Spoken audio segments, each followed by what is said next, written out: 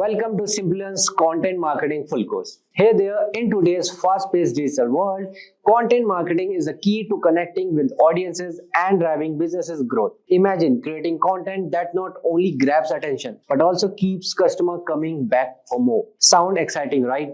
This course is your roadmap to mastering the art of content marketing. Whether you are a beginner or someone looking to sharpen your skill, we have got you covered. You will learn how to plan, create, and promote content that engages your audiences, builds loyalty, and drives results. We will guide you through building a solid content strategy, crafting blogs, videos, and infographics, and leveraging SEO, social media, and email marketing to get your content noticed. Plus, you will discover how to define your target audience, measure success with performance metrics, and use powerful tools to analyze your efforts. To make it even more engaging, we will dive into real-world case studies, showcasing how top companies use content marketing to crush their goals. So, ready to elevate your content game?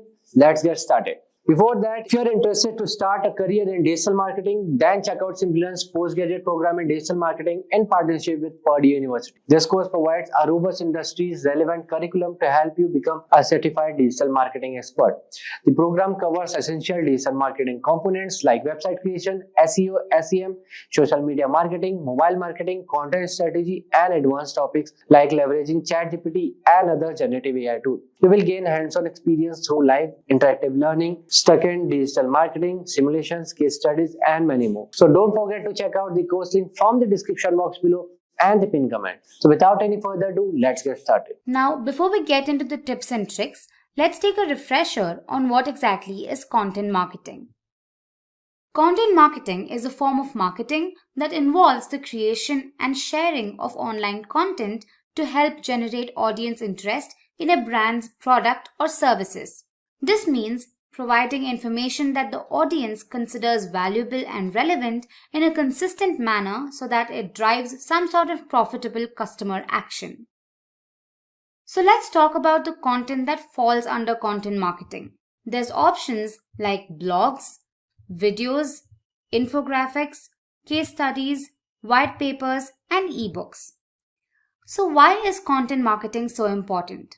Firstly, it helps build awareness, trust, and loyalty in your brand. The more your brand provides accurate and well-researched content, the more people learn about and trust your brand. The more the audience trusts in you, the more they're likely to buy from you. Creating the content is relatively inexpensive and can be done in-house. Content marketing will also enable your brand to increase traffic to your site and get more conversions. It also helps improve other marketing tactics like search engine optimization, social media, and public relations. Now let's have a look at the content marketing process. The first step is to determine what goals you want to achieve with your marketing campaign. It could be increased conversions, website signups, and so on. Then you set up buyer personas from among your audience that can buy your content. But what exactly are buyer personas? Now, these are research-based profiles that represent your target customer. Buyer personas help you describe your brand's ideal audience, the decisions they make, the challenges they face, their interests, and so on. Next, you'll have to set up content audits to determine the best type of content that works for you. You also need to set up a content management system like HubSpot, Squarespace, Wix, and WordPress. They'll help you with increased collaboration, greater support, run A/B tests, and much more. You'll need to brainstorm for new forms of content that your audience can enjoy. After that, you can zero in on a particular form of content that would work the best for you. And finally, you can publish and manage your content. Now let's talk about content marketing tips. Number 1. Remarket your content. Content marketing is one of the many ways you can spread your content to a wider audience. You can define the audience you want to market to and then tag visitors who come to your site. And using Google's display network, you can strategically position your ads in front of people on Google or its partner websites who previously interacted with your website and advertised to them. Through this, you can build awareness and engagement with your audience. Here's an example of a banner advertisement I would be shown if I was shopping for a MacBook Pro on Amazon and changed my mind at the last moment. This ad would maybe stay at the back of my head until eventually I go and finish that purchase. Now let's go to number 2, answering complex questions with your content. Targeting specific keywords is extremely helpful with your content. This is why you need to focus on Google's featured snippet. This position, also known as position 0, enhances and draws user attention on the search engine's result page. Through the featured snippet, you can drive a large amount of traffic to your website while cementing your position as an expert in your industry. You can have different forms of snippets, like definition boxes, where a snippet of text gives researchers direct and concise definitions and descriptions. You could have tables where data is taken from the page and displayed in a table. You could have ordered lists where items are presented in specific order, and you can also have unordered lists. Next up, number 3, we have create a personality for your brand. If you're looking to grow a following for your content, try not to copy how already established and successful corporate blogs do things. Nowadays, audiences tend to prefer content that has a certain humanness about it. Tend to follow solo influencers. They advertise their brand by being themselves. In a way, they're selling themselves by being themselves. You need to analyze what these popular and influential blogs are doing and incorporate into your brand's website. Thanks to this, your audience will connect with you and come back for more. Now, here's an example of one of the largest players in digital marketing, Neil Patel. See how he himself is the brand. And if you've gone through his content, you know it's pretty great as well. That's what you should be striving for. Moving on to tip number 4, ensure that your content matches your brand's voice. To make sure of this, you need to constantly review your editorial standards and make sure your tone and quality remain consistent. You need to ask your audience questions about how you can develop and refine your brand's voice. By answering these questions, you can provide your audience with a more cohesive and helpful experience. Your tone of your brand can vary on the basis of what type of content you're planning to post and what the goal you want to achieve from the campaign. Next up, we have number 5, back up your arguments for data. Using statistics and facts to make a point by including a link to the original source makes it extremely credible. This data can help the audience grow trust in your brand to persuade them that your content is valid and valuable. This will also help your brand grow as an industry expert. At number 6, we have use specific keywords. Now make sure you use specific keywords in your content. This takes care of the SEO aspect behind your content. This will also help your content have a greater chance of being found, indexed, and ranked. It could also help your content rank for niche topics within your industry. Moving on to tip number 7, evaluate the success of your content with data. Earlier, we talked about why it's so important that you back up your content with data. Now, let's talk about how data can help you improve. Analytics tools will help you learn more about how well your content is doing, the age demographics of the people enjoying it, who doesn't, their locations, the best time to post, and much more. With this data, you can make sure that your time and money are being used in the best possible way. Some of the most popular tools in the market are BuzzSumo, Evernote, HubSpot, Trello, and Wordpress. These will help you find topics and influencers within your industry. You can capture, organize, and share notes, collaborate with team members, create sales funnels, and much more. Now, we've reached midway right now. So I've got a question for you. Do you guys have any tips for content marketing that we haven't covered yet? Let me know in the live chat. Alright, so let's get back to our list. Tip number 8 is to be consistent with your content. Post your best performing content and make sure they follow a consistent schedule. Finding a balance of the different types of content to be posted with the help of a content calendar will show your audience that you're committed to providing them helpful and informative content. This will also establish your brand as an authority and thought leader within your niche. It will help your audience depend on you for quality content and give them a reason to return. Tip number 9 is to make your content actionable. Providing actionable steps or information in your content will coerce your audience to take a particular action quickly. It can help you create valuable content and fix pain points faced by your audience, build a strong relationship with them, and earn their trust.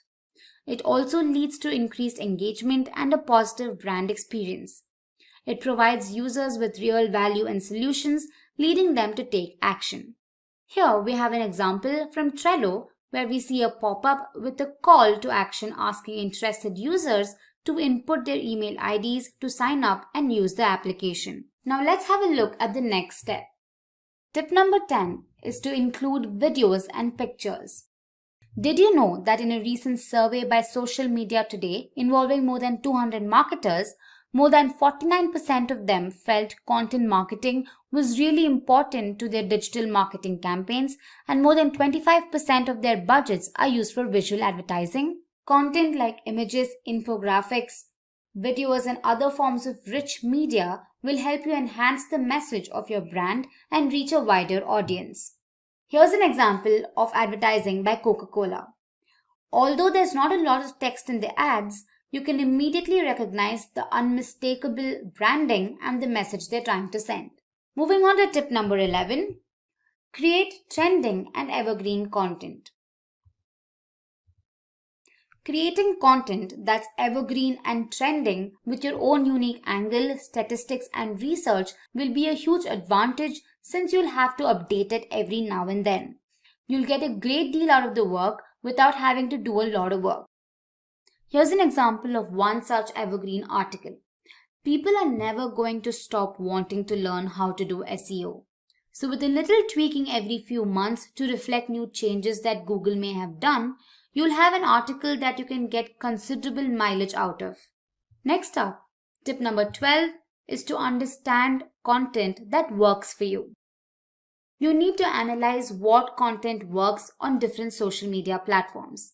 For example, you all know YouTube is the best place for video content, Instagram and Pinterest for visual content, Twitter for smaller snappy content, and so on. Understanding what works and what doesn't will help you better spread your content across the internet. Tip number 13 is to understand your target audience. Now, like I mentioned earlier, your marketing campaign isn't going to bear fruit without targeting a specific audience.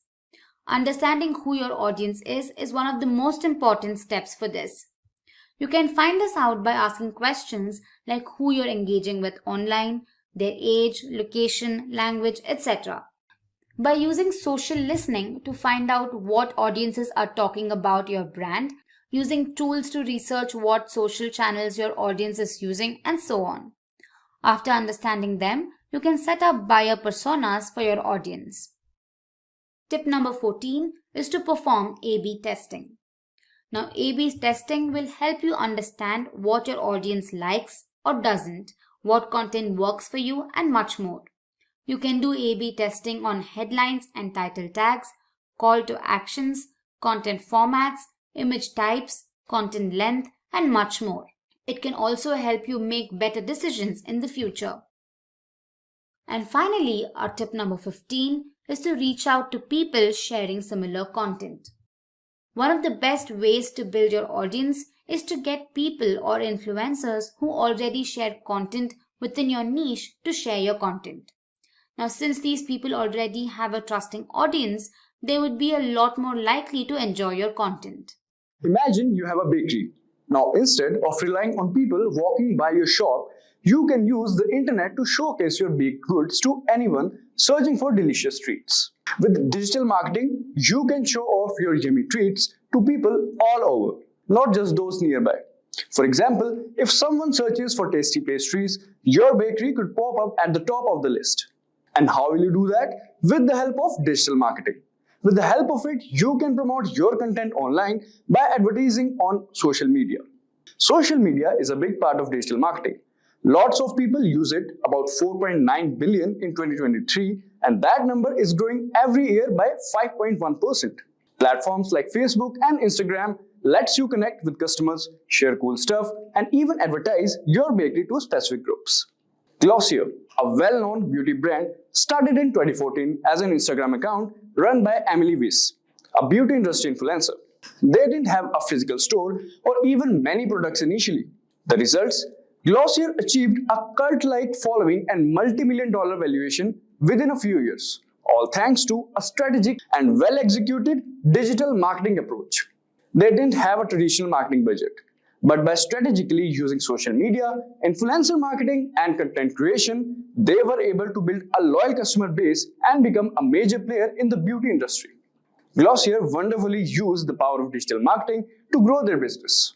So in this video on what is digital marketing, we will be covering the basics of digital marketing, starting with an introduction to what it is, how it is different from traditional marketing. We will explore how digital marketing works, breaking down the steps in easy to understand terms. You will also learn about effective strategies you can use to make the most out of digital marketing for your business. Alright, so let's understand what is digital marketing. So digital marketing is the art of using the internet to promote products or services to people who might be interested in them. Instead of relying solely on traditional methods like newspaper, ads, or flyers, digital marketing takes advantage of online platforms like websites, social media, emails, and search engines. Did you know that a whopping 89% of Americans go online every day, and about 31% are online nearly all the time? This means it's super important to be online too. By having ads and stuff online, you can make your brand known, give customers a great experience, and even get more people interested in what you offer. By using digital channels like social media, pay-per-click ads, search engine optimization, and email marketing to connect with existing customers, and then you can measure your success in numbers. Tracking websites visits and social media engagement, email open rates, and more are also used in this. This data helps you understand what's working and what's not, allowing you to adjust your strategy to maximize the results. Alright, so this was about digital marketing. Now let's understand how is digital marketing different from traditional marketing. So digital marketing and traditional marketing are like two sides of a coin. They both aim to promote products or services, but they do it in different ways. Here's how it works. First, traditional marketing. Traditional marketing is like shouting across the crowded playground to get everyone's attention. So in traditional marketing, let's say TV ads and billboards. Think commercial and giant posters trying to reach a lot of people at once. Second example would be newspapers and flyers, spreading messages through printed materials delivered to homes or handed out to streets. And now let's talk about the digital marketing aspect. So digital marketing, however, is like whispering directly in the ear of a person who wants a particular product. So let's say online ads. Placing ads on websites or search engines that people who are already interested in your stuff will see. Next is social media. Connecting with people on platforms like Facebook and Instagram, where you can show them why your product is the best.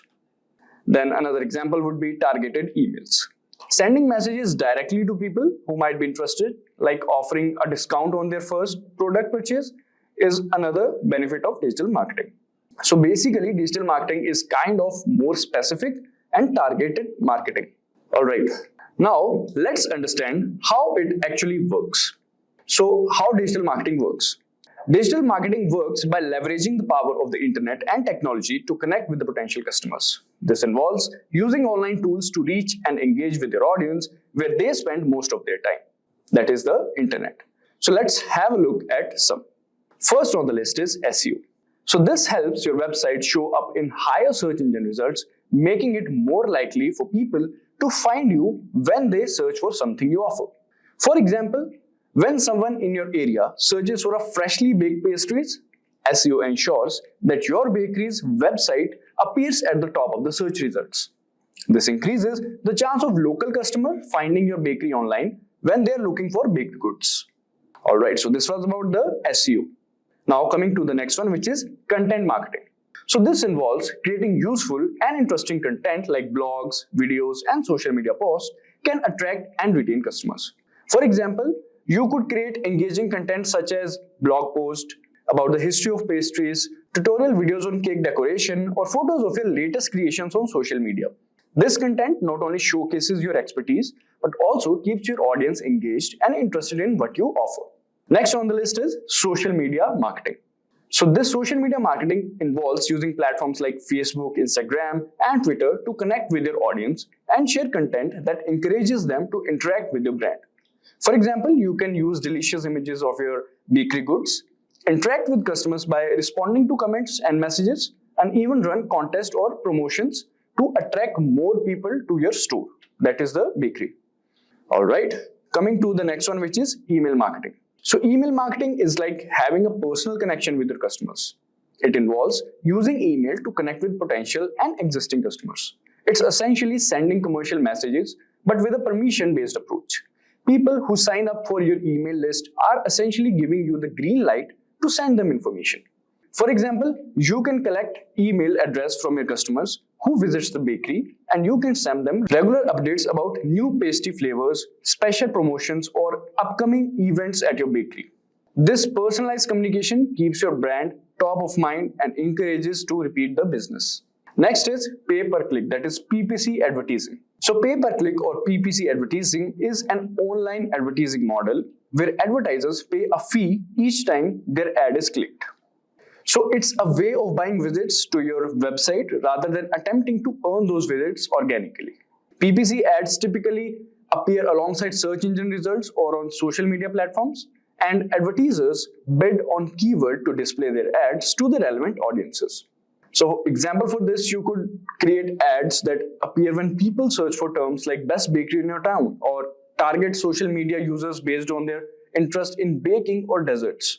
With PPC, you only pay when someone clicks on your ad, making it cost-effective way to attract potential customers to your bakery's website or social media profiles. Now that we have discussed the types of digital marketing strategies, let us understand how you can implement each of these strategies. So first, identify your audience. The first step is understanding who you want to reach. Imagine them as people who might be interested in your product or services. This is like picturing the people who would love your bakery. Are they busy professionals looking for a quick breakfast pastry, or maybe families with sweet tooth? Understanding your ideal customers help you tailor your marketing efforts. The next is choose your channels. Next, you pick the online platforms where your target audience hangs out. Think of these as virtual stomping grounds like social media sites or search engines. Think of online platforms as virtual neighborhoods. If your target audience is young families, Instagram might be the great place to showcase your colorful cupcake. Alright. Next one is creating engaging content. Once you know where your audience is, you can create content that will grab their attention. This could be informative blog posts, eye-catching videos, or even fun social media posts. This is like taking mouth-watering pictures of your cupcakes and bread. You can even film short videos of your frosting a cake or decorating cookies to show your skills. Similar to what all the foodie channels are doing nowadays on YouTube and Instagram. Then next is spreading the word. So now that you have a great content, you need to get it seen, right?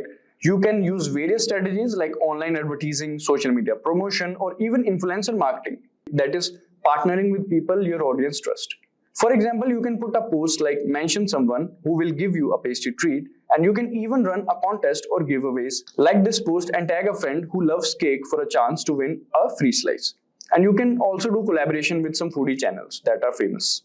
Next is tracking and analyzing. Digital marketing thrives on measurement. You can track how well your campaign are performing and adjust your strategy based on the data. For example, did your recent cupcake post go viral? See what works and what doesn't, so you can refine your strategy for even sweeter results. Alright, so this is how digital marketing works. And now let's understand and have a look at skills you need to excel in digital marketing.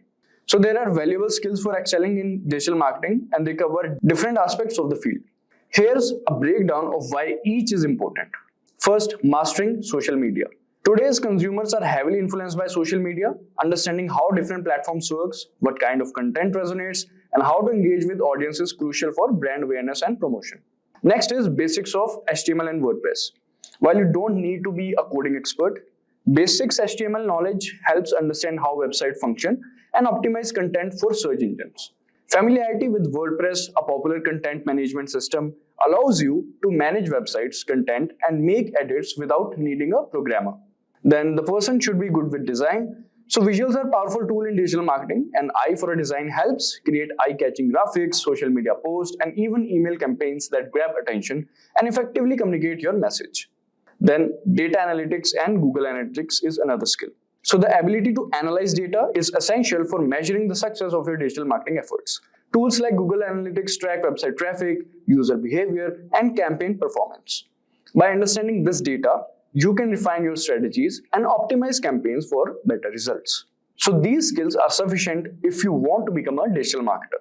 As we come to the end of our exploration into digital marketing, remember this, it's all about reaching people online to grow your business. Whether it's through social media, emails, or websites, digital marketing helps you connect with customers in a whole new way. Today, I'm talking about something that could seriously boost your career, the top 10 digital marketing certifications. So if you're interested in digital marketing, you probably already know how powerful this field is. It's all about helping brands reach people online, creating content that stands out, and using smart strategies to make an impact. And here's the best part. Companies need skilled digital marketers more than ever right now. Why? Because everything is going digital. And that's great news for people like you who want a career in this space. So there are so many roles you can go for, from social media manager to content creator to SEO expert. Plus, digital marketing careers offer excellent salaries and there's plenty of room to grow. But here's something important to keep in mind. If you really want to stand out and land the best jobs, getting certified is key. Certifications show that you're serious about your skills, you know the latest tools, and you're ready to hit the ground running. It's like having a badge that says, I'm ready for this. So in this video, I'm going to share the top 10 certifications that can help you build and level up your digital marketing skills. So if you're excited to kickstart or grow your digital marketing journey, stick around and let's dive into these certifications. So first on our list is a professional certification in digital marketing by SP Jain School of Global Management. So it's recognized as a top-ranked institution, SP Jain, in collaboration with Simplilearn. This course offers a professional certificate that makes you job-ready in just 8 months. So this program covers essential tools like SEO, SEM, social media, mobile marketing, marketing analytics, and even the latest generative AI tools for marketing. So here are the key features. It has got certificate from SP Jain School of Global Management as well as Simplilearn. It's a collaboration. There's masterclasses by top faculty and Meta Blueprint trainers. They provide hands-on learning with 35 plus digital marketing tools, 10 plus case studies, and 20 plus industry projects. Also, you get a free Meta Certified Digital Marketing Associate exam voucher. You can learn to leverage GenAI tools to streamline sales and marketing strategies. Also, you have access to live online classes delivered by experienced digital marketing experts. You can work on 5 capstone projects and solve 15 plus course end projects that replicate real-world scenarios. Also, you can work on case studies on renowned brands like Adidas, KFC, Nike, Intel, and more for practical insights.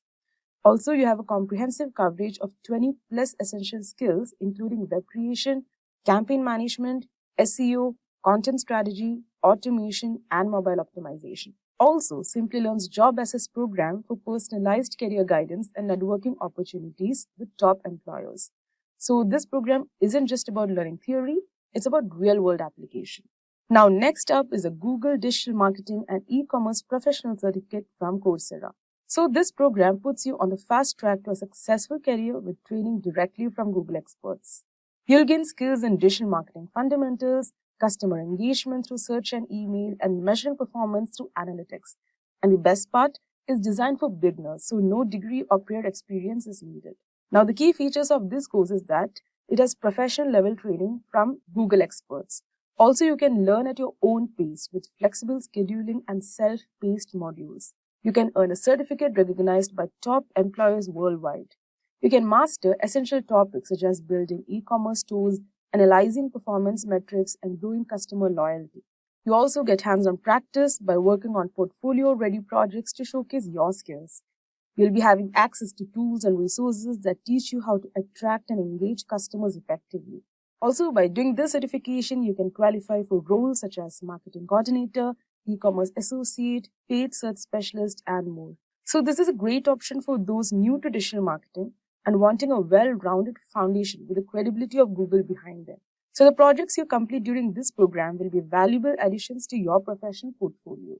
Now, third on our list is a search engine optimization SEO course from Simplilearn, ranked among the top SEO certifications by SEMrush. So this course, aligned with OMCP standards, help you master SEO strategies to drive sales and boost website conversions.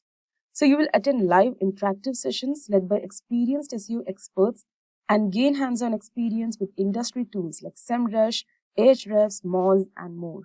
So the key features of this course include access to comprehensive SEO content as per OMCP standards. You'll get a free 1-year access to the SEO ranking platform to enhance your SEO learning. Also practical learning through case studies, assessments, and hands-on projects that provide real-world experience. So it covers essential SEO skills including on-page and off-page optimization, technical SEO, competitor analysis, and link building. Also user experience and voice search optimization strategies to stay ahead of industry trends.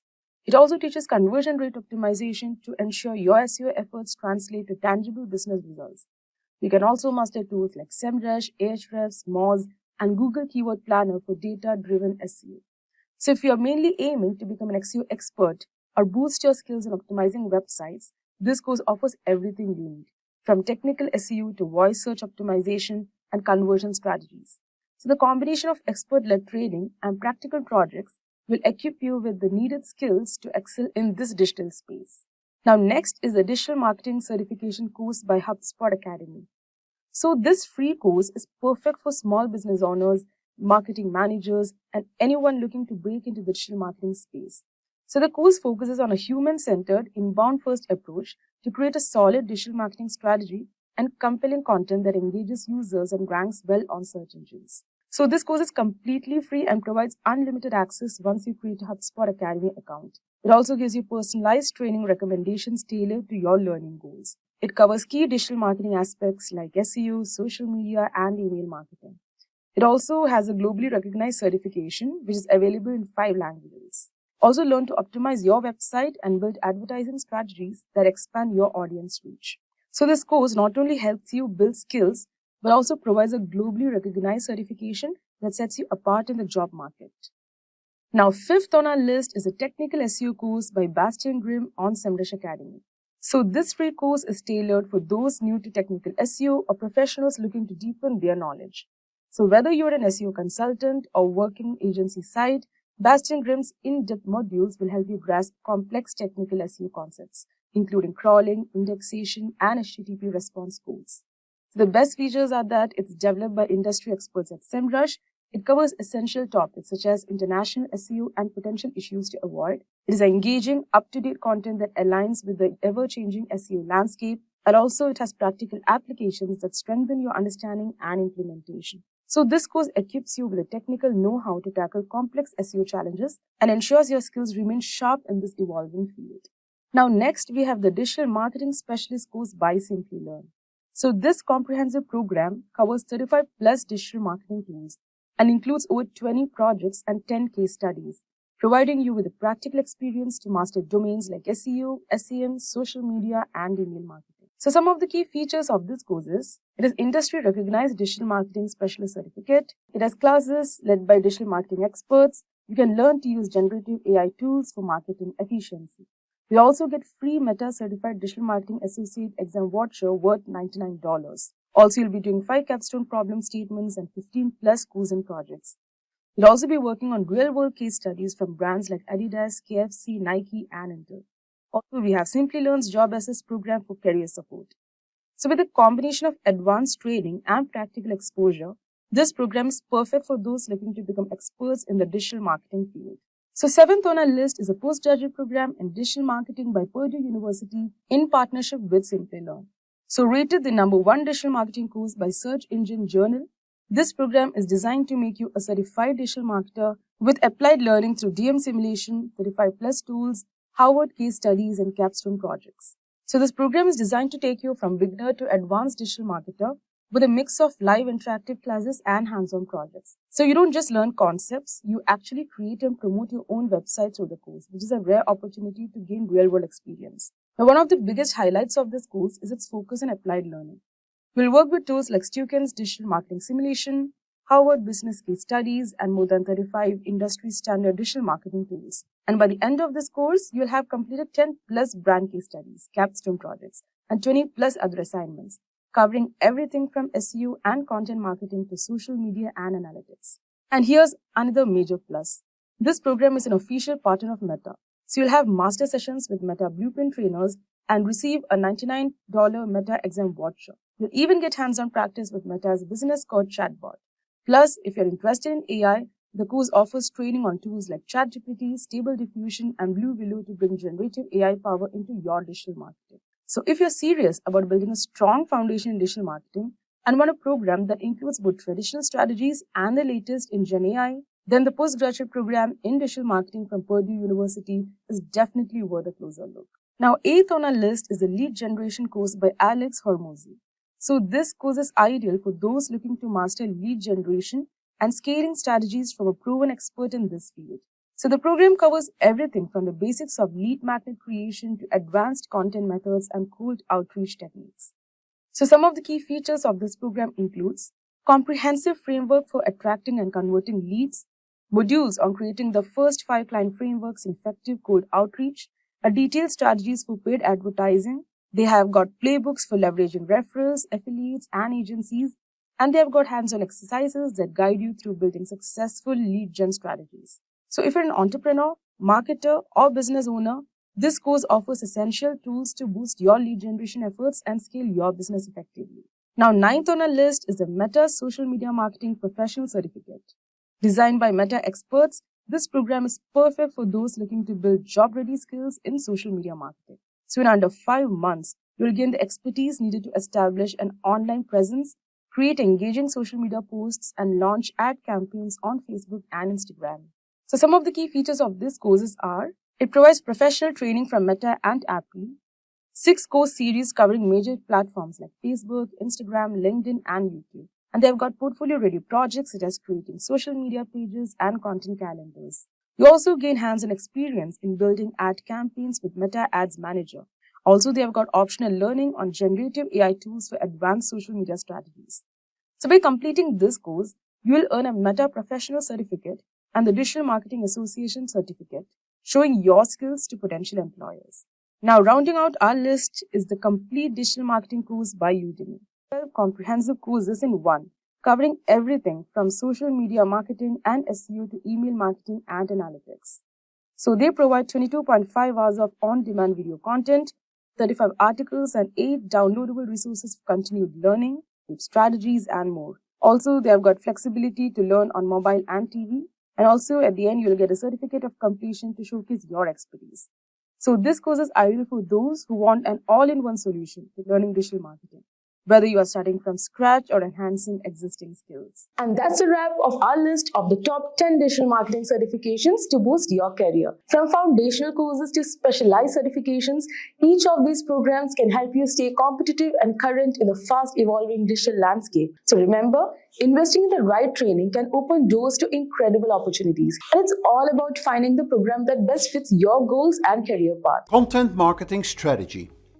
By the end of this lesson, you will be able to outline the steps needed to create a content strategy, describe the importance of various parts of a content marketing plan, including personas, brand story, listening, and measurement, choose the right channels that will complement your content, and prioritize and plan content ideas around your company's biggest opportunities.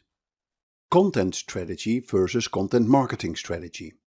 There is a difference between content strategy and content marketing. Where content strategy focuses on the actual content, content marketing focuses on the outcome. Content strategy is about the management and creation of the media, the tools you are using, the resources you have available, what are the types of content you will be creating. Where content marketing is all about the customer. Who are you targeting with the content? How well do you know this person? And most important of all, what is the expected business outcome? Are you creating and sharing content to build brand awareness? Or are you aiming to increase revenue? More generic content marketing questions are how it fits within your overall digital marketing strategy. What does your content calendar look like? And also, by sharing your content, are you exposed to risk in any way? Does your content work for every market? Content creation framework.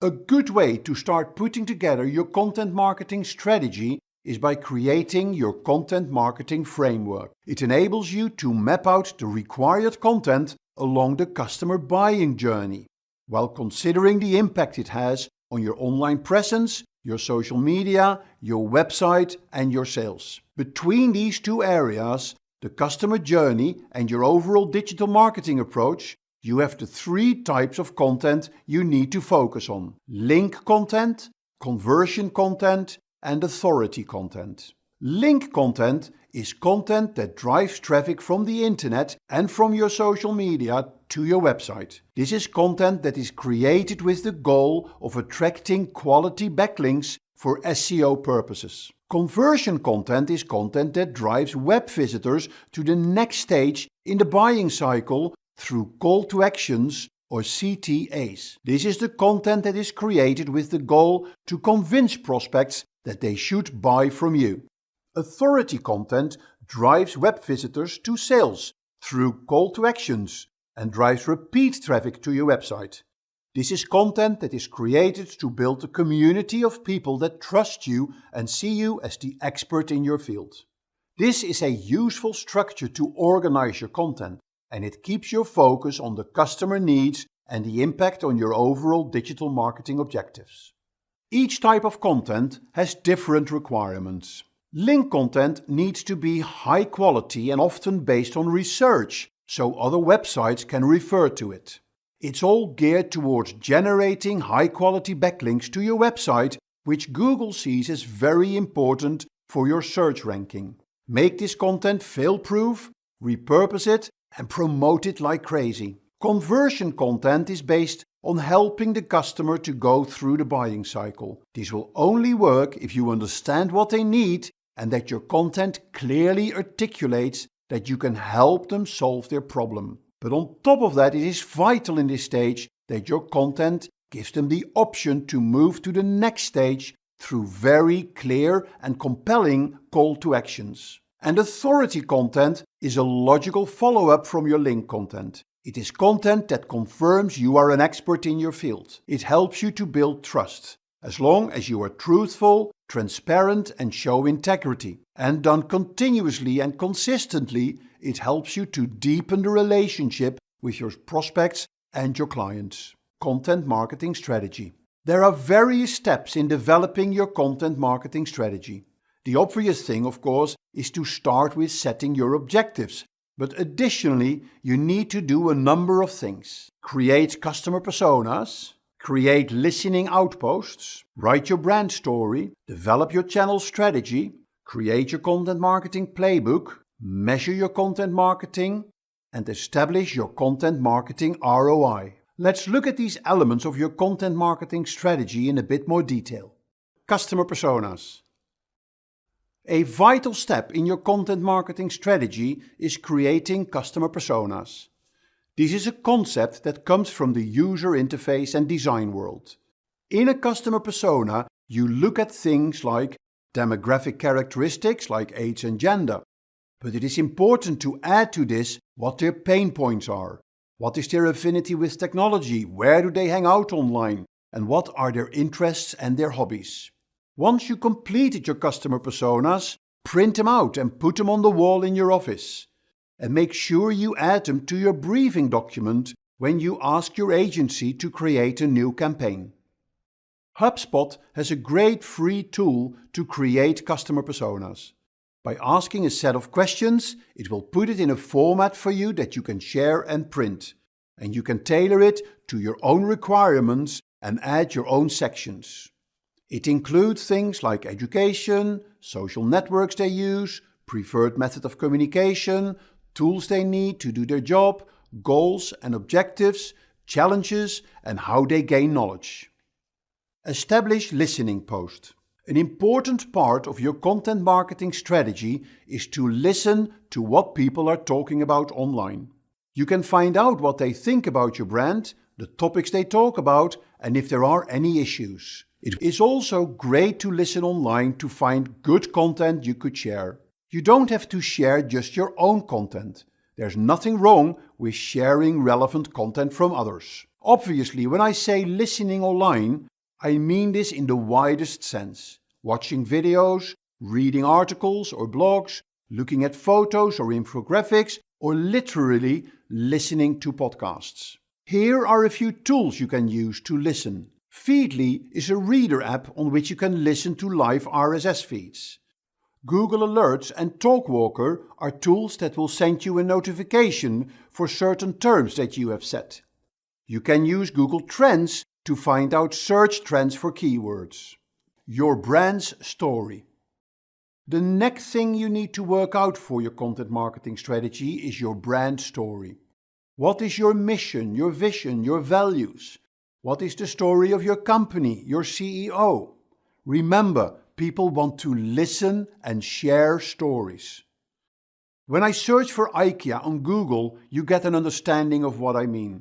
Stories about the history of the company, the founder of the company, the way they work, the employees, what makes them unique. And the more twists, turns and uncertainties in these stories, the more people will love them.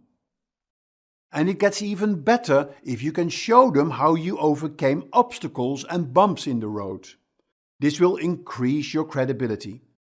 A good example of this is Elon Musk from Tesla. He came from a very simple background but kept on following his beliefs, even when he was nearly bankrupt. He kept on going and look where he is now. An important element of defining your content marketing strategy is understanding of what kind of brand you are. The type of brand you are determines the type of social media you will get with your content. If you are a basic brand, you won't get many people to talk about you, let alone comment on your social media posts. You're just fulfilling a basic need.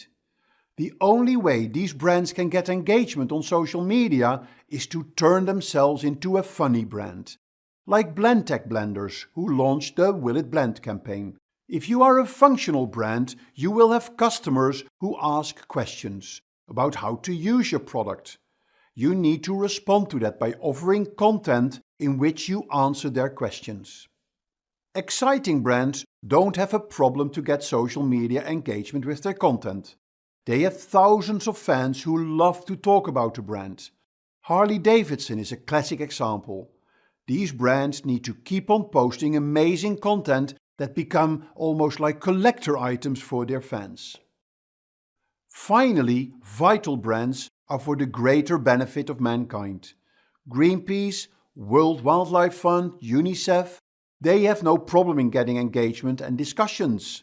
But they should be very alert on what people are talking about and try to find influencers that can help them spread their cause. So think about this when you start putting your content marketing strategy together. It will guide you on the type of content and campaigns you should create and the types of calls to action you should set. Social channel strategy. Before you're going to decide on the type of content you're going to create, it makes sense to agree on the social media channels you are going to use. In the listening stage, you have learned on which channels your clients hang out. So now you're going to make sure you are there as well. You're going to synchronize the branding, the key messages, and the campaigns to grow your followers on these channels. You need to make sure you understand the latest features and trends on these social channels. It is also good to do a content gap analysis. What type of content do you already have for each channel and where are the gaps? So you know what type of content you need to create. Here is a useful template you can use for this. It shows you the channels, the structure, the tone of voice for each channel and the desired action. The gaps will give you an indication of the work you need to do to make sure you have a coherent content marketing strategy. Content Marketing Playbook. So now you are in a position to decide on the type of content you're going to create. Here is a list structured by the 3 types of content we saw earlier: link, conversion and authority content. Link content and authority content can be fairly similar. It's more on the promotion side where they differ. But the conversion content needs to be organized along the customer journey, from awareness to evaluation to purchase. We call this the marketing playbook. You need to create your own by selecting the right content for the right stage. Measuring content marketing efforts. You can measure the traffic you get through your content, you can measure the engagement you get, and you can measure the sentiments. Whether you are targeting consumers or businesses, the metrics are the same, but the priorities may differ. Today, lead generation is seen as the number one KPI when it comes to measuring the success of your content marketing, closely followed by traffic generation to your website. These metrics show how your content marketing efforts are succeeding, but you need to go a level deeper to discover what specific content, campaigns, channels, and efforts are most effective in driving value. And in the end, whether you are in B2C or B2B, it comes down to measuring the ROI of your content marketing. How much money did you earn from your content marketing in relation to the cost you incurred in creating and distributing it? The things that can improve your ROI are quality of your leads, sales, web traffic, engagement, SEO success, and brand exposure. And remember, improved ROI is not just based on more sales. It can also be based on lowering costs. Planning your content marketing strategy. Planning your content marketing strategy is very important. There are so many things you need to take into consideration. If you don't put some structure into this, you may lose control. It is best to create your content marketing process guide. In this guide, you specify how you create and manage your content, how you optimize and curate, how you listen and engage in conversations, and how you measure your content marketing. Besides this, there is the tactical stuff like roles and responsibilities. What are the style and writing guidelines? And similar, what are the guidelines for posting and publishing? And make sure you communicate the process guide to the relevant people in your organization. You may want to put a training together to the people who will work with this on a daily basis. A vital part of your process guide is the content marketing calendar. It's the calendar that contains your content production and publication schedule. There are many templates and tools for this on the internet. My favorite ones are Trello.com and Google Calendar. The most important part of it is that it is a collaborative tool, so you can schedule the calendar with your colleagues or with your client. You can give people viewing or editing access. You can use color codes for the different types of content or for the different channels. Becoming a content marketing company. To give you a framework on how to organize your content marketing strategy in your company, you can look at the Content Marketing Institute 4 business models for content marketing. They can be mapped in a quadrant with strategic importance on one axis and internal, external focus on the other. You're a player when your content marketing strategy is focused on supporting teams within the organization, like your product marketing or marketing communication teams. Most companies start their content marketing like this. It's seen as a contributor. You're a performer when your content marketing is seen as a center of excellence in your organization. It has an external focus where audience segmentation is key. It can be seen as a support function to other parts in the organization. You're a processor when you centralize certain content functions, but not the actual creation of it. Your corporate team may create the content campaigns with the corporate guidelines, where your local teams are responsible for local content creation to execute a campaign.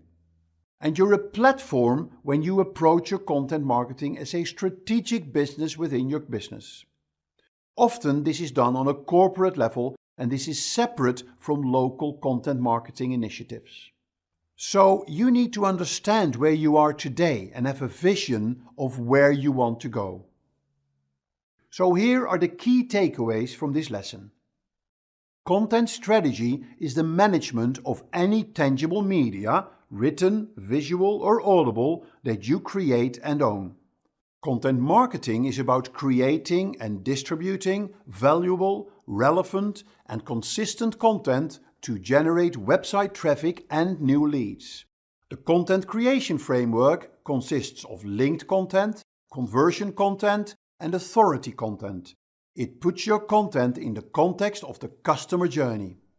A customer persona is a semi-fictional representation of your ideal customer based on market research and real data about your existing customers. Stories are the currency of content marketing, and your story starts with your mission and your editorial statements. And content marketing ROI is how much revenue you gain from your content marketing in comparison to what you spend on creating and distributing your content. In today's video, we are going to be talking about content writing. Now, we'll talk about why it is important, how do you write good content, what are the different types of content that you can write for, and for the different types of media that you want to use. And I'm going to share with you some really good content writing tools. I am Mark Kempman, I'm your digital navigator for this video.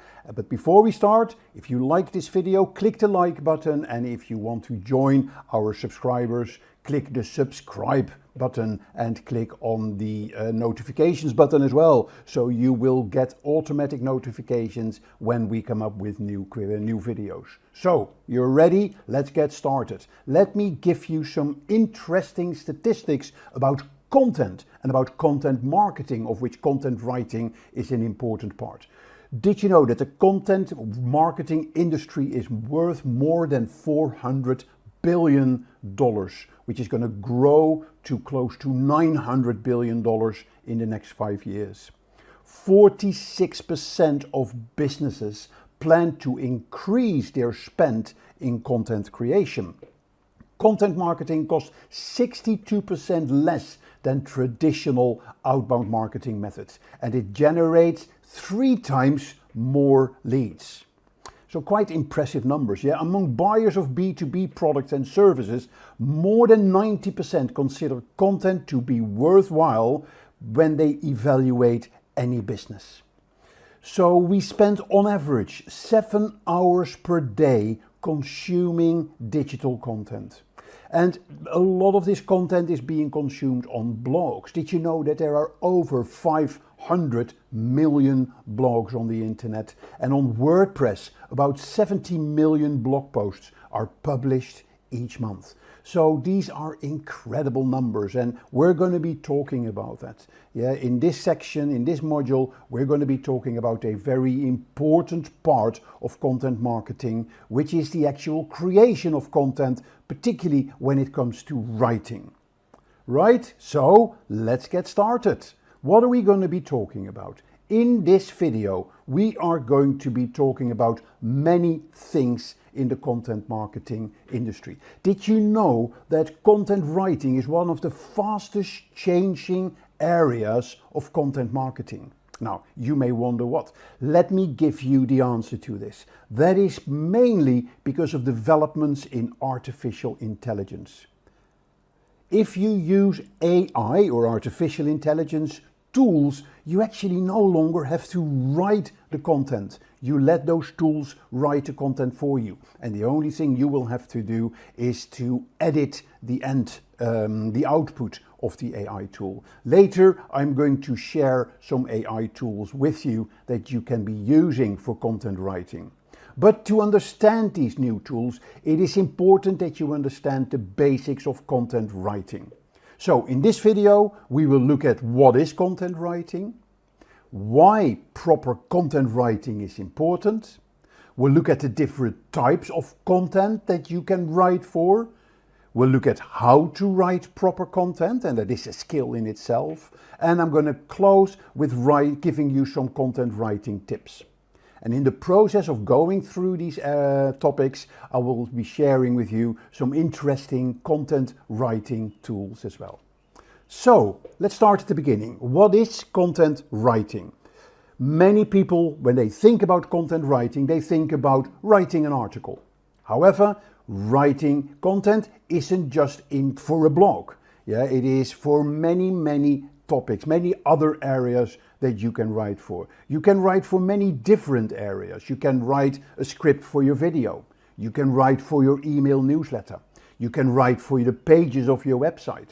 You maybe have to write a keynote speech, maybe for your social media posts. You have to write titles for your podcast, for your videos. Maybe you're going to produce a white paper that you need to write for, or an ebook. Landing pages are very important content that you have to write for. It could be the descriptions for your videos. Remember, we talked about YouTube SEO and we talked about how important the description of your video is. And writing for SEO purposes. We talked about that in other videos as well. Put it in another way, writing is the foundation for pretty much any content that you publish. So what then is content writing? Content writing, as we say on the slide, is the process of planning, writing and editing web content, typically for digital marketing purposes. So it can include writing a blog post and articles, a script for your videos, it could be writing the show notes for your podcast, and it can also be content for specific social media platforms. The thing they have in common, you have to write it before you can publish it. And that is where the challenge is in content writing. You need to know how to write. And many people, they don't think they know how to write.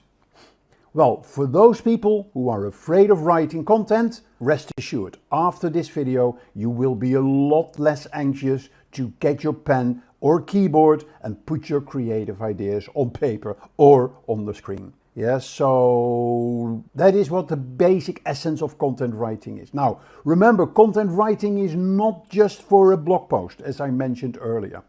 Content writing touches every aspect of your digital marketing. Without good written content, your digital marketing strategy will fail because it's the content that will connect your readers with you. And that content that features everywhere in your digital marketing. And I can't emphasize this enough. I mentioned that before. It is on your blog post, it's on your video script, it's in your email newsletters, it's in your podcast title, it's in your landing pages, in your YouTube video descriptions. There are so many places where your content will feature. And you can replicate the content across those different platforms. So written once for one medium doesn't mean you can't use it on other medium.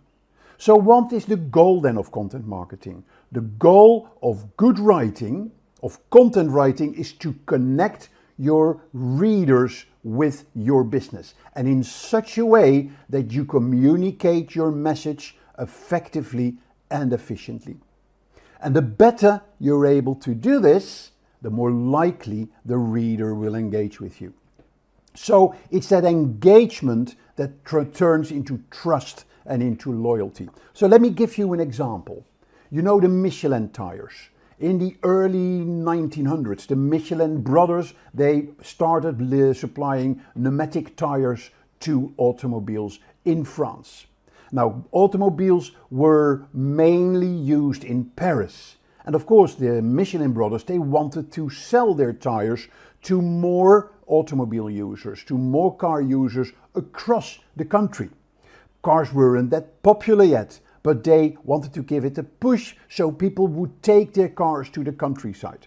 So Michelin knew that to grow their business, they had to get people to drive their cars outside Paris. And that's when the Michelin Guide was born. Yeah, a book that contained the rating systems for restaurants all over France and also included information about roads across France, where to find gas stations, about hotels, and of course information about how to replace flat tires or how to repair them and other important facts about using a car. So this early example of content marketing became a huge success, and they were able to build a global brand based on the Michelin Guide. And the Michelin Guide is still being used today. So having talked about this, what is content marketing, why then is it so important? Let's have a talk about that. Yeah, the essence of content marketing, as I said earlier, is to guide the customer or your prospects through their buying journey. Yeah, and content writing is key to this. Remember, your content that you give to people or share with people when they don't even know that they want to, where they want to go on a vacation, for instance, is different than when they have already made up their mind of going on a beach vacation in Barcelona. Yeah, if I don't know what vacation I want to find content about what are beach holidays, what are city breaks, what are adventure holidays. Yeah, if I know what I want to do, where I want to go, then I want to know informative content. I want to see content about Barcelona, about hotels in Barcelona, about what you can do during beach vacations. Yeah, so it's very important that your content drives your customer or your prospect through that buying journey. So you write content for awareness purposes. Great content that will go viral and reach as many people as possible. By creating well-informed, well-written, well-entertained and useful content, it will drive traffic to your website and you will appear higher in search engine rankings. Next, your content has to convey information. Yeah, where you capture those content, those people that have seen your content, you want to make sure that they want to see more of your content.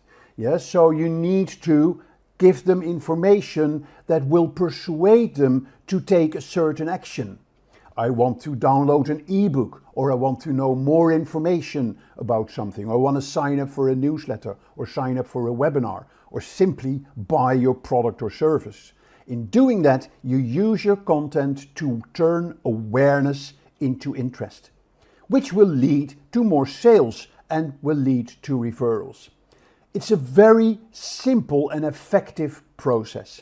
In marketing terms, we call this inbound marketing, where you're going to reach as many people as possible online who will then, if they're interested, come back to you and engage with you. As opposed to outbound marketing, where you will go and get a list of telephone numbers and your salesperson will call everybody one at a time with a script. Now that script needs to be written as well. In fact, that is also content writing. Yeah, but inbound marketing is a much more cost-efficient way of generating leads for businesses these days. So to summarize, instead of reaching out to individual prospects, you publish really good content that drives traffic to your website, which will lead to more leads and ultimately will lead to more sales. So let's talk about the types of content and the types of content formats.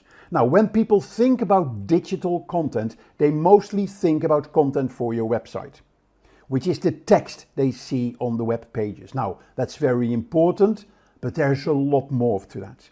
Let me show you an infographic that puts content writing into a perspective.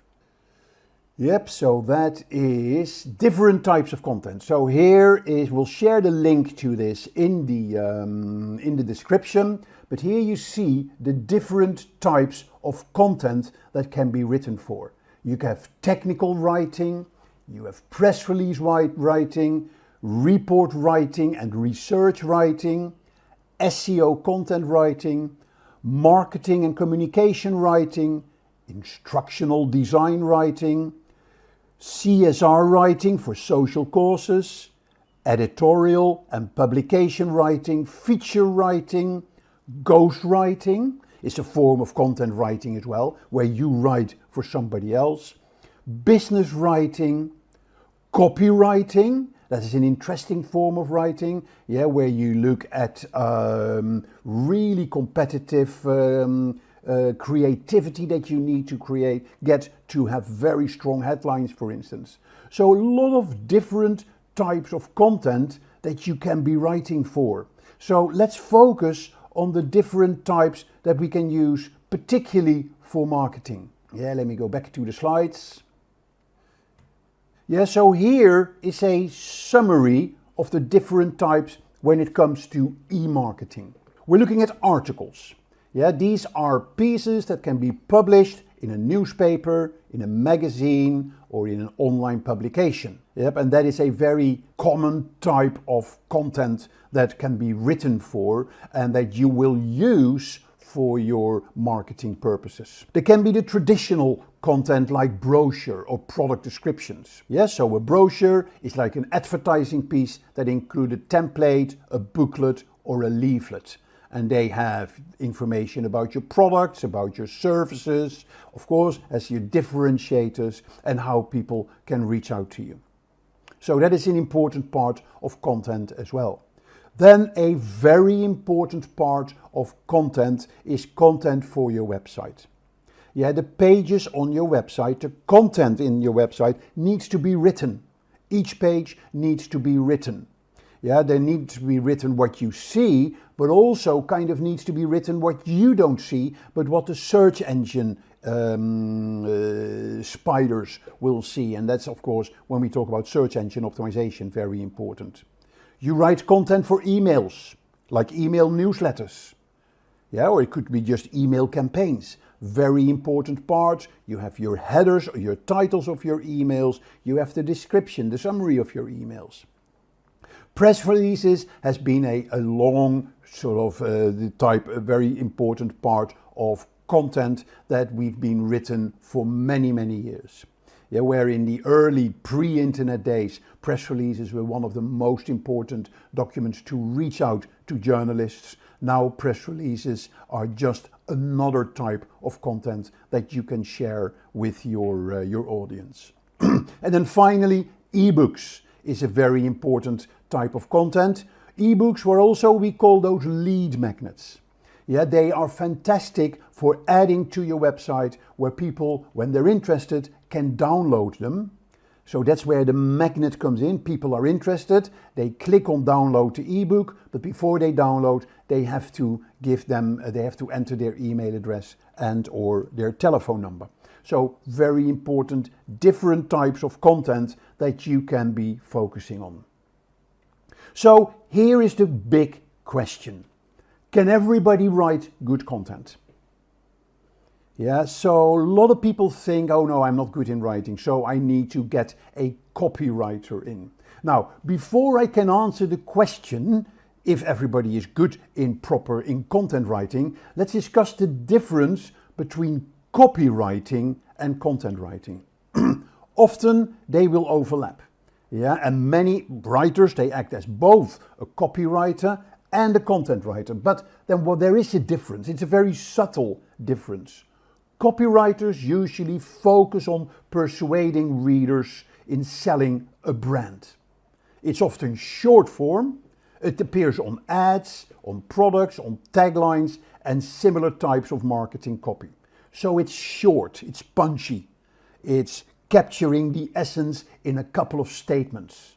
That's often what we call copywriting.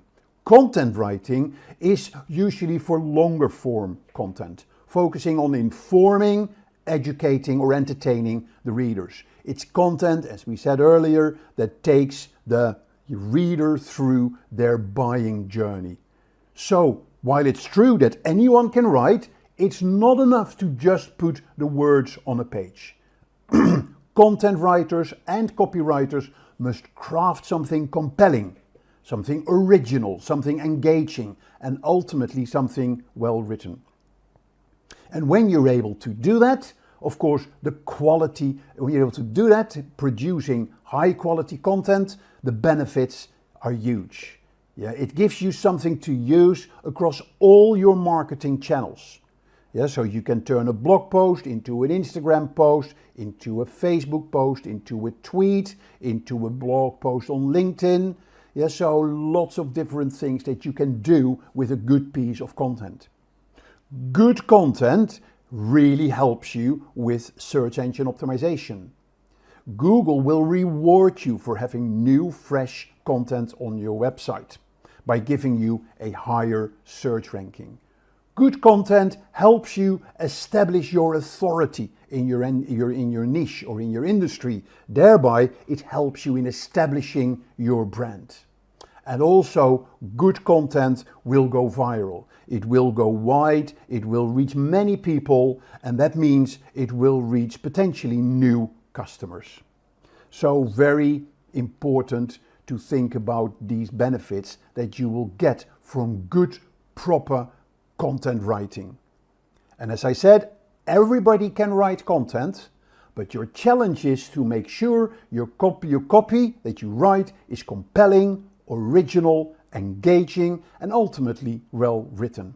But as I mentioned earlier, there are many tools now, and particularly in the artificial intelligence field, that can help you to turn boring content into very exciting content. So let me give you some tips on how to write exciting content, or as I like to call it, killer content.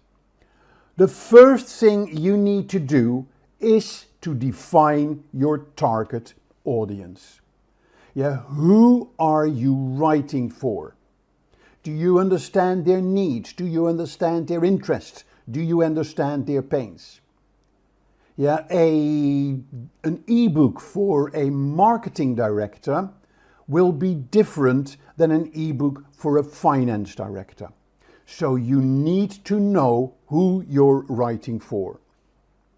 In digital marketing terms, we talk about customer personas. You need to create your customer personas. And here is a tool that I like to share with you. It is a tool from HubSpot, Make My Personas. In HubSpot, it talks about what is a persona, what is a buyer persona. You can learn about that, but here you also see Build My Persona. So if you click on that, it takes you through a simple process in a walkthrough mode where you can create your own customer personas. You can also skip the walkthrough mode, and then here you see a typical persona.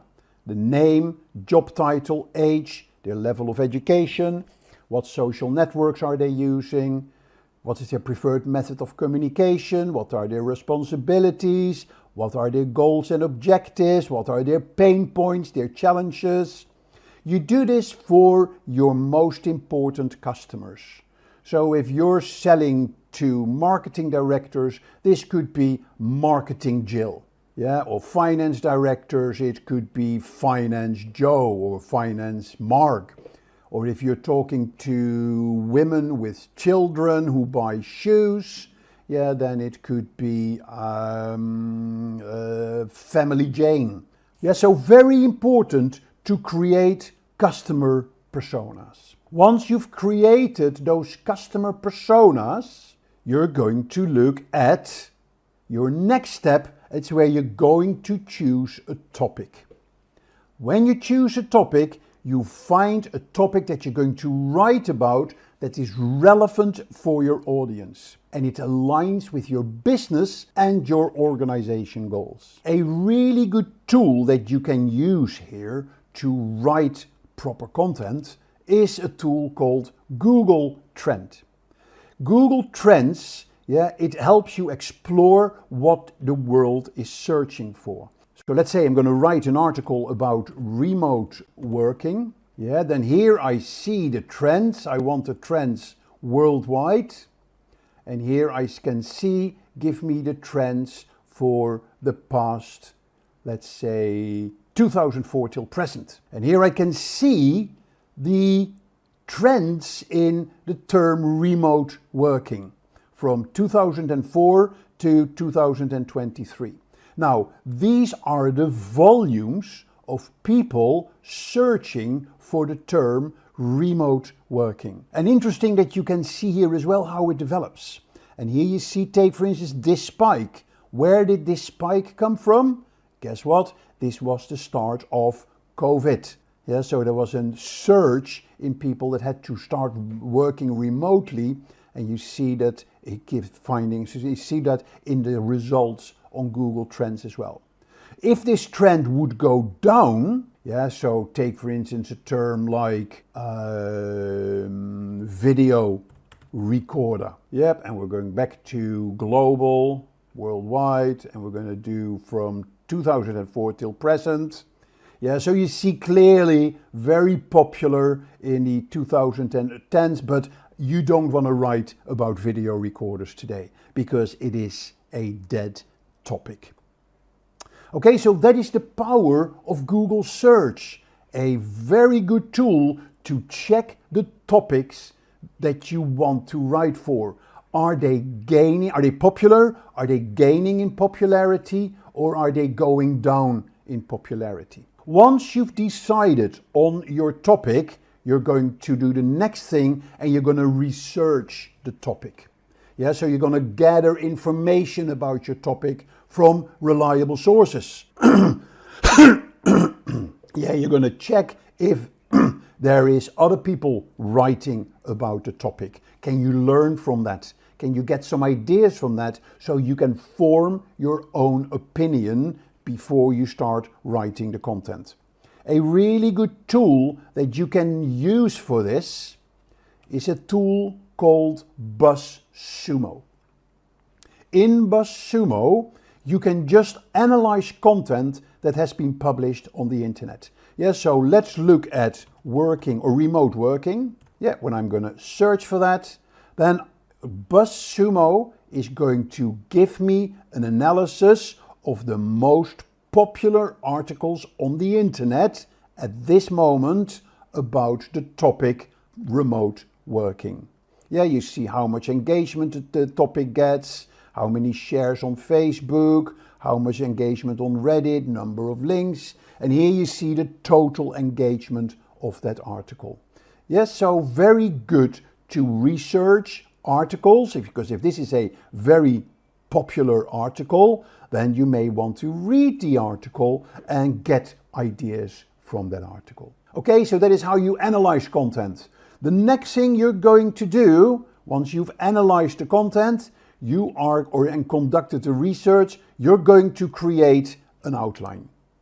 Yeah, so you're going to come up with ideas. You're going to look at the structure of your content. You're going to look at the topics of your content. You're going to get some ideas about titles for your content. Once you have that outline, like say 5 or 6 bullets, it helps you to stay focused and make sure that your content flows logically. Now, and this is where artificial intelligence comes in. Yeah, this is where you can use tools to help you in creating that outline. A really good and easy tool to use here is a tool called Simplified.com. Yeah, in Simplified.com, it helps you to write for AI purposes. If I go home, you can see you can write content, you can write a YouTube script, you can expand sentences, you can make them shorter, and there's a lot more that you can do. There's a full blog wizard. It can write a full blog post for you. Yep, but you can also just create a new document.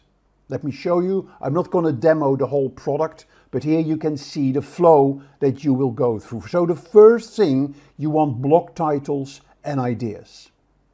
Yeah, and there are templates that I can pick for this. Yeah, the topic is going to be, let's say, remote working. Yep, and now I'm going to just click generate, and the tool is now going to generate blog titles for me. Yeah, so 7 ways to make remote working a success for you and your company. The top 10 benefits of working remotely. 8 steps for a successful remote working setup. The benefits of working remotely, etc. So let's take, for instance, sort of the top 10 benefits of working remotely. What I'm going to do, I'm going to add this to my article.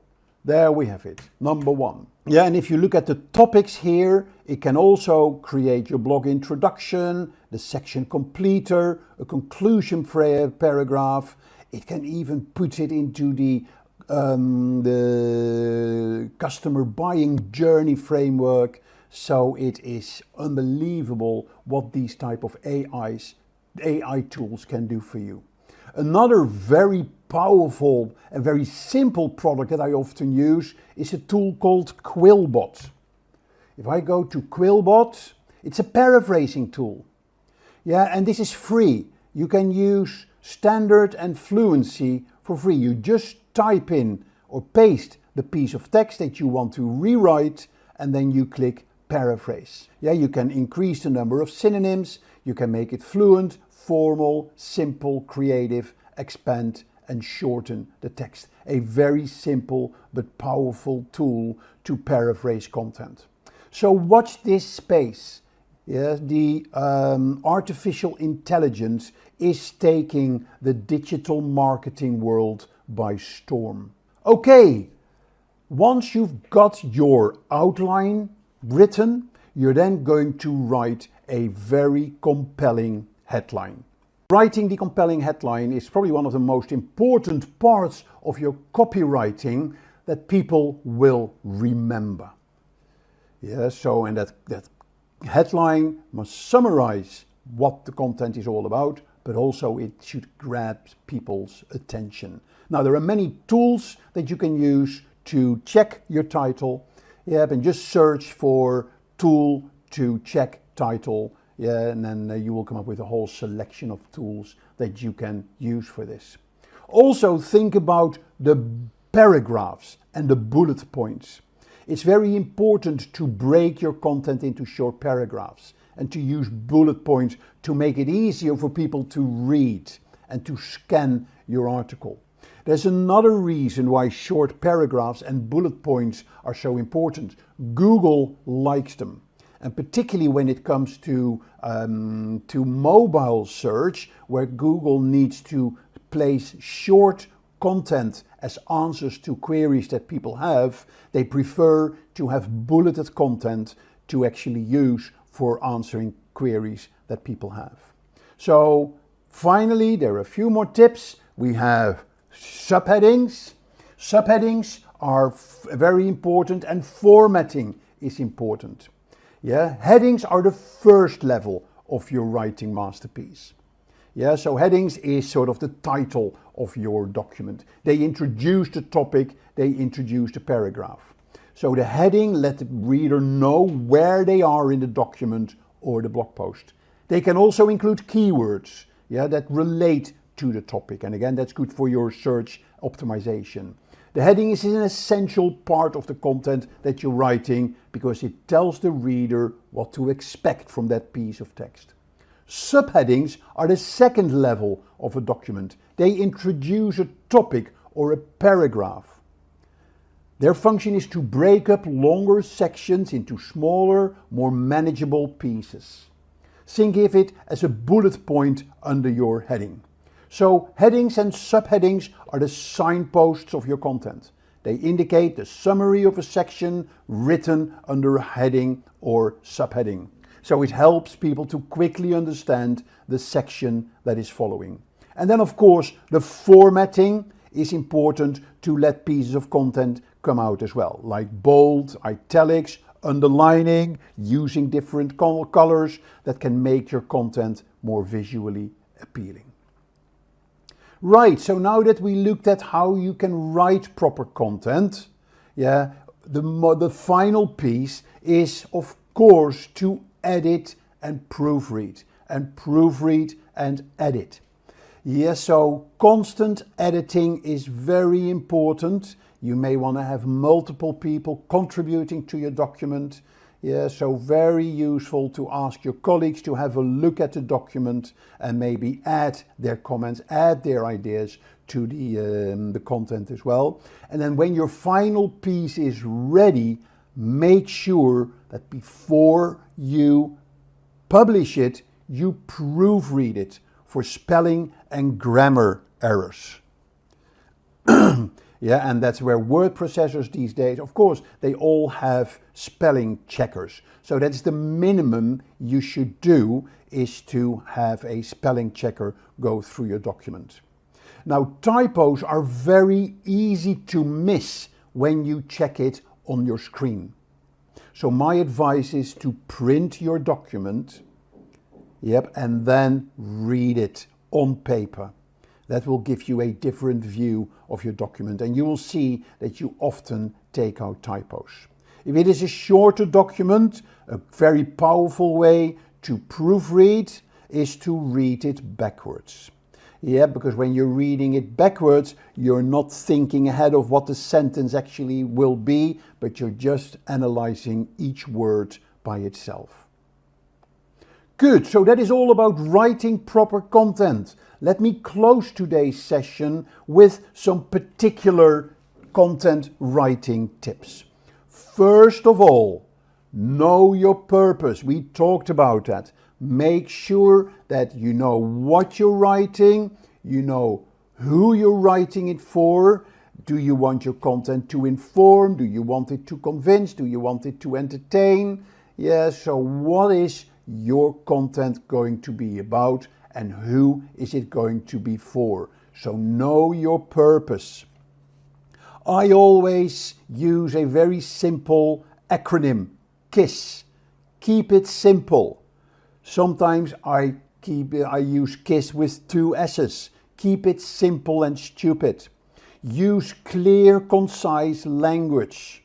And avoid jargon or technical terms that may be confusing to your audience.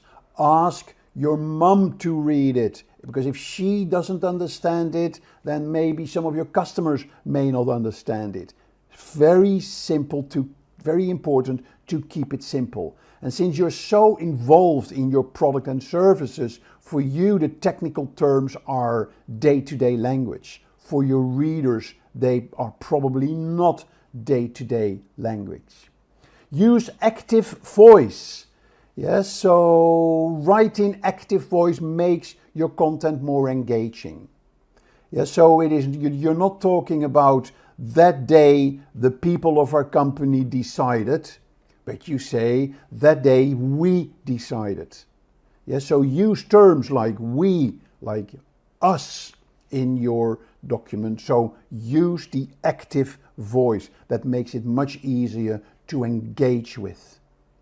Use images and media. Of course, text is the core element of your content writing, but you can spice up your document with images and media. Or videos and other forms of media. Make it visually appealing. People read, but people will remember what they see, and people will remember what they hear. So yes, your content writing is important, but spice it up with good video, good images and other forms of media. Yeah, now when you use images or photos, make sure that you're using royalty-free videos or photos, or that you pay royalties on the photos that you want to use. There's no better images to use than your own images. Yeah, so use your own photos. Do a photo shoot for your products and create your own library of photos. If you want to use royalty-free photos, one of my favorite tools for that is a tool called Gratisography.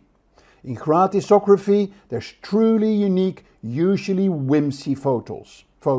So they are slightly different than the photos you would get from the traditional photo libraries. Yep, so be aware, make sure that you use photos of the best content in your content that you're creating. Use formatting to your advantage. We talked about formatting. Use headings, bullet points, bolding, color can make it a lot easier to read. So use that to your advantage. And then use the storytelling technique. Now, storytelling is a term that has come into marketing a number of years ago, particularly when everybody started talking about content marketing. People are naturally drawn to stories. Yeah, and there are lots of techniques that you can use to create stories to make your content more engaging and more memorable. So storytelling is a concept that is now adopted by most brands that are online, because again, people will remember good stories. So let me give you my 5 C's of storytelling. The first C is the C of circumstance. So when you create your content, write the circumstance, write the environment, write the situation. that you're trying to describe, to portray. The next C is the C for curiosity. People are curious, so address this curiosity feeling. Put questions, make people curious about the answers that you're going to give them. Yeah, so curiosity is a very important part of your storytelling. The next C is the C of characters. People identify with characters. If you create a character in your story, use a character, whether it's a hero, whether it's a villain, then people will identify with those characters and they often remember those characters. Those characters have conversations, and that is the fourth C of storytelling. People have conversations, so let your characters tell stories, have conversations with other people. And then the final C is the C of conflict. And to me, that is one of the most powerful aspects of storytelling. It is conflict. Every good story has a conflict. Good movies have a hero and have a villain. Good movies have adversity and have good luck, or have a world without the adversity. Yeah, so it's conflict. It is two sides of the coin. Yeah, it's positive, it's negative. It's here, it's there. So create that conflict in your story. One of the companies that uses storytelling at its best is a company called Airbnb. You may have booked through Airbnb, but Airbnb is fantastic in storytelling. So here is a section of their website. It's called Airbnb Experiences. Unforgettable activities hosted by locals. So this is where local people who are having their Airbnb on who are having their house or their chalet or their condo on Airbnb, where they share their stories of things to do in the environment that they where they will rent the house. So very powerful in content marketing and in storytelling. So have a look at this. It is really good. Okay, so that is the telling your story as a very important part of your content marketing. So the next thing you want to focus in on is making sure that your content has very strong calls to action. When people read your content, make sure that they have somewhere where they can click to go to the next step. Yeah, that could be registering for a newsletter, signing up for a webinar, or getting more information, or downloading an ebook. Calls to action are vital in digital marketing, because in the end, you want your reader to become a customer. And then it goes without saying, make sure that you have a consistent tone and style throughout your content. So we call this a house style. So many brands, before they start creating content, they have a document which summarizes their house style, their tone of voice, their visual identity, the colors that they're using, the fonts they're using, how you can use the logo, etc. It's all about creating a cohesive and professional image. And then there's two more tips that I want to share with you before we wrap up. Make sure that you keep your content up to date. Yeah, there's various reasons why you want to do that. To make sure that your customers, when they read your content, read the latest and the greatest. Second, it helps you to put new life in your document. If new things have happened in your industry, add that to your document and republish it again. So it means that your document remains relevant, is accurate, and Google likes that as well. And then finally, As part of your storytelling, use examples and use anecdotes, use real-life examples to help illustrating your points, to make your content more relatable and more engaging. And that is where storytelling comes in, that's where your conversations come in, that's where your characters come in. And often customers are very good characters to talk about your product and can give you examples in the content that you are writing.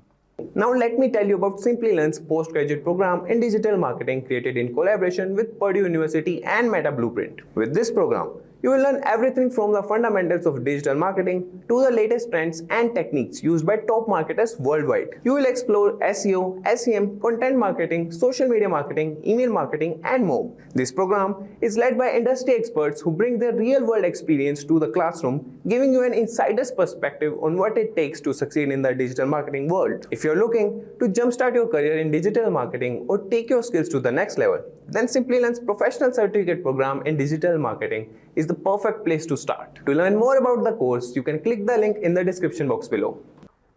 Welcome to the Simplilearn YouTube channel. In today's video, we are going to be talking about the Google Keyword Planner, a tool that will help you putting together your Google Ads campaign, or it can also help you in deciding for your keywords for your search engine optimization. We will talk about what is Google Keyword Planner, how do you use it, and what are the benefits of it, and how can you sort of bypass some of its shortcomings. I am Mark Kempman, I'm your digital navigator for this video. And before we start, if you like the video, click the like button. And of course, if you want to subscribe to our YouTube channel, then click below on the subscribe button. Right, so let me start by giving you some interesting stats about Google advertising. Google is the undisputed market leader when it comes to digital advertising. Their market share is over 80%, followed by Bing, Yahoo and Yandex. Now 63% of people who are online, they do click on Google Ads. And you may hear that people always say, I never click on ads, but people actually do. And a lot of those ads are actually on mobile. 33% of mobile ad spending goes actually to Google. So Google's ad revenue in the third quarter in 2022 was 54 billion US dollars. Yeah, that is an annual revenue of over $200 billion, which is a staggering amount. The beauty about advertising on mobile or on desktop is that it gives you an immediate sort of payback. Yeah, therefore the PPC generates twice as many visitors than, for instance, search engine optimization does. But PPC costs money compared to SEO does not cost money other than your own time and resources. So Google advertising is there, it's there to stay, and it is one of the major channels that you should be using for reaching out to your audiences. So let's then have a look at one of the most important tools that Google makes available to help you with putting together your advertising campaigns, which is the Google Keyword Planner. Yep, so, and by the way, if you want to know, Google Keyword Planner is a free tool. Yep, so you don't have to buy it. It is embedded in the Google Ads tool that Google has, and I will show you later in the demo how to access it and how to use it. So here are the topics that we will be talking about in this video. We're going to be talking about what is Google Planner. We'll look at important terms related to Google Keyword Planner.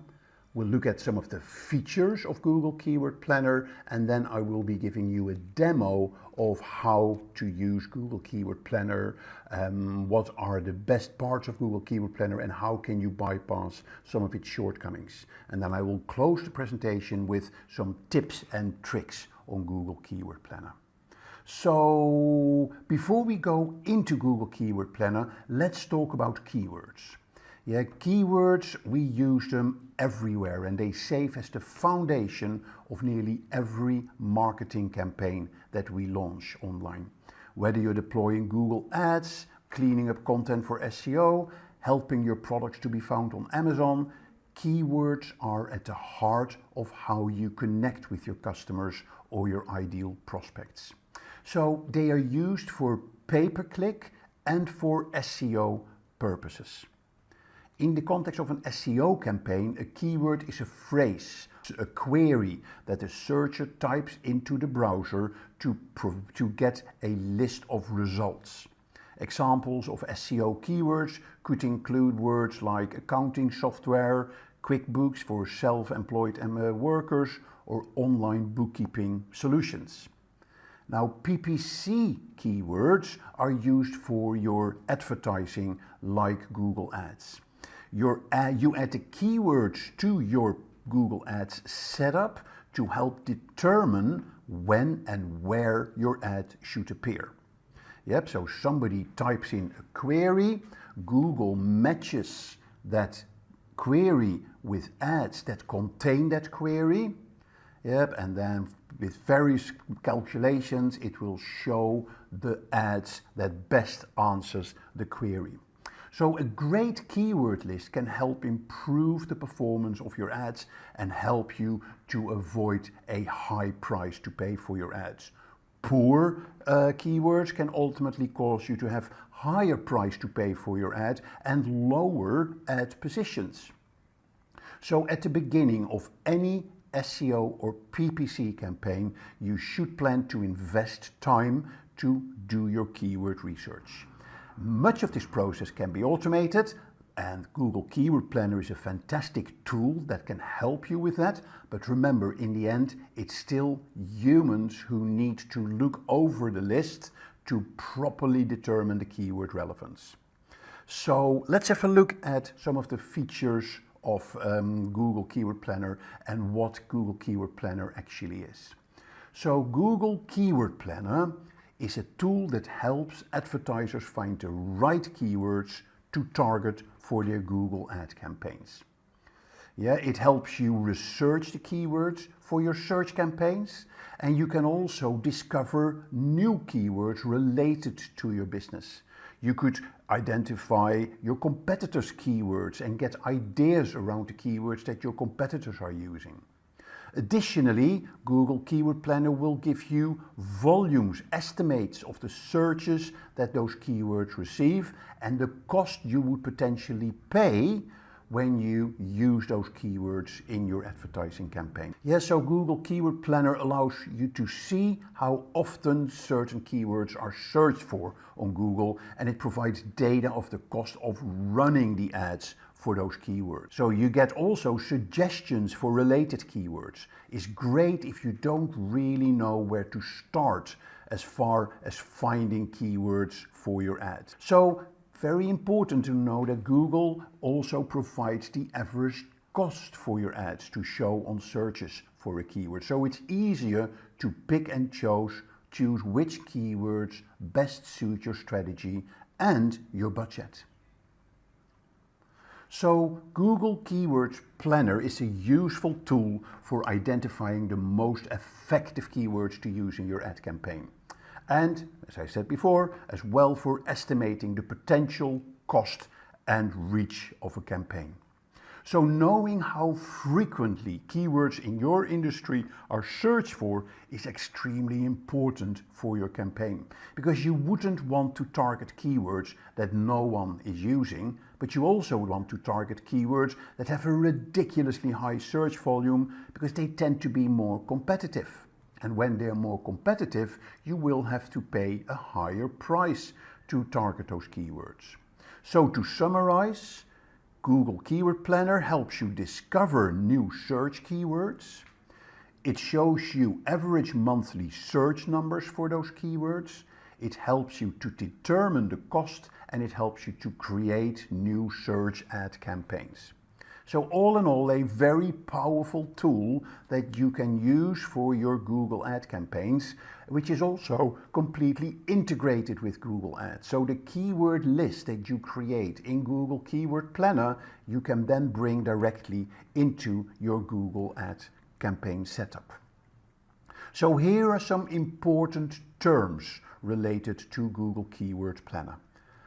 So there is keywords, of course. Keywords, now what is a keyword? A keyword is a word or a phrase that users type into a search engine to find information on a particular topic. From an end user perspective, you could say it's a query. Yeah, and advertisers use those keywords to target their ads to users who are searching for specific products or services, or have questions around problems that they have. Now, search volume is the number of times a particular keyword is searched for on Google over a certain period of time. So Keyword Planner provides you data on search volume to help you understand how popular certain keywords are. Match type refers to the way in which a keyword will trigger an ad. Google offers several different match types, like broad match, phrase match, and exact match. It goes from exact match, where Google will actually only look at the exact word or phrase that you specified as a keyword, compared to broad match, where it will look at a much broader sort of range of keywords in relation to the search term that you defined in your Google Ads setup. An ad group is the container for your keywords. Yeah, it's a set of keywords that are related to a specific theme or topic. So ad groups are used to organize and structure your ad campaign, and each ad group can have its own sets of ads and targeting options in relation to the keywords that you specified. Keywords can be negative, as we say. Yeah, so negative keywords is a word or phrase that Google will not show an ad for when it comes to certain search queries. Yes, so it helps you to avoid wasting impressions on irrelevant searches, and thereby it improves the relevance of your ads. So if your keyword is accounting, because you're selling accounting software, you don't want people who search for accounting jobs to see your ad, because they will not be interested in buying your accounting software. So you can specify jobs as a negative keyword. As I said earlier, Google Keyword Planner will also give you traffic estimates. Traffic estimates are estimates of the potential reach and cost of an ad campaign based on the selected keywords. And Keyword Planner provides those traffic estimates to help you with your budget setting and targeting options for your campaigns. There are important metrics as well that are related to Google Keyword Planner, and therefore of course also related to Google Ads. A cost per click is the amount that you will pay each time a user clicks on your ad. Yeah, that's why we call Google Ads pay-per-click advertising. You're not paying, by default, you're not paying on when people see your ad. You will pay when people click on your ad. And of course, what you want to know for your campaign, what is the average cost per click? You also want to know what the click-through rate for your campaign is. That is a ratio of the number of times an ad was clicked in comparison to the number of times it was shown, and that expressed as a percentage. So two important indicators, cost per click and click-through rate. Finally, there is a very important term, is what we call long-tail keywords. Yeah, they are more specific keyword phrases that visitors are more likely to use when they're closer to a point of purchase. Yeah, so a normal keyword can be dog food. Yeah, and you see it has a very high search volume, which means the higher the search volume, the more likely you will pay a higher cost per click, because the competition is very high for those keywords. Yeah, so what brands do, what the companies do, is actually they step away from the intense competition on the long-term keyword or the short-term keywords like dog food, and they move to longer-term keywords like how to make dog food at home. It gives you a lower search volume, but the chance that people will engage with you on your ad is bigger because they are closer to that point of purchase. Okay, so those are long-tail keywords. Right, so let's have a look at some of the Keyword Planner features. So to summarize, Google Keyword Planner gives you search volume data for keywords, Once you put the keyword in, you get that volume data, but it will also give you ideas for keywords. Yep, and it will actually automatically group those ideas for you in potential ad groups that you can use. It will then give you traffic estimates, and you can use filters as well to make your keyword list more specific. Right, so let's have a look at how Google Keyword Planner works. Yeah, and it's important to understand that before you can use Google Keyword Planner, you will need to have a Google Ad account. Yep, and you can create that by going to Google Ad. You will have to put in your credit card or debit card. Yeah, but as long as you're not publishing any campaigns, you won't get charged by Google. So there's no risk for you when you enter your credit card details. Okay, and then when you're in, I'll show you in a minute where you can find it, then you just start entering your keywords, and then Google Keyword Planner will do the rest for you. So let's have a look at how Google Keyword Planner works. First of all, we need to go to Google Ads. So let's type in Google Ads, and I assume, or the fact is you will need a Google Ads account to be able to access Google Keyword Planner. So when I sign into my Google Ads account, I click here on the account that I want to use for this demo, and this takes me to the Google Ads interface. So this is of course a different topic to talk about Google Ads, which we will do in other videos. For now, it is important to find out where do I find Google Keyword Planner and how do I access it. So when you click here on the top on Tools and Settings, you will here see all the tools that you have available for planning, for your shared library, for bulk actions, for measurements, setting up your Google Ads, billing for your Google Ads. But here under the planning, you see Keyword Planner, and that takes you straight to the Google Keyword Planner. So here is the interface. So here you see plans that you've created for keywords. Yeah, so you can save your keywords into ad groups. You can save those ad groups into plans. And what you can then do is import those plans, as it were, in your Google Ads campaign. But what we're particularly interested in for now is how do I discover new keywords and how do I get search volumes and forecasts. Those are the two areas where you can get data about your keywords. So let's start with looking at discover the keywords. So here you go. And there's two ways to find keywords. You can start with keywords. You can also start with a website. So what you do here, you put in the keywords that you want to look for. So I can here put, for instance, SEO. I can put in link building, and I can put in a keyword research. And click on that.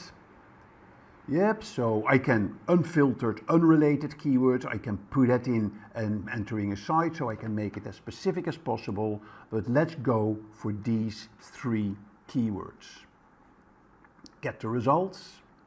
Yeah, and here you see my three keywords, and here you see a whole range of keyword ideas. Yeah, and that is of course, very powerful, very useful information. These are all words in relation to my three words that I specified: SEO, link building, and keyword research. Now, what is the data it will give you?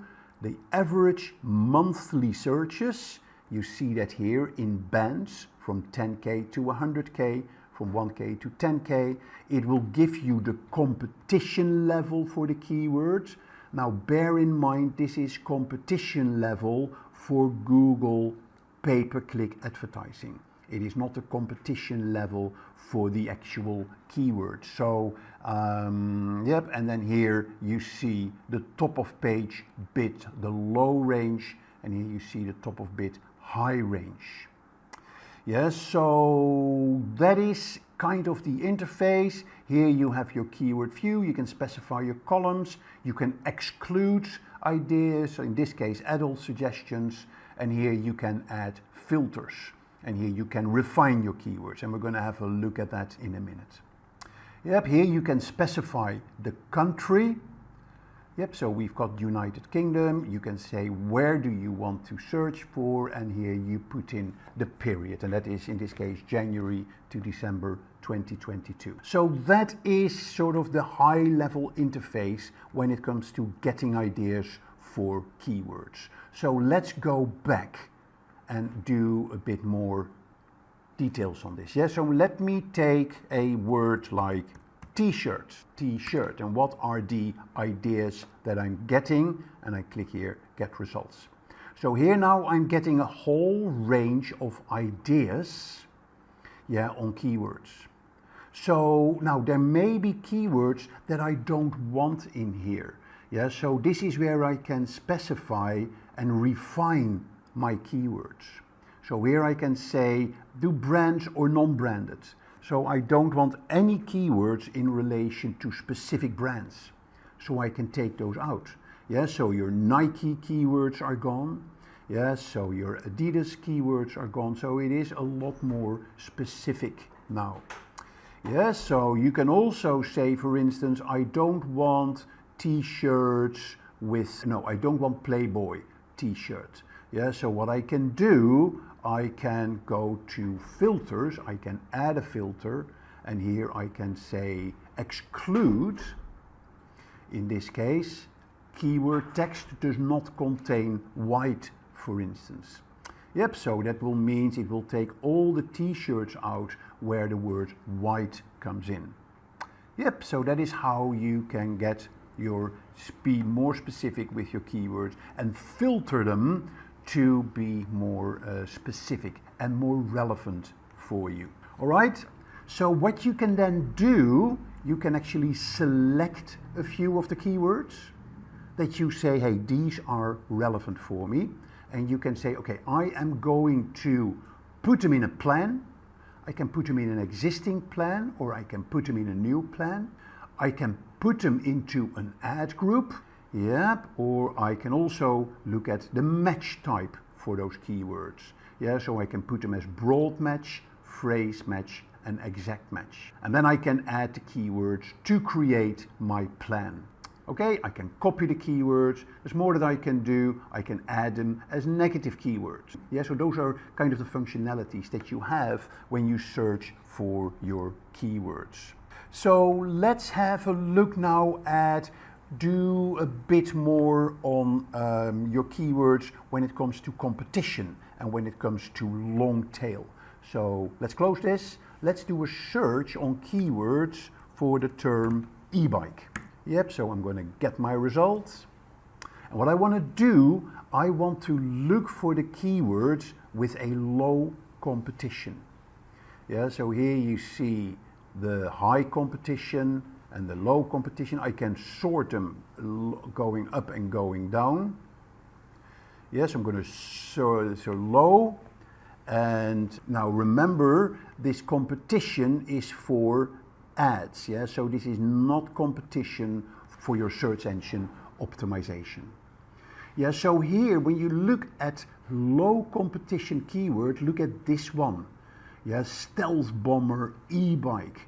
Here you see that is a very popular keyword with low competition, which has a year-on-year change of 900%. Yeah, so that is how you can find your trending keywords. Yeah, so this could be a very relevant keyword for you. Yep, so there is also your 3 months change. So you can look at seasonal keywords. So I can also search for the term, for instance, holiday sweater, get results. Yeah, and if I now look at my 3 months change, I can look at seasonal keywords. Yeah, so look at this, Pull and Bear Christmas sweater, holiday sweater, ugly Christmas sweater. Yeah, funny. So here you see the sweaters specifically when it comes to seasonal patterns. So important that you identify those as well. Yeah, now, how do you find lucrative keywords? You're going to look at the top of page bid, yeah, and see if they have a commercial value. So what you do is you're going to look at the top of page bid high range, yeah, and from low. So here you see, we go back to high range. Yep, so here you see that these terms, like the Bowden Christmas sweater, has a fairly high top of page price. Yeah, so a bid price, which means there is a good commercial value for this sweater, which also means that you could then use that for your SEO, because a lot of people will be searching for that keyword. So there's a high commercial value, and that is good for your organic ranking. So lots of features that you can get here out of your Google Keyword Planner. Okay, so now that you've understand the basics of Google Keyword Planner, let's have a look at some tips that will give you more functionality in the Google Keyword Planner. So one of the big issues that I have with Google Keyword Planner is the fact that my average monthly searches are in a range between here, for example, ebook. I didn't want ebook, I wanted e-bike. Yeah, so that is a range, so between 10 and 100,000 average monthly searches. Now, that range is so wide that doesn't do anything for me. So how can I bring exact average monthly searches into my Google Keyword Planner? Now, there's two ways of doing that. The first way of doing that is go to the forecast section for with the word e-bike, for instance. Yep, and I'm going to add a keyword, and I'm going to type e-bike. Yep, I'm going to add the keyword to the ad group, which is test. I'm clicking create, and I'm going to save my keyword. Now here you see what the details is that you get. Yeah, so I can get, based on this data, here you see the average cost per acquisition, number of clicks. But what I want to do here, I want to look at not the maximize conversions, but I want to look at the maximize clicks, and I'm going to apply that.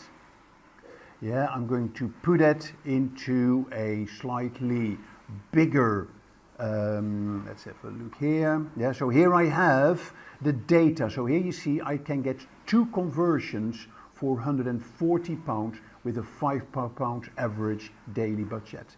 Now what I'm going to do here, I'm going to click on the highest price, the highest budget that I would spend of this, of let's say 520, and let's see how that changes my data.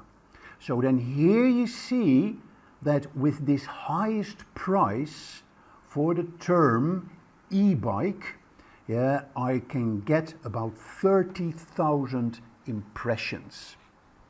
And because I took the highest price, that would be giving me the highest number of impressions, so I could say that on average the e-bike for this period, the monthly number of impressions that you would get would be 30,000. Yeah, so that is a way to get more exact search volumes for your keywords. Another way of getting average monthly search details is by using an external tool called Keyword Everywhere. Keyword Everywhere is basically for Google search. So if I type in e-bike here in Google search, it will give me search volumes here in under the search terms, and I can see additional keywords as well. But once I've activated it, yeah, so I'm going to switch it on, yeah, so to get these details, I can now go back to my keyword ideas. If I do a refresh, and because I've activated the Google Chrome plugin, I go back to discover new keywords, I type in e-bike, I'm getting the results, and see what I'm getting now. I'm getting exact volumes, I'm getting cost per click, I'm getting competition, and I get trends for that keyword or those keywords as well. So this all of a sudden adds a lot of value to your Google Keyword Planner when it comes to the monthly search volumes. So a very powerful tool. Now, it basically works on the basis of credits that you buy. Each keyword that it shows you the search volumes is costing you 1 credit. Yeah, and you buy 100,000 credits for $10. That basically gives you 100,000 keywords as part of your research. So it is a good deal, I think, to get the credits for your keyword everywhere tool. Okay, so that is how to unlock search volumes in Google Keyword Planner. Let's look at let me switch it off to go back to the core functionality. Switching off keywords everywhere. Let's do a refresh. Yeah, so we're going to discover new ideas. We're going back to the e-bike and we're going to see that I can make my search results local. Yeah, with a local dimension. So here I can type United Kingdom, but I can make my locations more specific. Yeah, so I can also say, for instance, let's do London. Yes, so I now have United Kingdom and London, so I'm going to take United Kingdom out and I now have London-based search volumes. Yep, so that's what you can get by changing the location. I'm going to look at the popularity of search locations. So I'm going to look at forecasts. I'm going to, let's say, ad test is the keyword, the ad group. Here I'm going to type in Super Bowl. Okay, I'm going to click Save. And I'm going to change the location to the United States. Okay, I don't need the United Kingdom, so I'm going to click Save. Yeah, so here I'm getting my conversion data, but if I scroll down, then here you can see what are the top states when it comes to using that keyword. Yep, so that is a really powerful way to look at locations. You could also be even more specific. I can here say, okay, give me zip codes, for instance. So you can search by zip codes as well, and you can see how the popularity is around zip codes. So finally, what you can do here as well is to look at the various devices that people are using for those search terms. Okay, so that is it what I want to share with you on Google Keyword Planner. You've seen the basic operation, and I also gave you some ways to get additional functionality and particularly ways to get more detailed search volumes. So now that you've seen all the ins and outs of Google Keyword Planner, its functionality and how to overcome some of its shortcomings, let's close with giving you some tips and tricks on using Google Keyword Planner. First of all, make sure you use broad and specific match types when you enter your keywords to get as wide a range of keywords possible in your keyword lists. Also, make sure that you research your competition. Just go to enter the website of your competition and see what keywords come up with that your competitors may be using that you have forgotten. So you can then take those keywords and get additional keyword ideas around those keywords that your competition is using. Make use of negative keywords. I explained negative keywords earlier. Yeah, keywords like jobs, like free, like promotion. Yeah, filter those out in your keyword lists so you have the best sort of clicks in your Google ads. Google Keyword Planner is not the only tool. Combine your keyword data with other tools like SEMrush or Ahrefs and like the Keywords Everywhere tool that I explained to you and how that can enrich the data you have in your Google Keyword Planner. And then finally, experiment with different keywords and ad groups while you're running your campaign. Google will give you campaign results, it will give you suggestions, it will give you the most popular keywords that people are using. So every time check your campaign settings and your ad groups and your keywords, and you may want to fine-tune those. In today's video, we are going to be talking about how to start a blog. And we'll be discussing what is a blog post, should you start a blog, how do you start a blog, and what are the pros and the cons of blogging. In the process of presenting all this to you, I will share some interesting blogs with you, and I will also share some cool tools that you can use in developing your blog, setting up your blog, and writing your blog post. But before all this, I am Mark Kempman. I'm your digital navigator for this video. And if you like the video, press the like button. And of course, if you want to subscribe to our channel, click on the subscribe button below. So, are you ready? Let me start with giving you a few facts about blogs. Did you know that there are over more than 600 million blogs on the internet? Over 2 million blog posts are published every day. 77% of internet users, they regularly read blogs. And articles that include visuals like photos or graphics or videos, they in general get over 90% more views than those articles without visuals. When it comes to blogging platforms, one of the most popular blogging platforms is Tumblr, over 495 million blogs.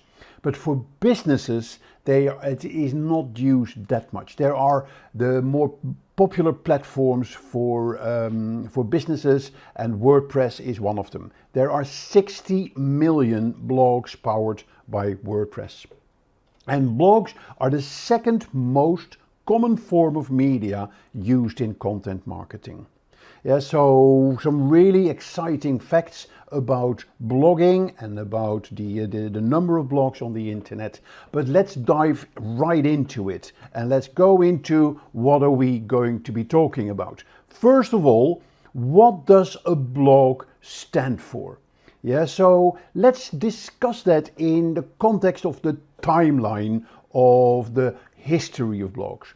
So blogs, they sort of emerged around just when the internet came about in 1994, 1995. And there was a guy called Justin Hall. He started a personal blog while he was studying at, say, a college in America, becoming one of the first widely read bloggers.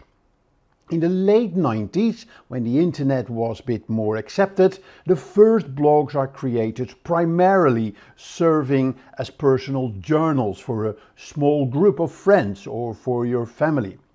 In the early 2000s, blogging tools and blogging services became widely available. And this is also when I had my first exposure to blogs, when my son went on a gap year and he traveled to Asia, to Vietnam and to Cambodia, and he uploaded his photos in internet cafes that he found in those countries for his travel blog.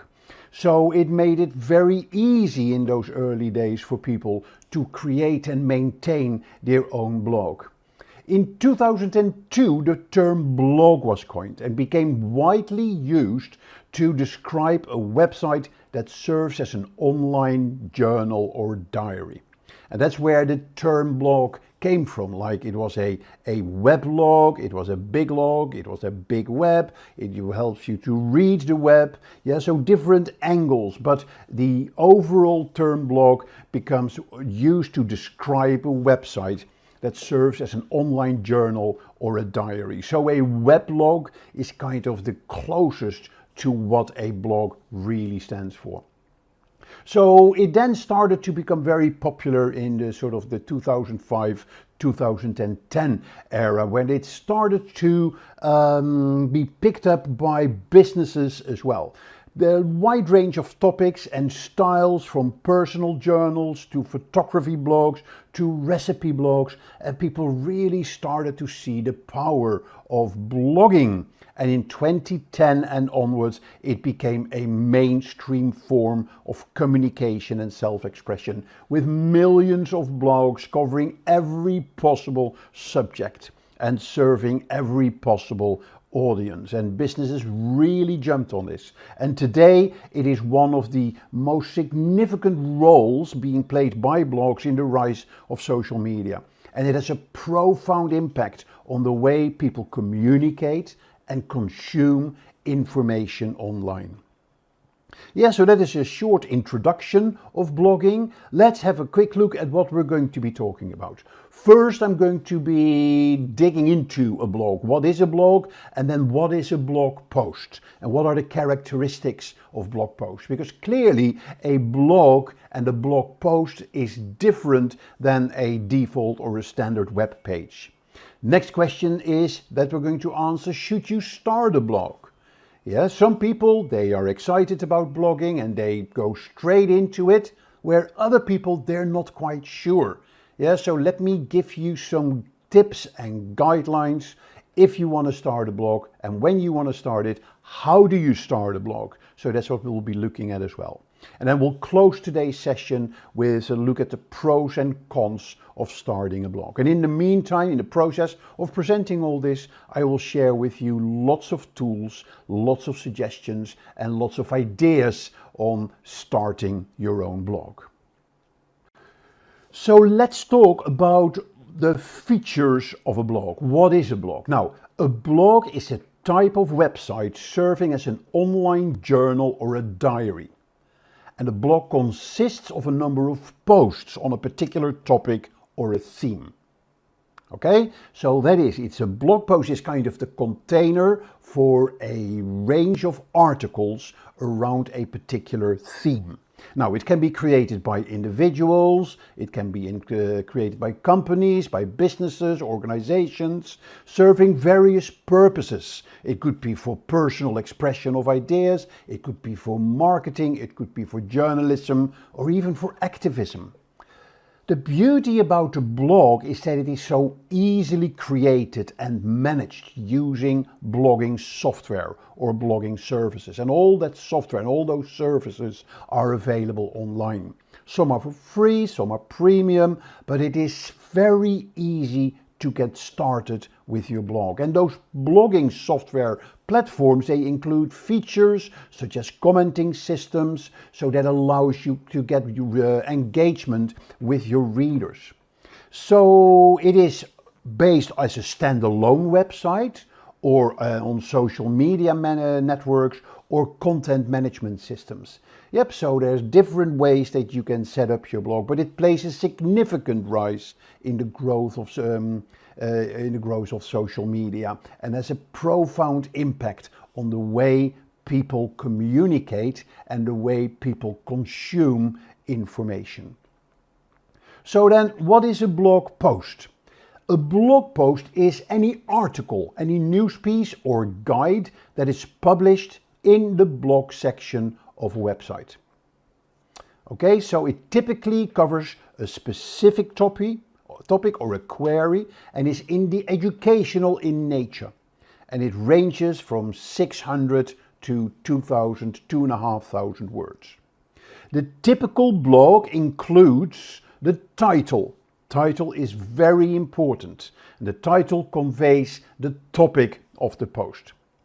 It then has a body of text with in-depth information and commentary on the topic. It then has images or multimedia elements like video or infographics to illustrate the content. And it's very important to visualize what you're trying to say in your blog post. Other important elements of your blogs are hyperlinks to other resources that you use to form your opinion about what you're writing about. And very important, because when you have a blog, you will have many articles. So you want to give people access to all those articles as well, and easy access. So in blogs, they use categories or tags to categorize and organize all the blog posts. And you can search in those categories, search in those tags to access other blog posts. Good blogs also contain a commenting system for reader feedback. There are sharing buttons for social media sharing. There's a publication date. And there is also a short byline of the author with a biography or a description. Yeah, so those are the typical characteristics of a blog post that you will find in any blog.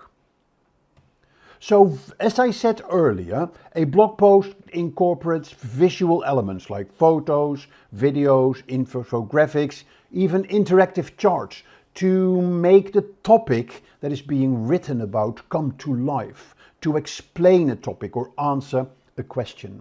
And they are very important because, first of all, they grab your attention. Yeah, because visuals are more eye-catching than text and can quickly grab the reader's attention, making them more likely to continue to read the post. Visuals also help you to break up the text. Large block of text can be quite overwhelming for readers. So when you add visuals in between those large blocks, it becomes more visually appealing. It also helps in explaining the topic, so people have a better understanding of what you're trying to talk about.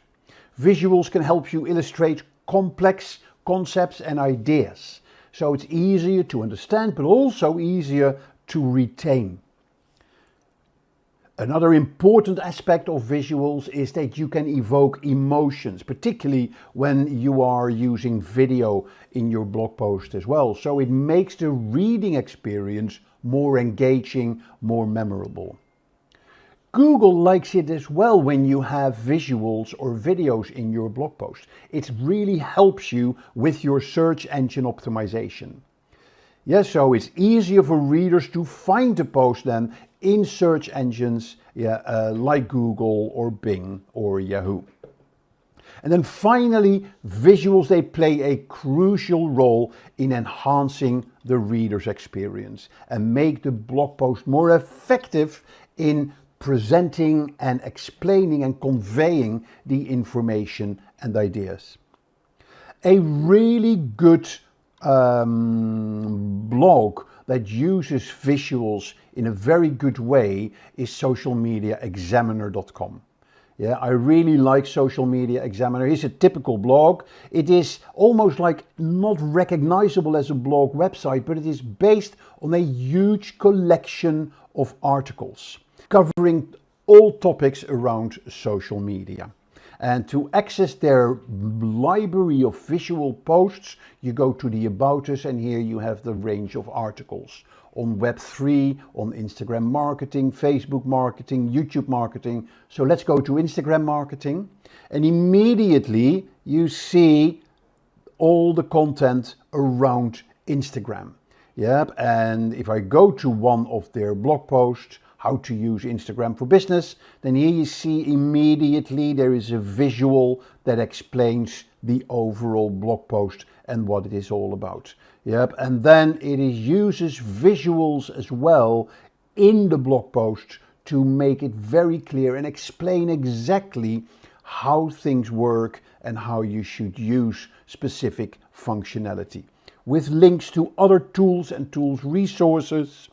Yeah, so it has a really good visual appeal, making it very easy for subscribers to consume the content. Okay, so that is what a blog post in general is about. Yep, so let's look at a few more details here. Yeah, another very important aspect of a blog is the writing style. Yeah, blog posts are typically written in conversational style or in personal style or in informal style. Yeah, so blog posts, they should have a conversational or an informal tone, as if the writer is speaking directly to the reader, because that makes it more relatable and more engaging. It's also personal, so includes personal anecdotes, personal experience, personal opinions, and add a unique human touch to the blog posts. You therefore use an active voice. Yeah, instead of passive voice. So we talk about I think we want to do this instead of they think they want to do that. So make it clear and concise, which is allowing it to be easy to read and understand. Use simple language. Try to avoid technical jargon. Another important aspect of the writing is the attention-grabbing headline.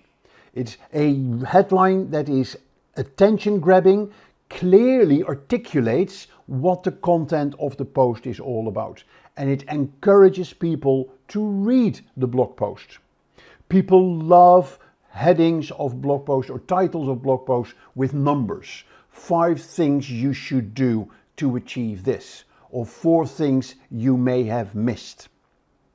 Yeah, then there is the paragraphs and the subheadings. Make them short, break the text up in short paragraphs and use those subheadings to make it easier for the reader to scan the article as well. And then a very important aspect of your blog is to make sure that you have engaging calls to action. Yeah, a strong and compelling call to action can encourage readers to engage with your content. And you can ask for those call to actions. Ask people to comment, ask people to share, or ask people to take some other action like signing up for the blog or signing up for a newsletter. Yes, so now, of course, there's no fixed method of writing your blog. Make sure that you write your blog to the style of your audience. Yeah, so be flexible. Meet the specific needs of your target audience. Now, a key question, of course, should you start a blog? Yeah, some people are natural writers and it makes sense for them to start a blog. Some people haven't got a clue, but they're very passionate about something. Yeah, and the more passionate you are about something, the easier it will be for you to share your thoughts and ideas. But before I go into more detail in this question, let's have a look at some of the most popular blog categories, and let's have look at some example blogs that really stand out. So there are many popular blog titles, but here are some of the most popular topics. First of all, there are lifestyle blogs. Yeah, topics such as fashion, beauty, health, wellness, travel and food are very popular. They range for a wide appeal and that makes it very personal and very relevant for readers. Second is technology blogs. People love technology blogs and there's always stuff to write about technology because it changes so fast. There's always news, there's always something exciting to write, whether it's smartphones, whether it's laptops, whether it's artificial intelligence, or whether it's virtual reality. Another category that's very popular is blogs about personal finance, helping people to better understand and manage their finances, with topics ranging from savings and investing to debt management and budgeting. Business and entrepreneurship blogs, they are really cool, they're really hot on the internet. Whether you want to start a new business, when you want to grow an existing business, there's a huge demand for information and advice on topics around business and entrepreneurship. A very obvious topic to blog about is news and current affairs. Blogs that cover the latest news and current affairs, they are always popular, whether they focus on a particular area of interest like politics or technology, or cover a broad range of topics. Then there is creative writing, there's literature. Those are blogs for writers, for readers, blogs about creative writing and literature where you can get a great source of inspiration and connection. And then finally, there's personal development and self-improvement blogs. Topics like personal growth, self-care, self-improvement, health, they're very popular for their relevance to many people's lives. So these are some of the most popular blog topics. Now there are many, many more. The possibilities are endless, but the best topics are often those topics that align with the blogger's passion and expertise. So within those categories, let's have a look at some really good blogs. So we have here an example blog, A Beautiful Mess, which is a personal, a lifestyle blog. Yeah, so here you see all the articles in a very simple graphical presentation. You see the color, the theme that is being used is really good. It's a very sort of mellow color tone. Yeah, they are linking it to a shop as well. Here are brands that they work with. But here you see the typical articles, how to cut a pineapple, step by step with video. Now the typical example of a really good title for a blog post. It's how to, people love how to titles. It is step by step, so we'll make it easy. And it has a video as well, yeah, that explains how to do it. So again, here you see the title, here you see the author. You can pin it straight on Pinterest, you can jump straight to the recipe. Here is some proof, social proof. Yeah, here you can subscribe to the blog. You see that in many blogs, the right column is being used for things like subscribe or access to categories or to tags. Yeah, here you see the blog post itself. Here you see hyperlinks to other articles. Yep, and here are links to other articles as well. And these are often blogs in the blog posts in this blog as well, with strong visuals. Yep, and then there should be the video as well, because there was a video that explains it as well. Yeah, so that is a really good, I really like this blog, very simple, linking it to a hot topic today, Valentine's Day, that is coming up. Here is a technology blog, The Verge. Totally different, more male, it's black and white, yeah, it is strong, it's powerful, very good branding that fits the technology. But the same concept, blog, strong visuals, good titles, yep, and then here you have how to access other blog posts as well, which are the top stories, yeah, the most popular articles. Here is a stream that you can get. Yep, so here is another stream. So very useful, powerful blog. And here you have the categories that they are blogging about. Business and entrepreneurship. Again, another blog example. Very content driven, lots of articles, but categorized in a very logical way. Money and finance, business news, science and technology. Yeah, and here is the latest articles that we've just added. Another category, buying, investing in business. Another category, branding. Yeah, so really good accessible content in these blogs. Finally, the last one I want to show you is Tiny Buddha. Simple wisdom for complex life. So this is clearly a personal development and self-improvement blog. Yeah, here is the latest from the blog. Here is some fun and inspiring thoughts. Here is to subscribe and to the blog. Here you see the categories that they have. Yep, and then here you see the different blog posts. So let's look at the typical article. Yeah, so here you have the basic article. Here is the headline, the title. Here's the visual. Here's the blog post itself. People love bullets in blog posts. People love lists. Yeah, links to other articles. We talked about the author, a little biography. And then here you see the right-hand column. Yeah, there is a bit of subscribe. There is a search of the blog content. And then here is a download, a desktop wallpaper, recent topics. Yep, and then the latest post. So typical format of a very powerful blog posts. So yeah, so these are just some examples of some really good blogs, yeah, that are covering a wide range of topics. Now, that should give you some ideas and some food for thought about whether or not you should start a blog. So let's dive a bit deeper.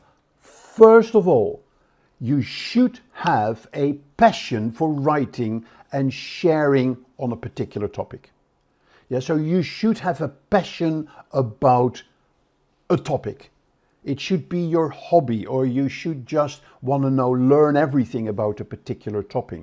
So, because when you start blogging, fact is it does take a considerable amount of time and effort. Not only to start a blog, but also to maintain it. So it's important that you have a genuine interest in the topic you want to write about. Yeah, also you need to have very clear goals. What do you want to achieve with your blog post or with your blog? Yeah, is it for driving traffic to your website? Is it to become known as an expert? Is it just for a hobby? Yeah, do you want to build a personal brand? Do you want to use it for your business? Yes, or do you maybe want to build an online following or an online community? Or do you want to document your personal journey or progress around a specific project, like your garden or your house that you're developing, or a holiday that you are having? So all these things can be very important in your decision making whether or not you should start a blog. But if these are all positive, and if you are very convinced and dedicated from, yes, I'm going to start a blog, then blogging is a fantastic opportunity for you. And when you are a business, there are so many advantages, so many benefits that you can get from having a blog on your website. It can help you in driving traffic to your website. Yeah, and the traffic that comes to your website, they will read your blog post and they will see you more and more as an expert in your field, and it will help you in turning those web visitors into prospects, so you drive conversions. Blogging, in my opinion, is the easiest way to kickstart your social media. Yeah, what is the process? You start up your blog, you write a blog post, and then you share that blog post on Twitter, on LinkedIn, on Facebook, on Instagram, in different formats. And you're going to make sure that your blog title and your blog visual is on as many places on the internet as possible. People will see the blog post, and if they like it, they will click on it, and that will take them to your website. And not only that, Google will see your blog post as well, and will put your article higher up in the search engine result page. So in doing all this, you build trust, you can build client relationships in a much better way. It helps you in reinforcing your brand, and it helps you in differentiating yourself from your competitors and encourage engagement with your followers. So now that you understand the basics of blogging and what a blog post is and whether or not you should start a blog, let's look into the actual process of starting a blog. What are the things that you need to look at? What are the things that you need to take into consideration? First of all, before you start your blog, you need to understand who you're writing for. You need to research your target audience. What would they like to learn more about? What are their pain points? What are their interests? Because you can write whatever you want, but if nobody reads it, then it's not going to serve you any purpose. In marketing terms, we talk about customer personas. You should make customer personas for your audience. Let's have a look here. There's a really good tool which is HubSpot Personas. It's from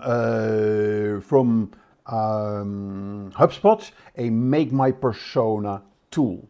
So just want to share that with you. There are two elements. There is what is a buyer persona, and there's also a tool, Make My Persona.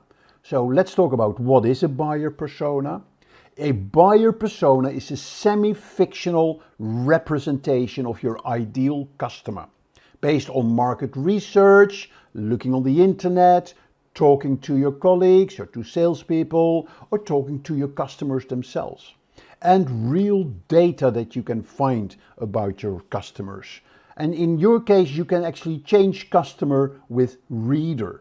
Who is your ideal reader, and what do you know about the reader?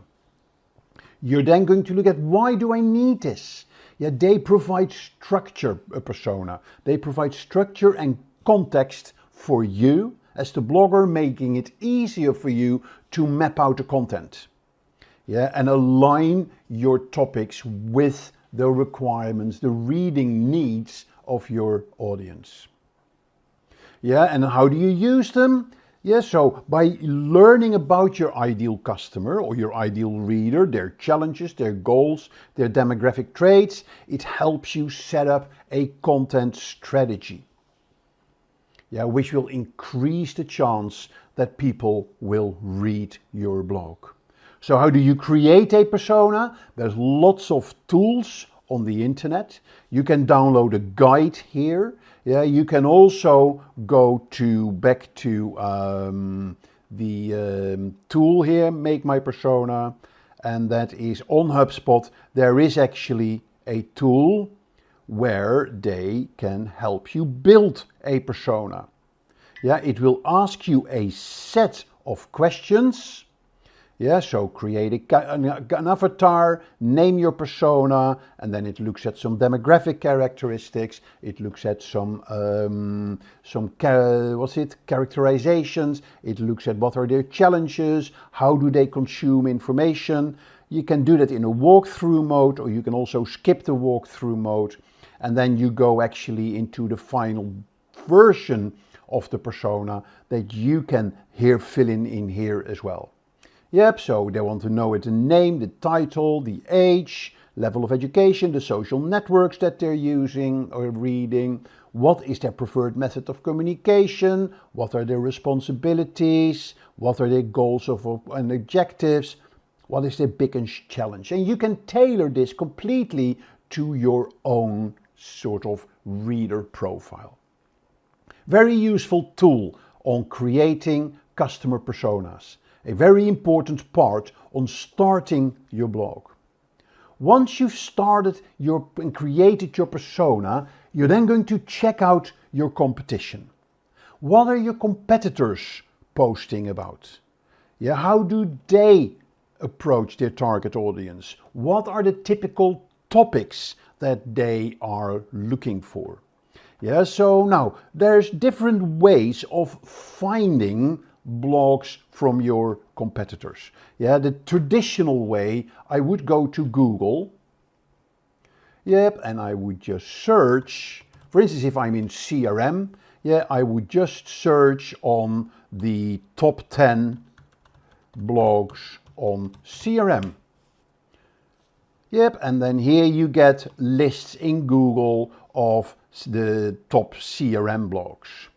Yes, so, and then you're just going to have a look at those blogs. You're going to analyze their content. You're going to look at the topics, the formats, the tone and the style. You're going to check if you can get some information about traffic, their social media following, their engagement, and maybe you can find gaps in the content that they are using. Yep, so those gaps in the content, they are opportunities for you. And maybe you can look at their promotions that they're running to gather ideas for your own blog. Now, you may have heard recently of a new tool that is out there, and that is getting a lot of traction in the industry. Yeah, it is a tool called Chatgpt, and I had it open somewhere. Let me have a look here. I don't think I have. Let's just go to chatopenai.com, which is a new tool, which is what we call conversational artificial intelligence. And the whole industry is talking about it. It basically has the potential to replace Google, but time will tell. Yes, so we don't need that. Yeah, so it is basically conversational artificial intelligence. Instead of going to Google and search for give me the top 10 blogs, here I'm just going to ask, give me the top 5 CRM blogs, yeah, and reasons why they are so popular. Let's see what it comes up with. Yeah, so you see I'm asking two questions here. Give me the top 5 CRM blogs, but also reasons why they are popular. Yeah, so this is a whole new way of exploring content on the internet. And I'm sure in the future we're going to be using and running a video where we're explaining Chatgpt in more detail and how you can use it as a marketer. But in the meantime, make sure you have a look at this and start using it for some of the topics that you are looking at the moment. Yeah, so really useful, really powerful. Watch that space on Chatgpt. Yeah, so really good to use it to analyze your competition.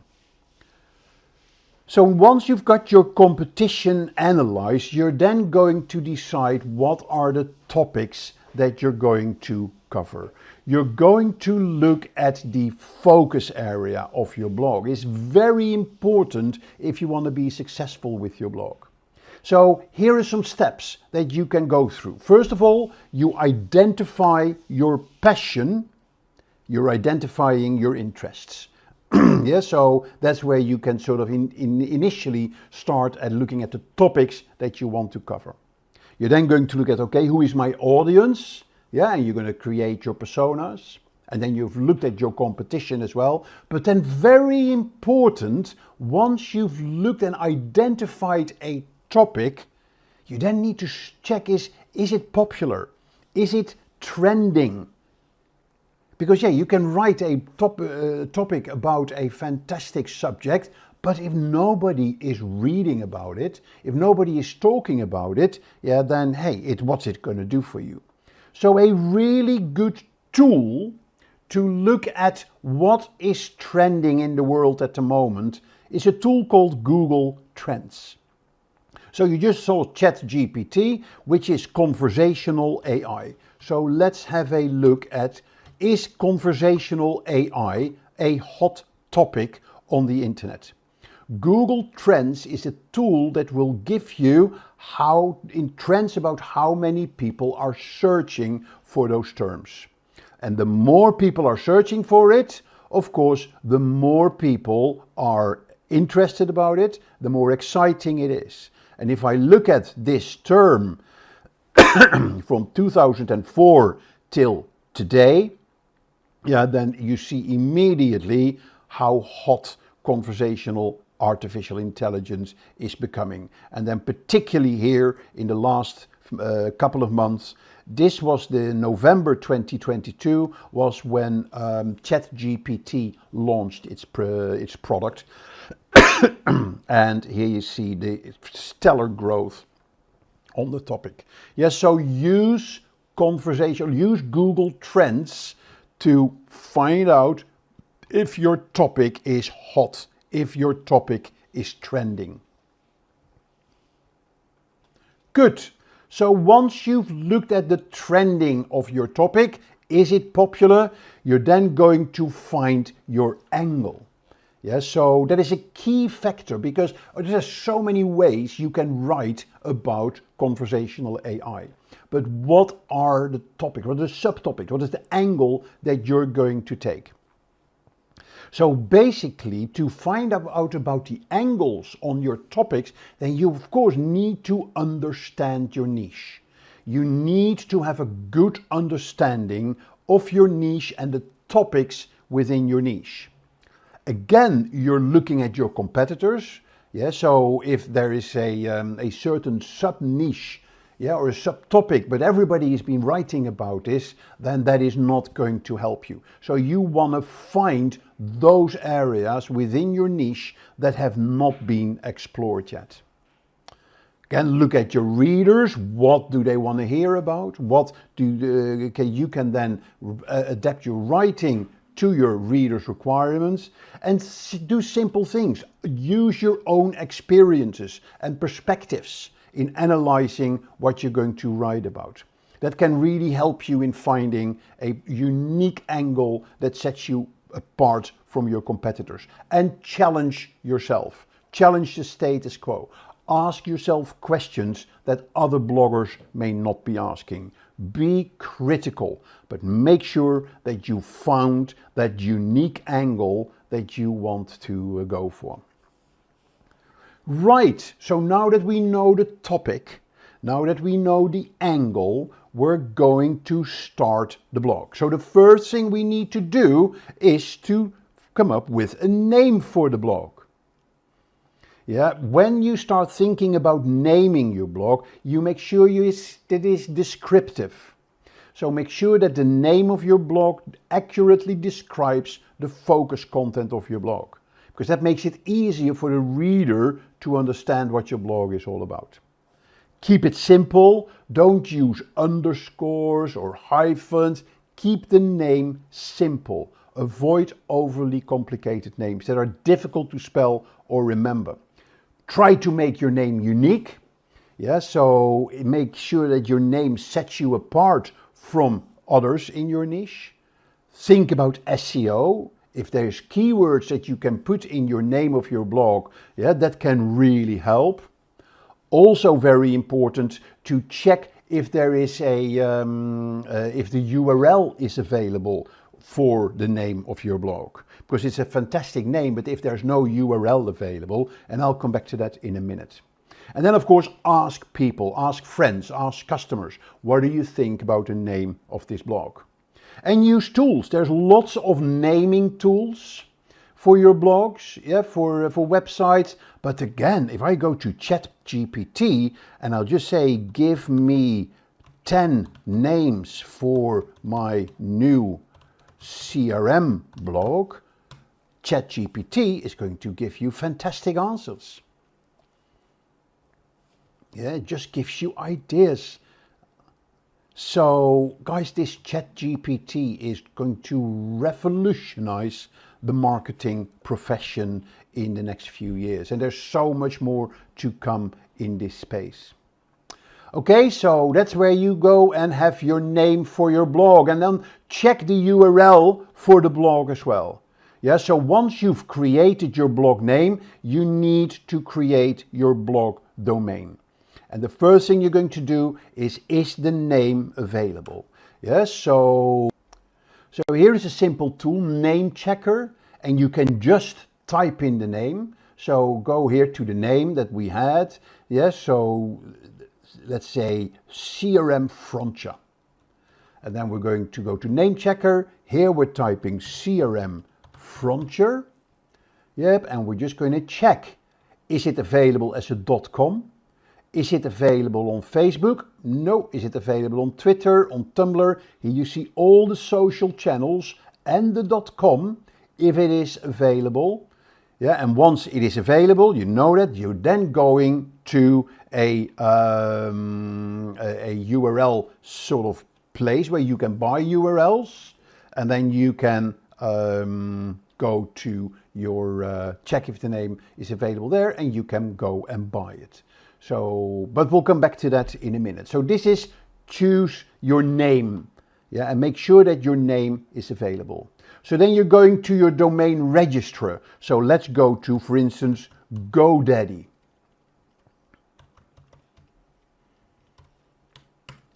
Yep, so CRM Frontier is the name that we wanted. So I'm going to put in the domain. See again if it is available, search domain. Yeah, and here you see CRM Frontier is available for 714, and it's also available as .co.uk, but you also may want to look at, am I going to use .info or .online or .inc or .tv, so all decisions that you need to make. The guideline here is that if you are targeting a global market, try to go for the .com domain. If you're targeting a local market, go for the domain of that country, like .co.uk for the UK, yeah, or .ca for Canada. Yeah, so different ways of doing that, but that is the golden rule. So we've checked availability, you can now register your domain, and then of course, once you've set up your blog, you need to connect your domain to your blog.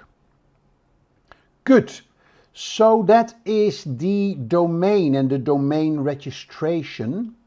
So if we go on, the next thing you need to do is choose a content management system for your blog, which is a very important step in setting up your online presence, because with your CMS, you actually create your blog. Gone are the days where you need to program in HTML. Yeah, you now have very simple blogging platforms like WordPress or Wix, that can help you in creating your website. Very important in the decision for your CMS, consider the features that you need, like blog post creation, blog post management, user management, integration with other tools, and look at the important, the popular CMS systems like WordPress or Blogger or Wix or Squarespace. Research them, and then ask Chatgpt maybe which one that you want to use. Look at ease of use. There are free versions, there are premium versions. Check for support is very important. Make sure that the support has a chat availability. That is so much better when it comes to productivity. Look at scalability and look at cost as well.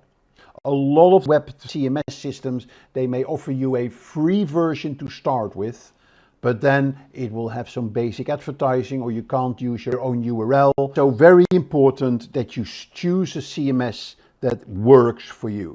Now, one of the most popular CMSs that you can use is WordPress. WordPress, be aware, there are two versions of WordPress. There is WordPress.com, which is a web development platform which is hosted by WordPress. So you don't have to go to a provider like GoDaddy and set up your website. This is all being done on WordPress. WordPress.com is the easiest platform to get started with your own blog. And literally, you can have your blog up and running within 10 minutes. If you want to have a more professional setup, a more long-lasting, a more powerful setup, you would go to WordPress.org. And WordPress.org you can only use through a web internet service provider like GoDaddy, where you basically rent a specific set of storage. And that is where you can install your own WordPress installation. So that is WordPress.com and WordPress.org. So very important decisions on starting your own WordPress or your own development platform. And then finally, you need to look at the look and feel of your blog. How are you going to customize this? So you need to choose a theme for your blog. Yes, so because that can make or break your blog. And many blogging platforms, one of the first questions they will ask you, what theme would you like to use for your blog? And let me show you. Very simple. One of the leading theme platforms for your blog is Envato. There is ThemeForest, themeforest.net. And you see here, there's a whole library of themes that you can choose. For instance, I can say, give me a blog magazine, or give me other topics. Yes, so go back to all categories. So let's go for a photography blog. Photography WordPress blog. And then here I'm getting a whole library of WordPress themes. There are premium themes and there are free themes as well. But let's take this first one. I can actually get a live preview of that blog. And then you see how the blog would look like. Here you see the demos. So there would be demo 1. Would be this one here. Yeah, so now it's actually loading this theme, and this is how your blog will look like. Yeah, let's close this one here. So here you see, yeah, you don't need this one on the side here, but here you can see how the blog would look like. So, yep, it's a really useful way of looking at deciding on the theme that you want to use for your blog. Yeah, so here you see how the blog would look. And then what you do, when you go to WordPress, you load the theme, you load the demo as well, and then basically your website is ready, and the only thing you have to do is change the photos, change the text, and sort of tailor it to your own visual style. So there you have it, very important. Yes, so looking at the customization of your blog by using themes that you can buy on the internet, either for free or for a premium. Okay, now I hope you have enough knowledge now to make the decision whether or not you're going to start a blog. Let me give you a bit more details about what is good about blogging, what is bad about blogging. Good about blogging is it's a great way to express yourself and a great way to share your thoughts. Yeah, it is really good to help you build expertise. If you write consistently about your topic or your industry, your customers will start recognizing you as an expert in your field, and Google as well. So you can really use all that to build your personal brand and on the back of that promote your company. A blog is a really good platform to build engagement with your following through the commenting, for instance, or through subscribing to your blog, and therefore it can build really good networking opportunities for you and connect with other bloggers and other industry professionals. So lots of benefits that you can get from starting a blog, but there are negatives as well. Don't think that when you start a blog then that is a piece of cake and it's going to take no time. It takes time. Yeah, you need to commit to it. And the worst thing is that you start a blog and then after 3 or 4 blog posts, the blog turns dead and then there's no updates to your blog. Yeah, so be committed to the time that you want to put into this. It'll take time, it's technical. You need to, unless you go for a simple platform like WordPress.com or Wix, where you don't have to worry about the technical setup. If you want to do it professionally for your business, you need to have some technical understanding on how to choose a platform, a hosting, and the design of your web. And the more technical it gets, the more costs are involved as well. Costs with the web hosting, the domain name, the design, and the security on your website as well. And getting your your various security certificates on your web. Make sure that it's consistent. You need to be consistent with your content, yeah, and keep your audience engaged. And be aware, there is lots of competition out there. When you launch a blog, it doesn't mean that all of a sudden everybody now recognizes you as a blogger. Yeah, it takes time, it takes effort, it takes consistency. Yeah, and it makes sure that you stand out with your blog from your competition. In today's video, we are going to be talking about WordPress. We're going to show you how to use WordPress, what is WordPress, what are the skills you need to use WordPress, why should you use WordPress, and in the process I'll give you a hands-on demo of the basic functionality of WordPress. As usual, I am Mark Kempman, I am your digital navigator for this video.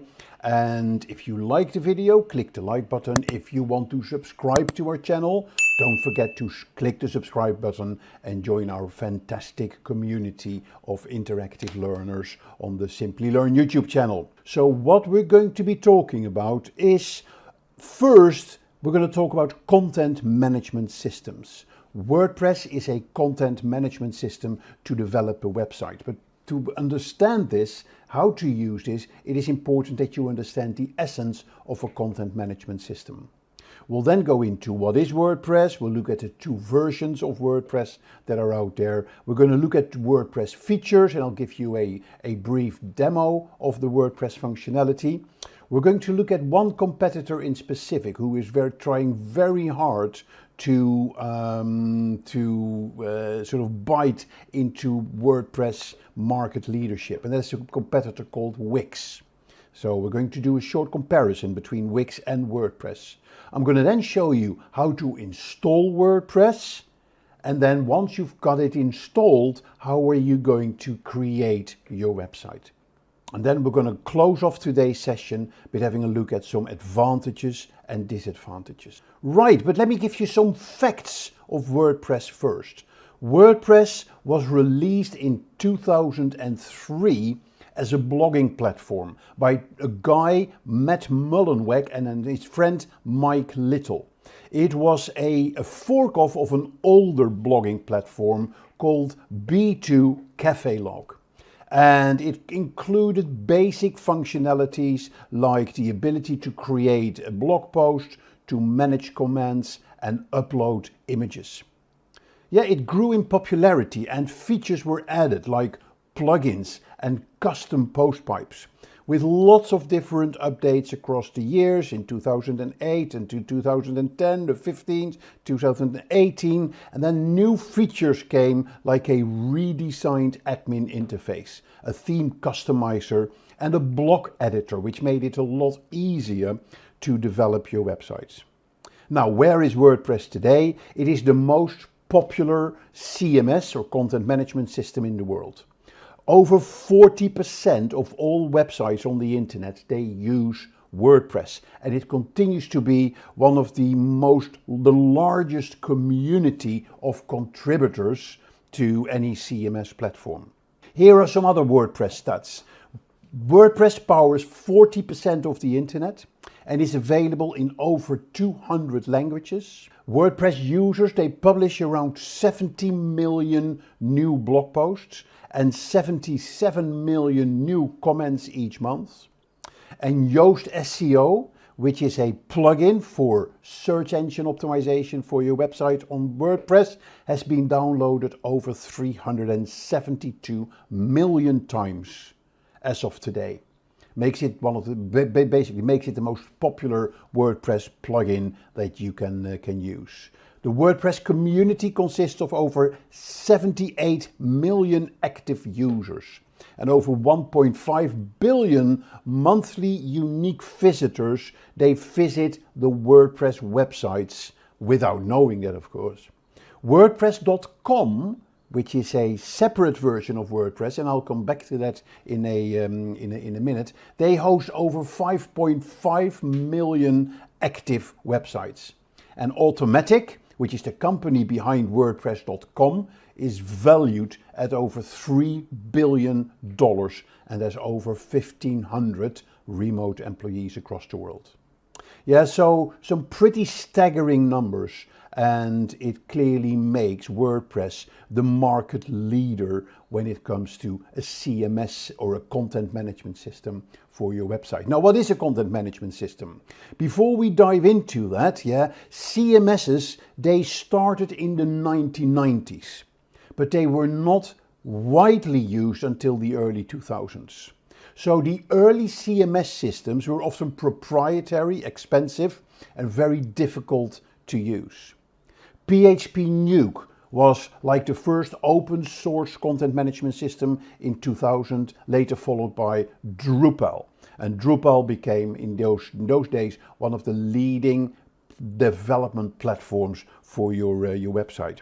WordPress, released in 2003, evolved into a fully fledged CMS and currently is the most popular CMS for any website out there. Other popular CMSs include Joomla, launched in 2005, and Magento, very much for e-commerce website. Today there are dozens of CMSs available, both proprietary and open source. Now, so much kind of an introduction on CMS. Let's define what a CMS actually is. A CMS, also known as a content management system, is like a very friendly website building tool. It is a software application that provides a hosted, a centralized and organized method for managing, storing and publishing your website or any digital content that you want to have. Yeah, it helps you create, manage and publish digital content without having to be a tech or a WizKid or learn complicated coding. Yeah, so it's all about ease of use. It's about easy content creation and management. Yeah, they make it simple for non-technical users to create, edit and manage website content without requiring specific technical skills or programming knowledge. It also provides much faster website development. Yeah, because you can use pre-built templates, you can use plugins, and that all speeds up the website development. Yeah, so that reduces the need to start from scratch, to start programming your website from scratch. You just pick the building blocks, and in the process of doing that, your website sort of comes together. It's also for improved website maintenance. Yeah, so a content management system, they provide built-in tools for website maintenance like updating the software, security for your website, backups for your website, yeah, and optimization for search engines. So it is all about making your life a lot easier. So with this CMS, you can use a simple interface, and you see that later when I show you the WordPress backend. Yeah, so you use a simple interface to create and organize your content, design your website and manage the different users and their permissions who can work on your website. It also allows you to connect with other tools like services to make your website go even faster, or e-commerce services or Google services. So they are designed to be flexible. They are designed to be extensible. Yeah, and one of the ways to achieve this is by connecting the various types of tools to your content management system. And by connecting to databases, CMSs can store all data and your content in a very effective way. Now, one of the big advantages of content management systems is their open architecture. Yeah, so you can connect what we call third-party APIs to enhance the functionality of your CMS. Yep, so you can add tools like Google Analytics or Salesforce, HubSpot, all tools through the API. You can connect social media integration, e-commerce capability, etc. So it's a very open platform, and that makes them so interesting. And then one of the biggest assets of CMSs, and that's where WordPress is so incredibly flexible. You can have plugins and extensions, they are available, which can be installed to add features like SEO, contact forms, image galleries, e-commerce, you name it. And you'll see in WordPress there are thousands and thousands of plugins for free or that you pay for that gives you that added functionality in WordPress. So in general, any website that needs to manage and publish content on a regular basis can benefit from a CMS. Yeah, because it can help you with content organization. It helps you with version control, with workflow management, user management, and many other tasks that are essential for creating and managing your website. So there are many types of websites that can benefit from a CMS. So take, for instance, a standard blog. Yes, so with a CMS for a blog website, it's easy to create and publish your blog posts as well as managing the comments and other user-generated content. Yeah, you have news websites.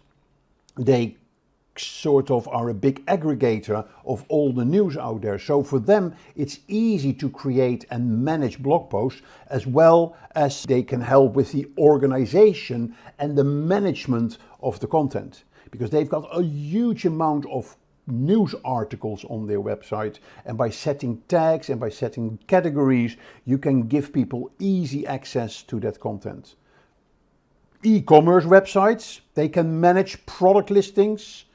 Yep, so that's what the CMS can do for you, managing product listings, manage pricing, manage inventory, as well as tools to manage the orders and the customer data.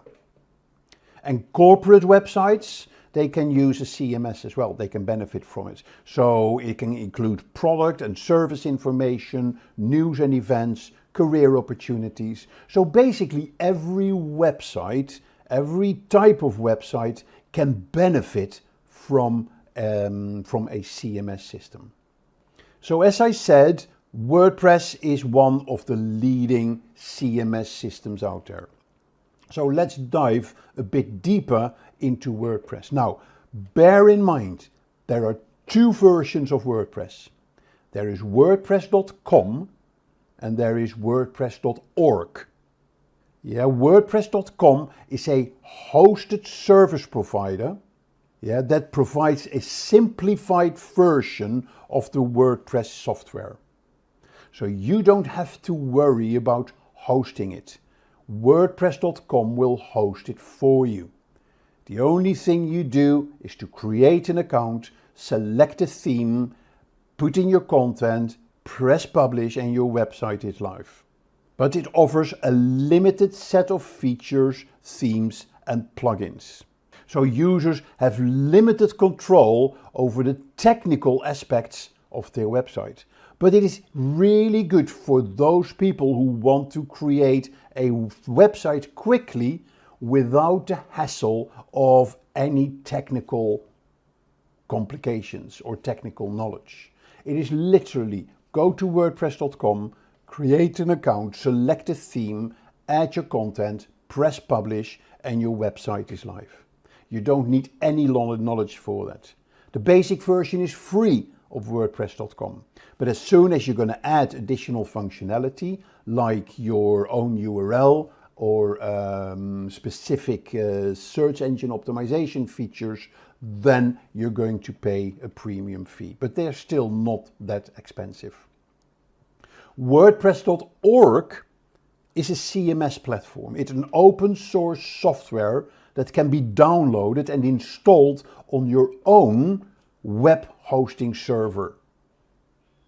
And usually you go to a web hosting server provider like GoDaddy or Amazon or wherever have you, and you install WordPress. You basically hire a little space on their server, and then you install WordPress, and then you have to develop your website within that CMS. So it's a self-hosted solution, and it gives you complete control over the website's design, the website's functionality, and the customization options. Through WordPress.org, you have access to thousands of themes, thousands of plugins, and you can even modify the code of your website if you would like that. But you are responsible for installing and maintaining the WordPress software, as well as managing other things like backup, security, hosting, etc. But it gives you flexibility, it gives you customization, and if you're comfortable with that, if you have your basic technical skills and you're comfortable with managing your own hosting and server configurations, then WordPress is definitely the place for you, WordPress.org. Right, so when we're going to talk about WordPress going forward in this presentation, I'm going to be talking about WordPress.org. Yeah, so keep that in mind. I'm not talking about WordPress.com, but WordPress.org. I'm going to talk to you about how to set up your own WordPress on your own hosted server provider, as it were. Okay, and we're going to go through that process. So WordPress.org, again, is free software for creating your website and your blog. So it's a self-hosted solution, which means you need to find a web hosting company and you need to install it on their servers. Again, you have complete control over your design, your functionality, your customization, and you can choose from thousands of themes and plugins. But again, you are responsible for the hosting and the security, right? So keep that in mind. So let's have a look at basic features of WordPress. There are three basic features. It's the themes, the plugins, and the widgets. Yeah, so the themes, they control the appearance of the website. Plugins add new features and functionality. And widgets display extra content or functionality in specific areas on the website. Yeah, so they are used to customize the appearance and the functionality of your website. So let's dive a little bit deeper. Themes, they are pre-designed templates that change the look and the layout of your WordPress website. Yeah, they control the overall design, the color scheme, the fonts that are being used, and style of the website. And there are literally thousands, tens of thousands themes available on the website. You can select them through WordPress. You can also go to websites, and I'll show you later, Theme Forest, for instance, where you can just look at other themes, and you can just they're sometimes are for free, others they're premium. So you just click on the theme and you click install, and it will activate on your WordPress website. Plugins are add-ons that extend the functionality of a WordPress website. So they can be used for features like SEO, contact forms, social media sharing buttons, e-commerce functionality. They're very useful. And there are, as we saw with the themes, there are thousands and thousands of free and premium plugins available in the WordPress directory. You can also use your own theme, or your own plugins. But you have to be careful with your plugins, because WordPress updates regularly to a new version. Yep, and you need to make sure that your plugins are compliant with the new updates. So from WordPress. And sometimes if your plugin provider is not updating the plugin in line with the WordPress updates, then your plugin may stop working, and that may dysfunction your website. Widgets are small modules that can be added to a sidebar of a website, or a header or a footer. So it gives you extra functionality or extra content in that particular section. So you can have a search bar, recent posts, categories, tags, social media icons, or ads that you can have. Most themes, bear in mind, they come pre-built widgets included. And users can also create your own custom widgets. So let's look at 3 examples of popular websites built on WordPress, so you get a bit of an idea. Yes, so the first website that people may be surprised about is the Walt Disney Company. Yeah, so this is you see a huge company, a global corporation. They use a WordPress CMS to sort of build their entire website. Yeah, so it's all, that's the beauty about about WordPress.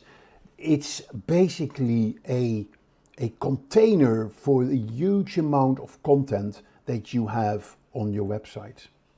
Yeah, and you see that here in the news section. That is where all their articles are featured, like blog posts basically. Yeah, and you can access them through the website. Okay, so that is the Walt Disney Company. So it's a very user-friendly design, very easy navigation, and it's a great way to find all the information about the company. TechCrunch is another one. It's a leading technology website that covers the latest in tech news for startups. It's built on WordPress, and it features a responsive design that looks great on both the desktop and the mobile. Yeah, so it includes a mix of articles, videos, podcasts, and it allows users to easily browse by topic or search for specific articles. Now, what is a responsive design? A responsive design is very important. A responsive design means that your website will automatically resize to the device that the user is using. Yeah, so it's a mobile version, a mobile-friendly version of your website. And when you pick a design, you always need to make sure that the design is responsive. And the best way to test is if you make the website smaller, that it will automatically resize. And you can see that here. Yeah, resize ultimately to the mobile format. So the third example was Star Wars. It's the official Star Wars blog. Yeah, it's a fan site that cover all things related to Star Wars, from movies, TV shows to books and comics. It's built on WordPress and it features a design that reflects the Star Wars universe, complete with their custom font and background. It includes news, interviews, fan content, as well as a forum where users can discuss here in the community, where users can discuss their favorite Star Wars topics. Yeah, so that's an example of 3 WordPress websites. Yep, so that's it. Yeah, so let's have a look at the backend system of WordPress to get an idea what sits behind this website. So if I go to my own website, and that is Riyadh Farasha. Yeah, that is a kind of a house that I have in Marrakesh, in Morocco, that I rent out, that people can, it's on Airbnb. But besides that, this website is built on WordPress. Now, a very easy way to find out if a website is built on WordPress is basically after the URL, you just type wp-admin. Yeah, that is what you need to access the backend. It will ask you for a user ID and a password. If the website, if the browser comes back with URL does not exist, then you know that this website has not been built on WordPress. Okay, so let's wait till we get the access. Oh, I've already logged in, yeah, so that's why we don't see the login screen, but that's okay. Yeah, you'll get first a login screen, you sign in, and then you get to your dashboard. So here you see your WordPress dashboard, you see the theme that I used, yep, and then here is some updates that are required, at a glance, how many posts, how many pages, I can add a quick article, etc. But here you see on the left, you see the menu. Yeah, so you see basically the most important ones are your blog posts, are your website pages. Yeah, so WordPress works with pages and posts. Pages are static pages like your home page. Yeah, posts are blog posts. Okay, so that's basically the essence of the structure of WordPress. Then here you see your themes, and then here you see your plugins. Yep, and then you have tools, you have your setting. I've set up SEO on the site, I've set up Google Analytics. Yeah, so if I go to my pages and look at all pages, then here you get a list of all the pages that you have active on your website. Okay, so go to posts and you get a list of all the posts that you have on your website, the blog posts. If you want to add a new post, you just click here, add new. If you want to add a new page, you can also hover over the pages and then click add new. You can add different things like portfolio or testimonials or products or services. Yeah, and here is your media library. This is where you have all the photos and videos that you use on your website. Okay, and here you have your theme options. So I selected a specific theme, and then here you see all the things that you can change on your theme. So nothing to program. Yeah, you can just go through all these items and select the specific options for that section. So you have the site layout, the header style, etc. Yes, so that's the theme options. So these are all the options that you can specify. And then here you have your appearance. So here you see the themes. And you also see the widgets, and you can also specify the menus. So when you start your website, the first thing WordPress will ask you, go to the themes. And then it will come default with 2 or 3 themes. But you can search for themes as well. So you see there are Virtue, there are probably a handful of themes that I've got here. Yeah, but these are sort of available. I can also search for new themes. Okay, so I can search here in WordPress. I can also search on outside WordPress in Theme Forest, for instance, and then bring in the theme into WordPress. Okay, so those are the themes. Here are your widgets. You see a list of widgets that you have available. Yeah, so here you see the widgets that I've installed and where they are in the sidebar, the home widget, the footer column. Yeah, we have 4 footer columns, and here is the available widgets that I can add. Okay, and then very important, here is your page with plugins. I can see my installed plugins, or I can add new plugins. So go to the installed plugins, and then you see what plugins are you have installed. Yep, and then you can add new plugins as well. So that is a very high level overview of the WordPress functionality. I just want to leave it at this. It's important to understand, yeah, if we go back to this, the features, if you want to sort of summarize them. The one big benefit of WordPress in the features, it is a very user-friendly interface. It's a very intuitive interface. Yeah, and it makes it easy for users to create and manage content on the website.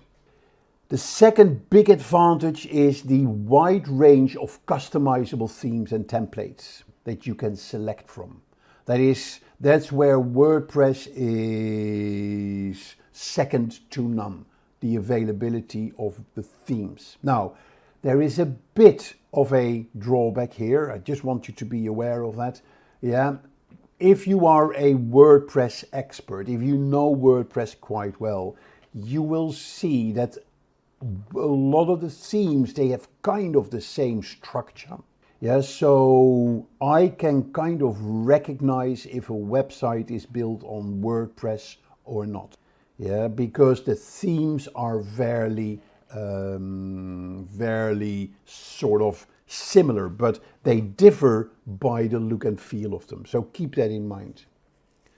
Yeah, always very important, make sure that the website is adaptive, yeah, is responsive. And that is another big advantage of WordPress, that it has a responsive and a mobile-friendly design. Another big advantage and the features of plugin is their extensive plugin and widget architecture. Yeah, and that gives you a tremendous library of functionality that you can use on your website. Because of these plugins, you can also very easily optimize your website for SEO. So WordPress has built-in features for that, but one of the best SEO plugins is Yoast SEO, where you can add meta tags, sitemaps, permalinks, descriptions, page titles, etc. And then finally, the features in WordPress, they really stand out when it comes to supporting multi-languages. Yeah, so it's multiple languages, making it easy to create and manage websites for international companies. And then to close, very good features are around the e-commerce. With plugins like WooCommerce, WordPress can power any e-commerce website and can handle transactions, inventory management, and more. Besides that, the core engine of WordPress is its blogging platform. Yeah, so it's still one of the best blogging platforms, but it is now also, of course, has the capabilities to build your entire website around it. But the blogging capabilities, they include posting, post scheduling, commenting, and social media sharing. WordPress also offers a fantastic library for media management. Yeah, so making it easy to upload, store, manage all types of media files, like images, audio, video, PDFs, and what have you. And to close the feature list off, there is a very strong community around WordPress. Very large, very active for developers, for designers and users. They contribute to the ongoing development of WordPress. They provide support. They create themes and plugins to extend the functionality. And if you have a problem, I'm sure you can find an answer in the WordPress community, because other people will have experienced those problems as well. Okay, now let's compare WordPress with the competition. And I'm going back now to WordPress.com and WordPress.org. Yeah, remember WordPress.com was the basic where WordPress would take care of the hosting. Yeah, so you just open an account and publish your site. So competitors with WordPress.com are Wix, Webflow, Squarespace, Bubble, Soho Sites, Square Online, which was formerly Weebly. I really like Weebly, by the way. And Odoo Website Builder. If you look at competitors for WordPress.org, we look at HubSpot CMS Hub, Progress Sitefinity, Drupal, Joomla, Kentico, Contentful. And if you look at e-commerce competitors, we look at Shopify, Ionos, Squarespace, Volusion, and BigCommerce. Now, one of the big competitors, although they are in the hosted section, yeah, they are in the WordPress.com section, but they are trying to eat in WordPress market share in the WordPress.org section, is Wix. Yeah, so although Wix provides hosting as part of its own platform, WordPress, we're talking about the comparison of Wix with WordPress.org, requires users to pay for the hosting. So keep that in mind. So Wix has been around for quite a few years.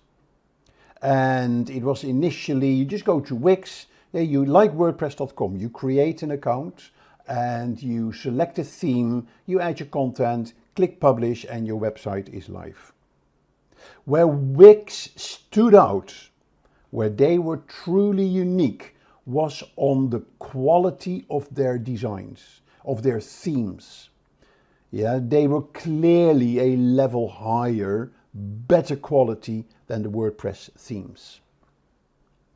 Now, in the early days, one of the reasons why Wix was so powerful and so popular was because of the quality of its themes. Yeah, and that's where it really stood out from WordPress. Now, one of the reasons why these themes stood out was that they were developed on Java. Yep, and with Java, you have a lot more flexibility on creating really nice kind of themes. But the problem with Java was that Google couldn't index pages that were built with Java because it was very proprietary coding. The text was kind of buried in the code. So In the early days, Wix had a very poor reputation when it came to search engine optimization. Over the years, that has changed.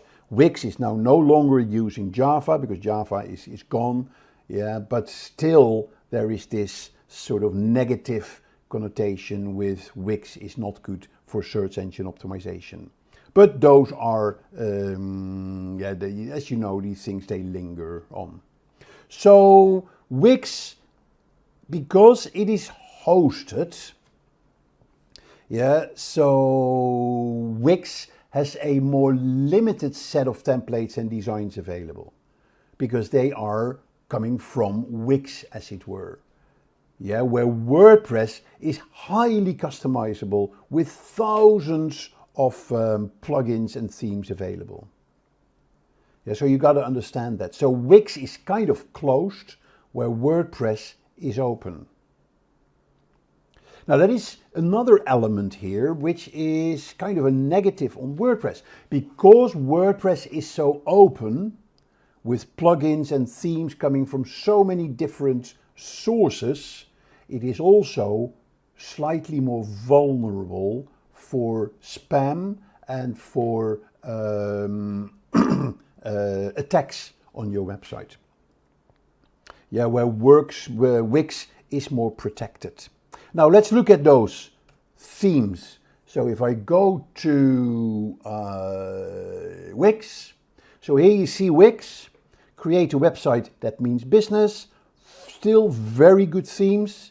Yep, so very easy to start, very friendly to set up. I'm not going to log in or get started. I'm just going to show you if I go to the creation and I'm going to the website templates.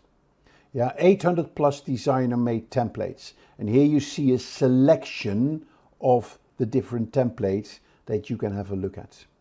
Yeah, so you can just click on the template, you can edit. That means you can turn it into your website, or you can view the template, how it would look like. So let's look here on view and then see a live version of what the website would look like. Yes, you see they look really good. Use it as a starting point, click straight onto edit the site. So you see how easy it is to make. If I go to WordPress themes, I showed you how to find the themes on WordPress. Yeah, I can also go to a site like Theme Forest.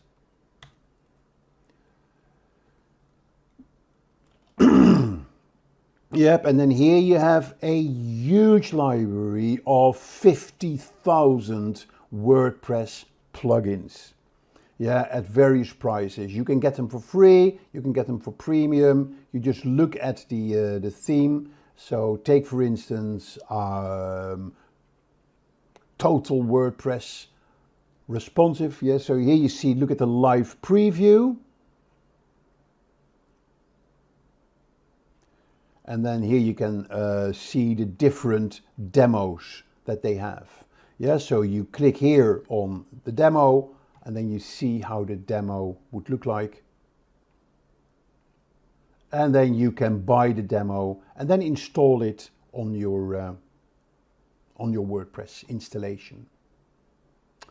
Okay, so those are the themes that are very important, and that is where Wix has a more limited set but very creative.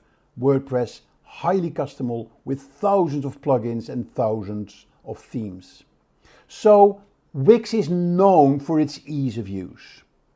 Yeah, so anybody can easily start a website on Wix. But remember, you have limited control over the technical aspects of your website because it is managed by Wix.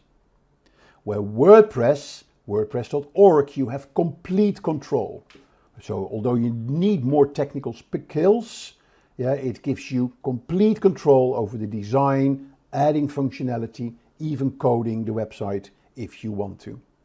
So keep that in mind. As we said earlier as well, Wix has more limited set of SEO options. Historically, remember with the Java format that they had, you may need to upgrade your plan on Wix to get more SEO features. Where on WordPress, you have the most fantastic SEO plugins like Yoast SEO, all-in-one SEO, which gives full SEO functionality on your website. And we all know how important SEO is. Right, now let's look at how we're going to install WordPress. Yes, so there's two options. You can do it through a hosting provider. Yeah, there are two options. There are two options. You can be guided by your hosting provider, or you can do it all yourself. So let me show you first how to do it through your hosting provider. So here is my hosting provider, which is GoDaddy. Yeah, on GoDaddy, I have multiple products, and one of my products is hosting. Okay, and I'll show you later the details around that. But when you go to your hosting section in your service provider, then here you have a list of the websites that you are having installed on the provider's server. If you want to add a new website, which is guided by the hosting provider, the only thing you have to do is to go to your admin panel. And in your admin panel, you have all the apps that you have access to. Yeah, it could be email, it could be file manager, it could be the images, but there's also apps that you can install, like WordPress or Magento or Joomla. So the only thing you need to do if you want to install WordPress on your hosting provider's server, you just click here on WordPress. That will then take you into a dialog.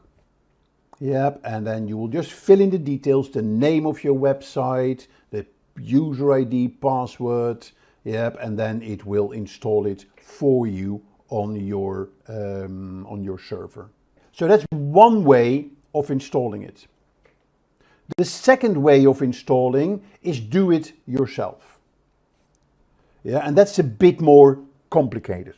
But these are the steps you will have to go through. First of all, you need to decide on what hosting provider you're going to use. That could be GoDaddy, Bluehost, HostGator, and what have you. Then you go and actually download the latest version of WordPress from the official WordPress website. Then what you do, you're going to upload WordPress on your server that you have with the server provider. Yep, so you can use an FTP client like FileZilla, or as I showed you just now, through your web hosting control panel. When GoDaddy does it for you, like when your hosting provider does it for you, they create your SQL database. If you do it yourself, you will have to create your own MySQL database. And your hosting provider has an app for that. Then you run the WordPress installation script. It will then create the WordPress file and create a database. And then you can configure WordPress. Yeah, so you log into your admin area, you choose the theme, add the plugins, create the pages, and you launch your site. That is how easy it is when you want to do it yourself. Okay, now back to the hosting provider for a sec. Yeah, it's important that you understand. If I go to GoDaddy, then here you see the different type of products that you have. So these are the products that I use. I have a section on domains. So I have bought domains that they manage for me. Yep, so here are my domains. I have web hosting. Yeah, so that is where I buy my slice of their web server. Yeah, always make sure it has a cPanel, which is an admin, the admin section. Okay, then very important, make sure that you buy web hosting and that you add SSL certificates. You may have heard of SSL certificates. They are the S behind HTTP. Yeah, so HTTPS, which is basically a required security feature that Google wants to see on your website. And then additionally, you can buy website security, which is important, and backups. And there's many other products, but these are the core products that you need from your hosting provider. Okay, so we are all set up. We have WordPress ready. Let's now look again at the website creation. So once you've chosen your hosting provider, and we talked about that, you're then going to install WordPress, either do it yourself or through your hosting provider. And then the first thing you're going to do is choose a theme. And I've shown you the library of themes.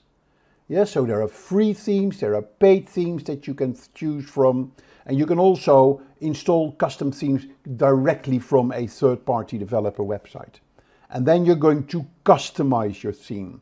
What I like about many of the themes, they come with demos. And you can actually download the demo. So you see the full website completely ready, completely installed with the demo. And the only thing you have to do is to change the content of the demo with your own content. Then you're going to add your logo, etc. You're going to add your own blog post. You're going to change your pages, upload the text in your pages. Yep, and then you're going to add plugins like SEO, like social media sharing and what have you, like forms. And then you're going to publish your website.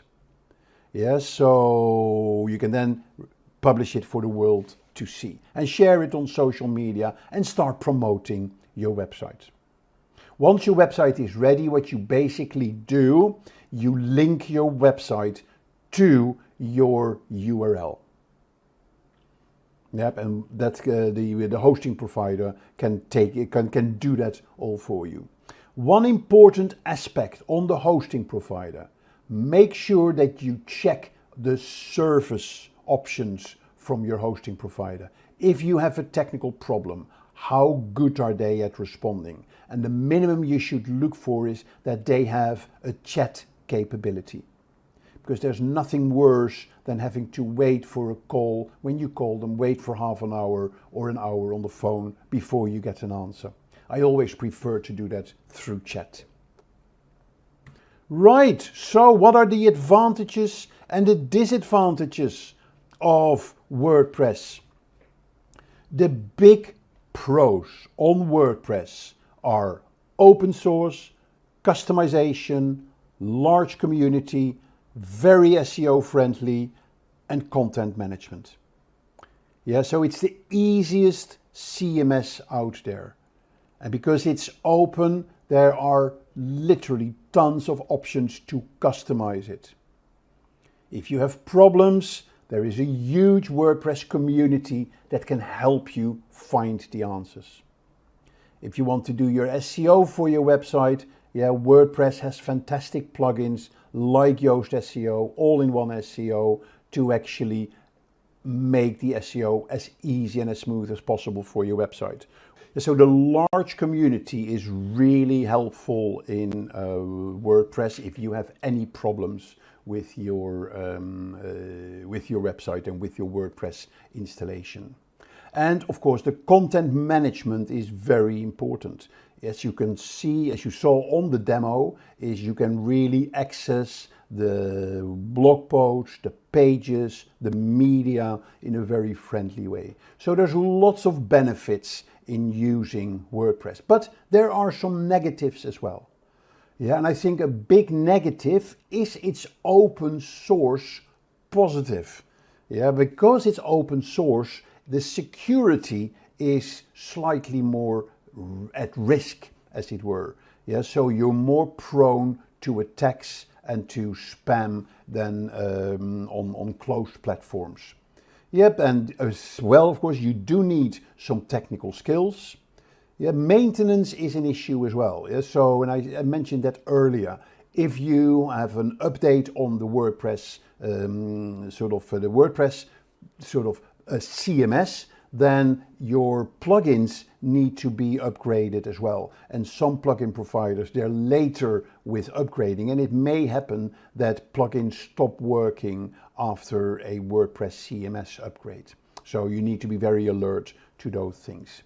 And one final issue that may come up with WordPress is that they tend to be slightly slower in performance, which basically means it takes longer to load a page. So you need to be aware of that, you need to track that, you need to measure that, and you can get tools in WordPress as a plugin that can help you with improving the speed of your website.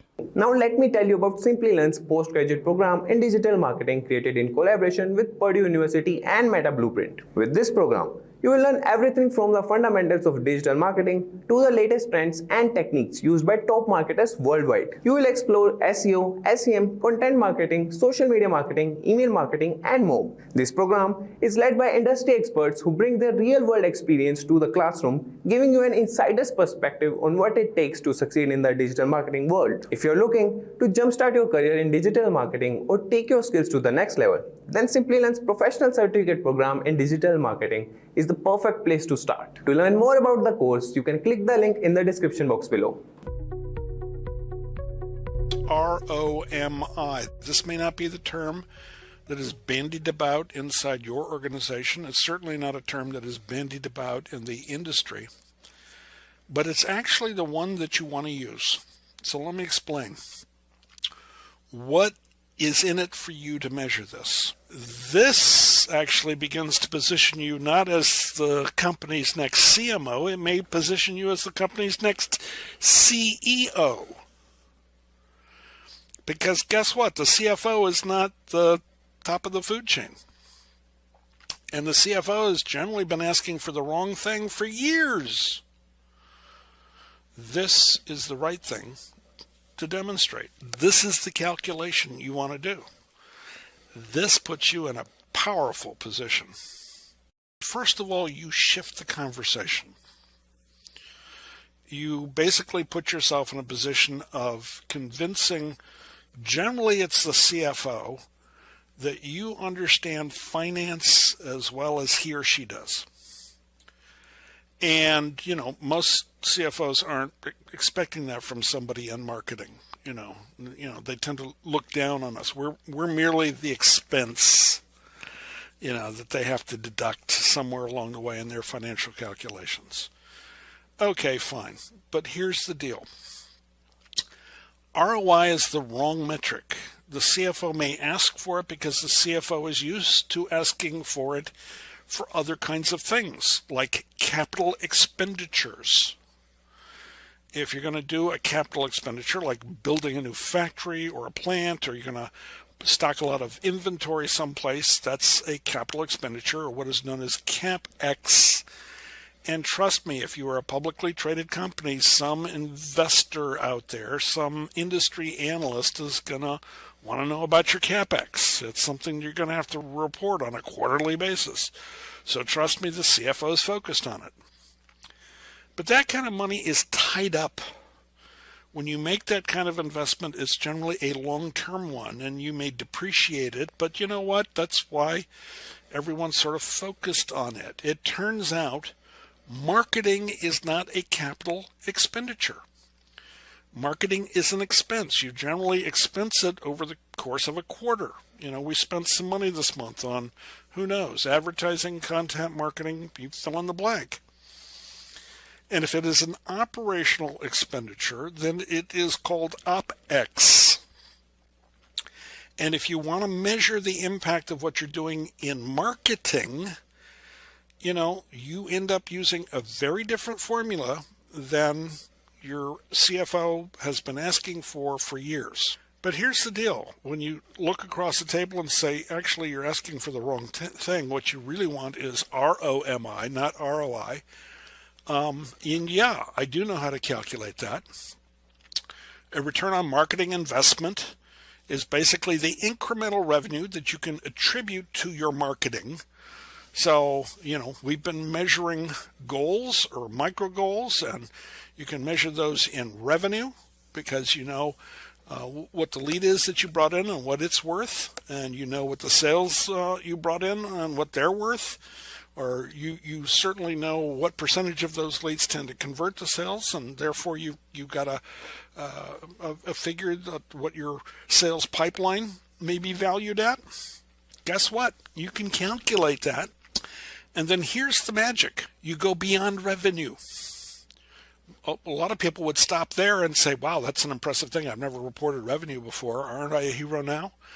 But if you take the next step and you say, and also I know what our contribution margin is. A lot of people will call that your profit margin.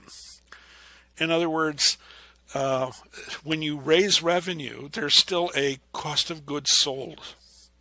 It takes some money to manufacture your product, or it takes some money that for the people you have to pay to deliver your service.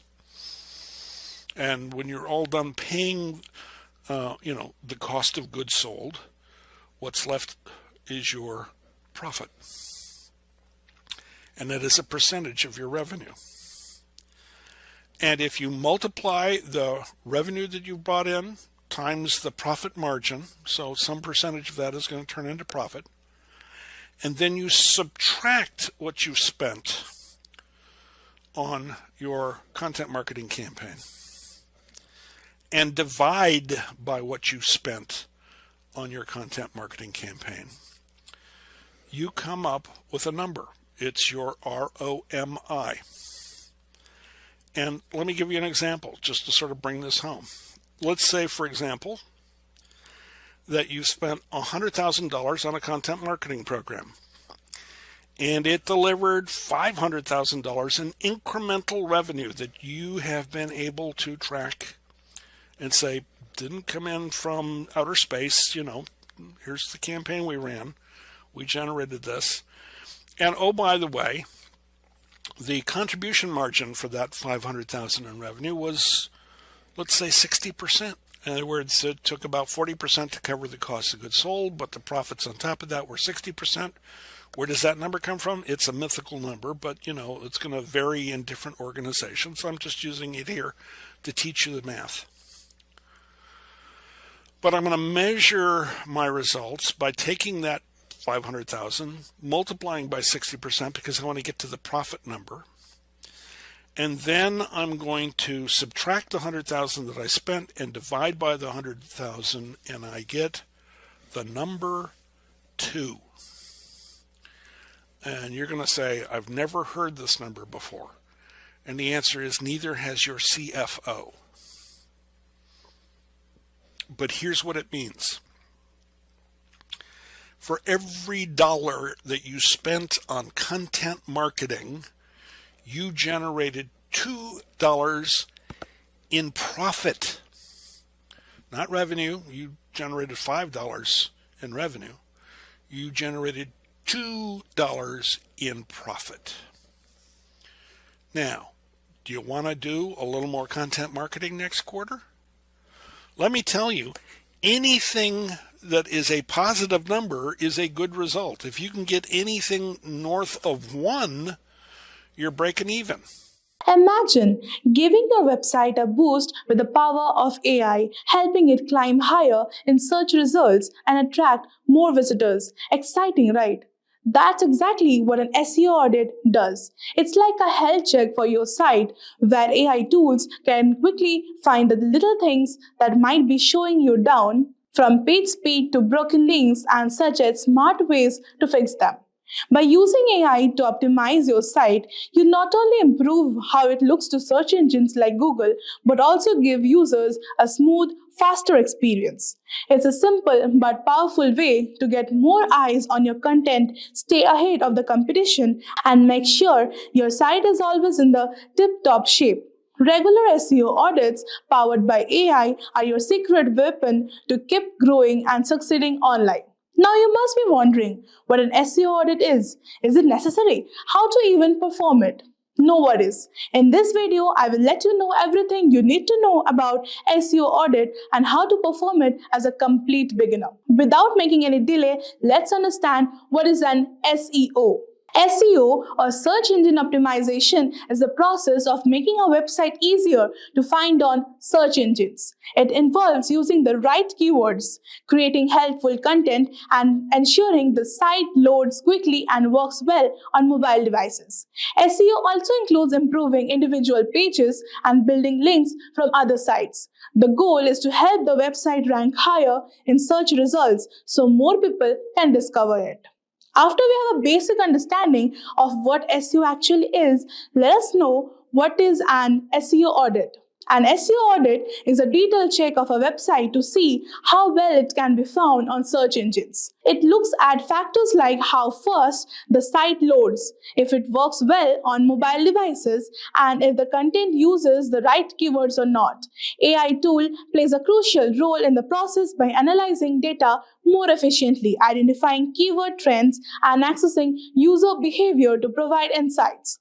The audit also checks how other website links to it and whether the content is useful for visitors. It examines how easy it is for users to navigate the site and compares it to the competitors. After the audit, you receive a report with suggestions, often enhanced by AI recommendations, on how to improve the site's SEO, helping it rank higher in the search results and attract more visitors. So, by now, you must be wondering why it is important to conduct an SEO audit.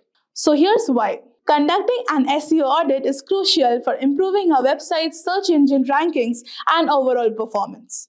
It helps identify technical issues such as broken links or poor site structure that can hinder search engine crawling and indexing. Additionally, an audit enhances user experience by ensuring the site is mobile-friendly, fast, easy to navigate, which reduces bounce rates and increases conversions. It also ensures content remains relevant and optimized for target keywords, driving organic traffic without the need for paid ads. Regular SEO audits help websites stay updated with algorithm changes and provide insights into how to outperform competitors. Now, the most important part, I will let you know the 2 AI tools to conduct a basic SEO audit for complete beginners. So let's get into the video.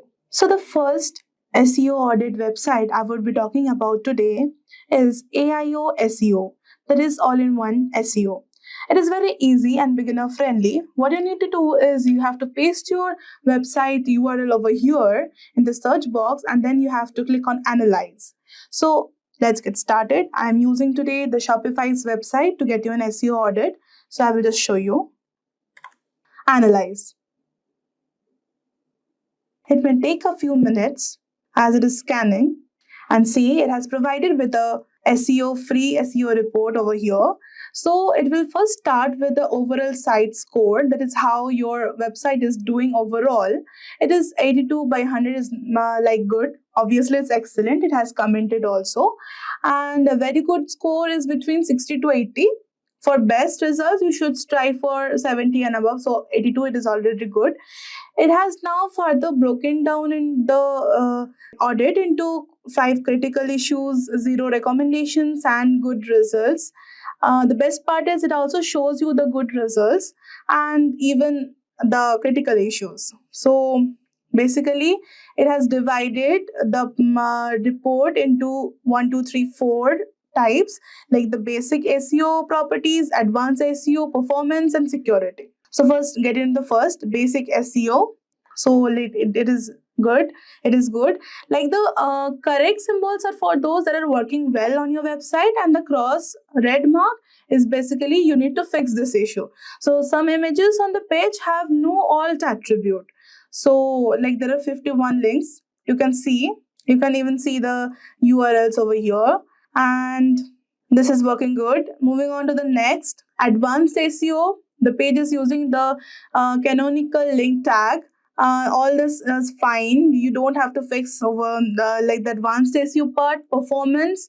The server is not using expires headers for the images, and you can click over here and see basically what is the problem. The page makes 43 requests. More than 20 requests can result in slow page loading.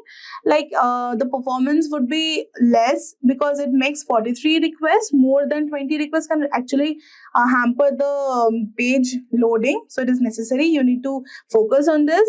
And the size of the HTML document is 73 KB.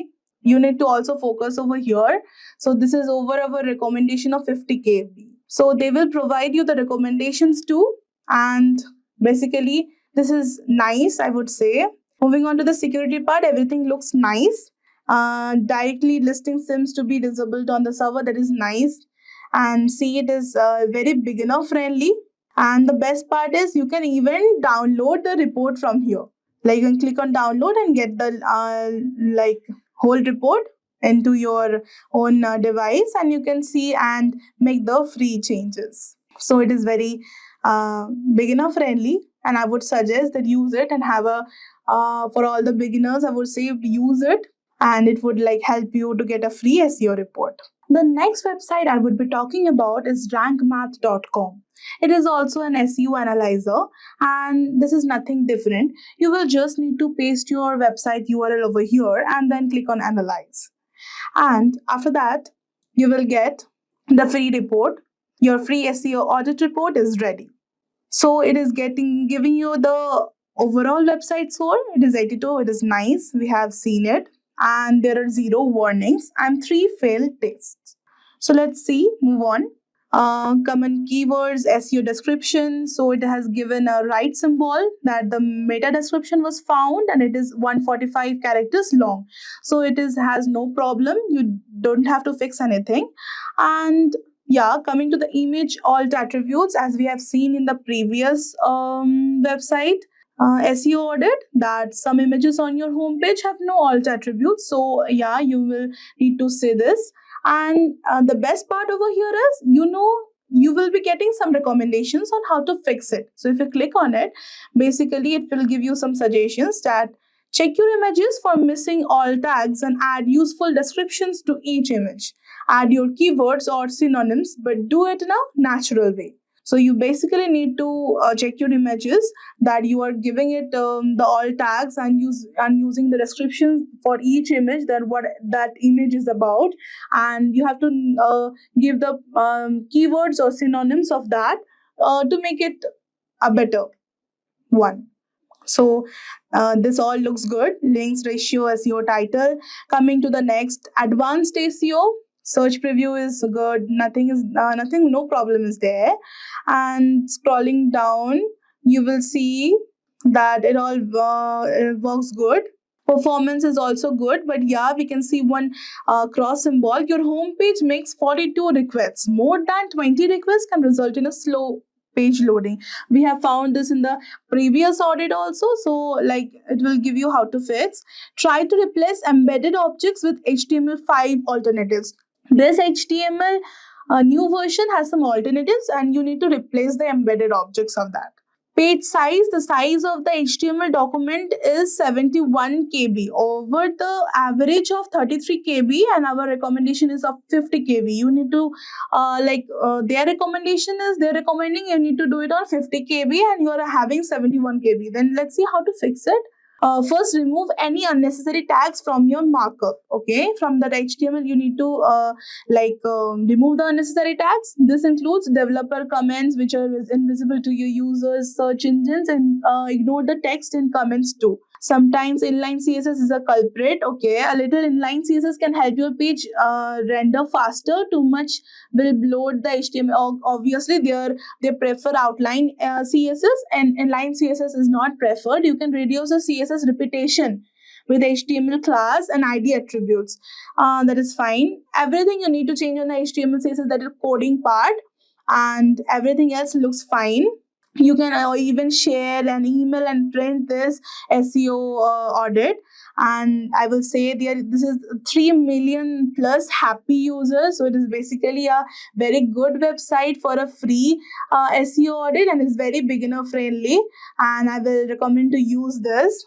So Both the free AI tool will help you get a free SEO audit and make sure you fix your website issues and make your website rank higher. Basically, Google follows 3 basic steps to rank a website. They need to crawl your website. They need to take what they crawl back to their servers. And when they take it back to their servers, your web pages, they need to have them available for indexing. So when somebody actually types in a keyword into google.com, it'll be available to be found on organic search. So that's what indexing is all about. And then Google's job when somebody does type in a search query is to basically rank those pages that they've indexed from number 1 to infinity, depending on how many pages are relevant to that search query. So really it's about crawling, indexing, and ranking. So crawling is simply a process done by which Google has bots. And what these bots do is they go to your web server and they're going to crawl every page that they can find. And how do they find these pages? Well, they basically follow links. You might have heard the term spidering, but that's what they call search engine spidering. So basically what Google's doing is they're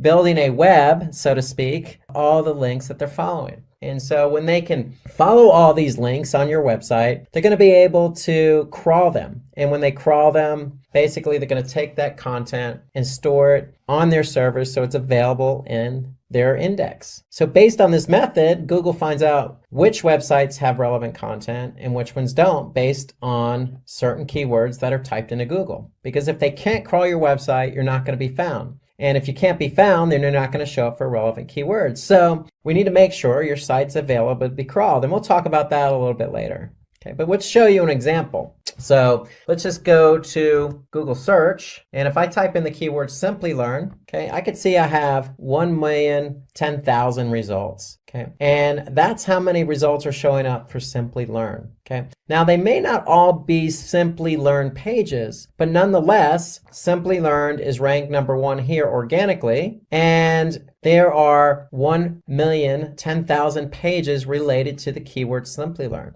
Now, when it comes to organic search, we don't want to get it confused with paid search. So anytime you see paid search, you're going to see something that says ad next to it. Okay, so we could see that there are paid ads here, but when it comes to organic search, those are generally below paid ads. And so that's where Google counts the 1,010,000 results. And so that's the whole idea behind crawling and indexing. Google's able to crawl Simplilearn's website, and based on all the pages that they gather, they're going to make those pages available in organic search. So if you type in a keyword and your web page is not available for indexing, then you're never going to show up for that keyword. So that's why it's important to make sure your website is available for crawling and indexing. And so when a user types a query on Google search, the most relevant websites that are in Google's index are going to appear in the search results. So in the example I gave with Simplilearn, well, Simplilearn is the brand name of the company Simplilearn. So there's a lot of relevancy there. So that's why you see Simplilearn show up here organically, number 1. Like we mentioned about what is SEO and why SEO, we talked about that user experience. So there's a lot of factors that go into ranking, relevancy being one of them. So in the Simplilearn example, Simplilearn is relevant to a lot of the Simplilearn pages because that's who they are, Simplilearn. However, Simplilearn also needs to make sure that, for their pages, the page load time is fast, meaning these pages load very fast for the end user. And Google also takes into account other factors, like how long someone is staying on a website. Or are they bouncing, meaning are they going to one page that they land on and then leaving the website? Okay, and so the user experience is very, very important. There are other factors also like language and location. And so, for example, location, if you do a search, say in India, the results are going to be a little bit different than, say, the results in the United States. Why? Because Google is indexing as many web pages as they can find. So if somebody's doing a search in India, their results may be a little bit different than the results show up in the US because Google has different bots. And these bots are crawling different pages at different times. And so Google's index is updating continuously, but it's not real-time syncing. So if you do a search in India, You may not see exactly the same thing because both search engines, the Google in India and the Google in the US, may not be exactly synced up. So an example would be, if you're looking for cafe. So if you search a cafe in, say, San Francisco, you're going to see different results. Now, if you do a search for cafes in Mumbai, you're going to see different results. There's going to be local search here at the top. There may be some paid search, but again, you may see different results because one, location, but two, Google search engines in India and United States, Google.com, aren't exactly synced up exactly at the same exact time you do that search. So location is important, language is important, and relevancy is important, along with user experience.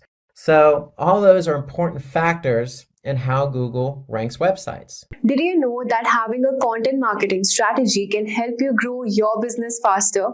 It's true. But what exactly is a content marketing strategy? In simple words, a content marketing strategy is a plan for creating and sharing things like blog posts, videos, or social media updates to get people interested in your business.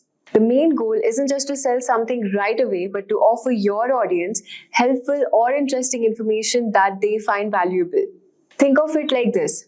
Instead of constantly pushing your products, you create content that teaches or entertains people. Over time, they get to know your brand and build trust. When they're ready to buy, they'll come to you because they already feel connected. For example, if you sell healthy snacks, instead of just saying buy my snacks, you can create YouTube videos showing quick and healthy snack ideas or write blog posts about the benefits of eating healthy. People will find this information useful, and when they want to buy snacks, they'll think of your brand first. So in today's video, we are going to talk about what content marketing strategy is and how to create valuable content like blog or videos that attract customers. We'll also discuss some examples of businesses which use content marketing strategy to grow, where content marketing strategy is used from websites to blogs to social media and YouTube, and how it will help to build trust and loyalty with your audience. So in short, content marketing strategy is all about using valuable content to build trust with your audience, which eventually leads them to become your customers. So let's dive in and learn how to make it work for you. So let's get started. So let us first talk about what is content marketing. At its core, content marketing is all about creating and sharing valuable content, whether it's blog posts, videos, or social media updates to attract and retain your audience. It's not about selling directly, but also informing and educating. The idea is that over time, your content will nurture your audience and lead them to take action, like subscribing, following, and making a purchase. Think of it like planting seeds over time. As you keep creating valuable content, your audience grows. So does your business. For example, HubSpot. HubSpot focused on educating their audience about marketing through blog posts, offering valuable insights. Their content wasn't sales focused, but provided immense value, which eventually drove people to trust and buy their products. For YouTube, if you're a small business owner, start by creating YouTube videos that educate your audience about your niche. For example, if you run a fitness brand, create videos that offer workout tips or nutrition advice. This helps establish you as an authority without directly selling. The next step is creating your content. Your content can take many forms: videos, blog posts, infographics, or podcasts. Start by identifying what works best for your audience. For example, a travel blogger might find success with visually appealing blog posted and YouTube travel blogs. Consistency is the key. Posting content at random won't cut it. Create a schedule, whether it's once a week or twice a month, and stick to it. For example, HubSpot. HubSpot started with a blog post on marketing topics, but later expanded into videos and webinars. They found that consistent posting helped them build trust and drive traffic to their site. Talking about YouTube, focus on content that solves problems or answers questions. If you are in the fitness space, create videos like 10-minute home workouts or healthy recipes for busy people. Over time, your audience will return for more. Now let's talk about how can you get started with content marketing. If you're new to content marketing, start by defining your goals. Do what you want to drive traffic, build brand awareness, or engage your audiences. Once your goals are clear, choose the right platforms, YouTube, blogs, or social media. For example, HubSpot's goal was to educate business owners on inbound marketing. They started with a blog, they expanded to other platforms like YouTube and social media. Start by creating videos that aligns with your goals. In YouTube, for example, if your goal is to build brand awareness, focus on educational content that introduces your expertise into a wider audience. Post consistently and build a content library. The next step is to promote your content blog. Creating content is just the first step. Now you need to promote it. Use SEO to rank higher on Google. Tools like Ahrefs or SEMrush can help you find the right keywords or target. Share your blog on social media and engage with the audience through comments or newsletters. HubSpot promoted their first blog using SEO and shared them across platforms like Twitter and LinkedIn. This helped them to build organic traffic over time. For YouTube, if you also want to run a blog, share your YouTube videos on your blog and optimize them with relevant keywords. Promote your videos on Instagram, TikTok, or through your email list to drive more traffic. Now let's talk about how can you promote your YouTube content. So YouTube is a goldmine for content marketing. To promote your YouTube videos, start by optimizing your titles, descriptions, and thumbnails for SEO. Use engaging visuals to attract clicks and share your videos through social media platforms like Instagram and TikTok. HubSpot promoted their YouTube content by sharing tutorials on SEO and inbound marketing. Their videos were optimized for search engines, helping them to rank higher in YouTube search results. For YouTube, create catchy thumbnails and titles that draw in users. Use relevant keywords in your descriptions to rank higher. Respond to comments and engage with your audience to boost interaction. The next step is about what are the two objectives of content marketing. So there are majorly two objectives. The first is lead nurturing, which keeps your audience engaged with helpful content until they are ready to buy. Next is lead generation. Attract new potential customers through valuable content. HubSpot used lead nurturing to offer free tools like the website grader to build trust. Their lead generation strategy involved creating blog posts and webinars to attract new leads. And for YouTube, if you're selling products or services, create videos that help nurture your audience by providing useful advice. At the same time, use lead generating videos like product reviews or tutorials to attract new viewers. So let's now talk about the phases to build your content. The first phase is starting small. It's very simple. Just start creating and posting content. Don't worry about being perfect. Your goal should be to test the waters and see how your audience responds. Like HubSpot, which started with a small blog, creating content around inbound marketing, and over time, they learned what their audience wanted and adopted. And for YouTube, you can start making new simple videos. Don't overthink, just get your content out there, listen to your audience feedback, and adjust as you go. The next phase is about scale and consistency. So once you've started, consistency is crucial. Begin posting regularly on multiple platforms to stay top mind with your audience. A content calendar can help you keep organized. HubSpot expanded their efforts to include videos, webinars, ebooks while maintaining a consistent posting schedule. They created a content calendar to ensure regular posting. And for YouTube, you can set a posting schedule. So whether it's once a week or twice a month, and stick to it. Over time, you can expand into different formats like question answer sessions or behind the scenes video. The next step, let's talk about time cost and long-term commitment. Content marketing is a long-term game. You won't see results overnight, but the long-term rewards are worth the wait. Many brands only see results after months or even years of steady work, so stick with it. For example, HubSpot didn't see immediate success. After months of consistent blogging and content creation, their traffic and leads started to grow exponentially. Be prepared for a slow start. You might not see immediate growth, but with patience and consistency, your efforts will pay off. It takes time for content marketing efforts to gain. Keep creating valuable content, and over time, your audience will grow. Don't get discouraged if you don't go viral right away. Stay focused on delivering value and trust that your audiences will come with time. It's tempting to chase every viral trend, but it's important to stay true to your brand and audience. Trends come and go, but valuable, authentic content will stand the rest of the time. So focus on delivering high quality content that aligns with your brand's mission. This will help you build long-term relationships with your audience. So that's how HubSpot used content marketing to grow from small startup to a global leader, and how you can use these steps to grow your business through YouTube. Start small, be consistent, and always focus on delivering value to your audience. If you found this video helpful, don't forget to like, share, and subscribe to more actionable marketing tips by Simplilearn. Did you know that you can easily build a website for free using AI? And that's not a trick. It's completely true. Thanks to the amazing new AI tools, anyone can create a website even without writing a single line of code.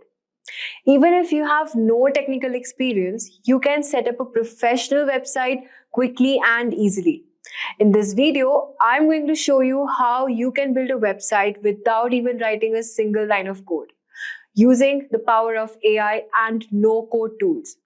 In today's video, we have split this video into two parts to make it more simple and easy to follow. So whether you are a complete beginner or a business owner or even a student, this is something anyone can do. In the first part, I'll guide you through how to build a website using Pantheon and WordPress. You don't need any coding skills for this. Plus, we will use Gravity Write, an AI tool that helps you generate content for your website, like About Us page or blog post. AI will take care of everything from writing to saving your time and also giving the maximum effort. In the second part, we look at some of the best AI website builders like Durable, Cleap AI, and Pineapple AI. These tools are actually free of cost and can build your website for you just in few seconds. You don't even have to worry about the design or content. AI will handle everything. It's fast, easy, and perfect for anyone who needs a website but doesn't want to struggle with coding. So if you're looking to create a website quickly and for free, you're in the right place. Stick around and I'll show you step by step how to get your website live using these top-notch code and AI-powered platforms. So let's get started and see how AI is making web design easier than ever. So let's move on to the demo part. Alright, so now that we know what we're going to cover, let's jump into the first part, which is building a website using Pantheon. And this is the Pantheon website we have logged in. And for this, you have to just click on Get Started. And then we will move on to the WordPress part. So here, as you can see, you have to just simply fill up your details. So I've filled up my details here and just click on Continue. Wait for a few seconds till the dashboard is being loaded. And then you have to just simply click on Create a Site. And then we will be selecting WordPress. So now, as you can see, we have successfully logged into our Pantheon account and we have also created our account. Now the next step will be installing this WordPress account and then deploying our website in Pantheon in WordPress. So we will just simply click on WordPress here.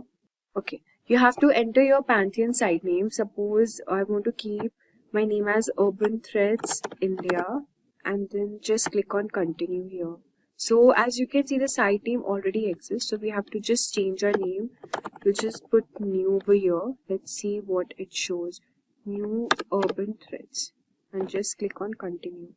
So if this website name is not registered, it will successfully create my website using this particular name. So now the dashboard is being loaded. We just have to wait for a few seconds till it deploys our WordPress.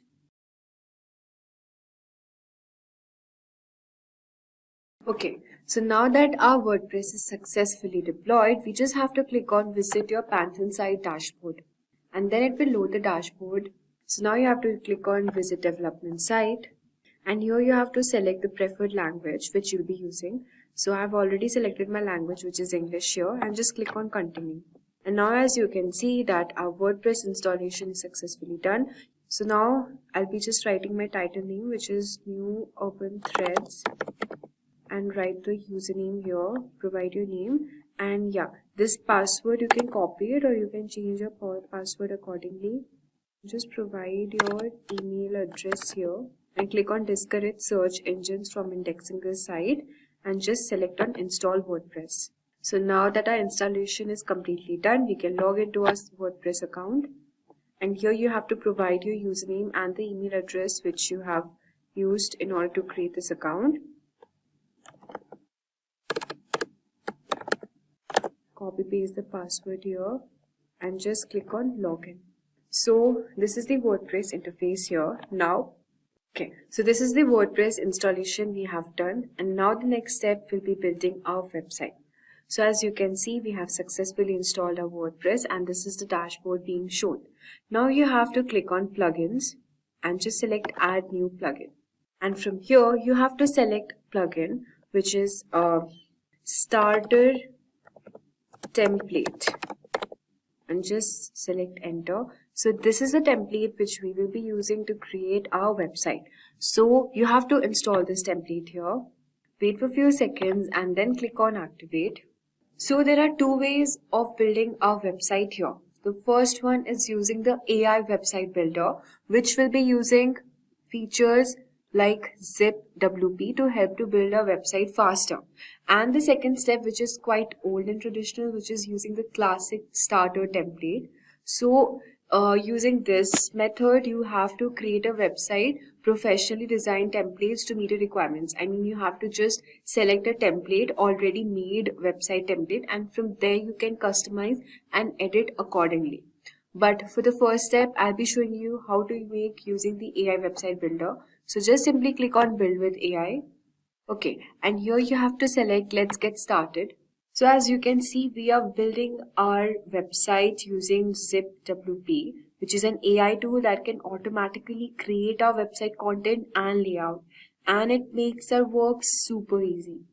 So now, as you can see, we are connecting our ZipWP account with this website, Pantheon website, and then we will click on continue here.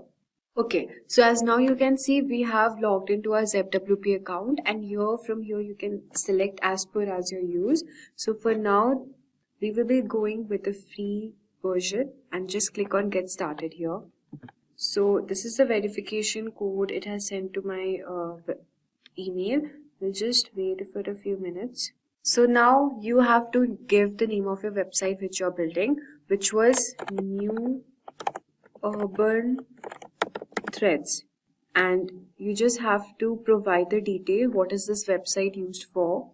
Is it for clothing, spa, gym, local business, non-profit, entrepreneur, agency? So here we will just click on entrepreneur and just click on next.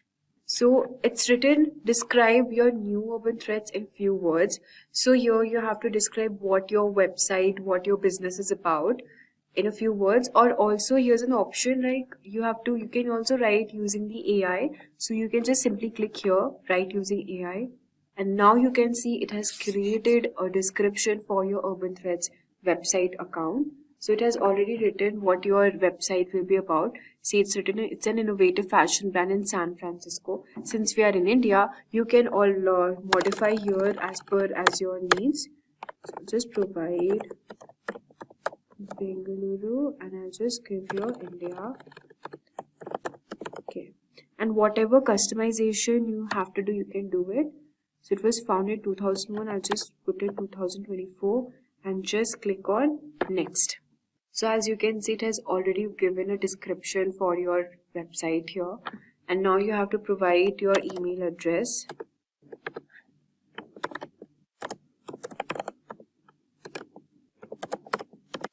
You can also add your social media account if you want to and just click on next here.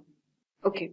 So these are the images you want to pick. So just select on the images. Since it's my clothing online store, you can just select few images from here. You can select this. You can also just simply search here fashion or street style fashion. Okay. So as you can see, these are few images it has shown for us. I'll just select this also.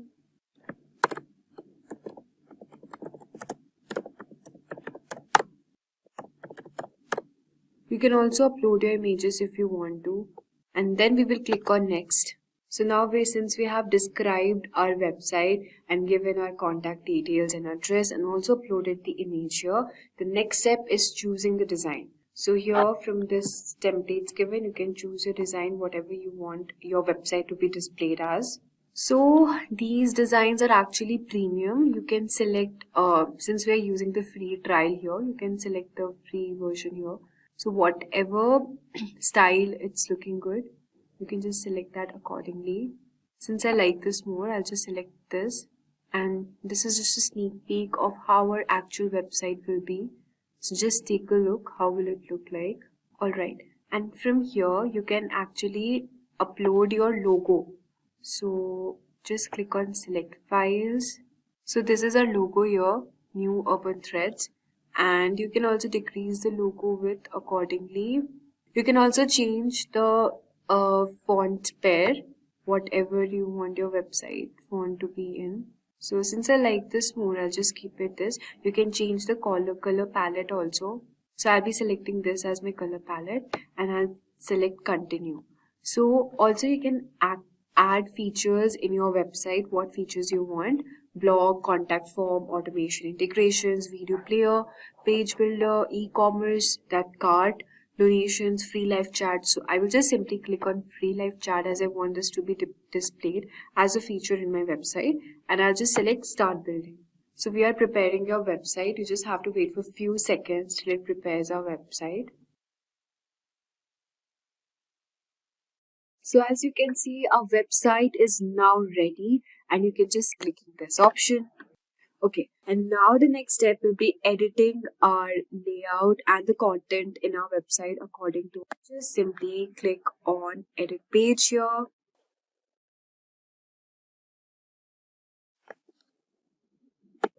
So from here you can just edit the homepage sustainable. Okay, so this is the description here. You can add it accordingly, or you can also ask the AI to write it or make it more shorter here. You can also change the layout of this button, and from here click on content and the image icon you want it to be. So if you want this icon to be enabled, you have to just click on select here, and what style you want in your title plus your description. You can just change it accordingly. Since I want to keep it in white color, I'll just go with it. And okay, Alex turns Jolie to some sustainable fashion. These are the demo post 1 reviews. You can just simply click here and change if you want to. These are the testimonials of what our customers say here. And now if you want to stay in touch, you have to just enter your email address. To continue reading, you can just select here. So see, you can just customize it accordingly and edit your layout if you want to. And the best way I do it is using an AI tool known as Gravity Write. So you can just search your Gravity Write. This AI tool will help you to generate content for your website. I'll just show you how. So you have to just enter your email address here.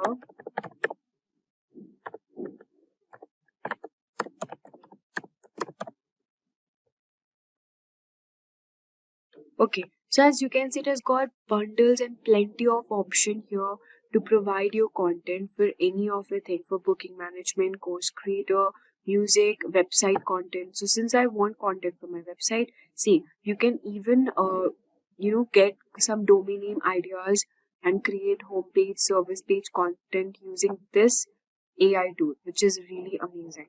So let's go back to our web page and we will just simply save this.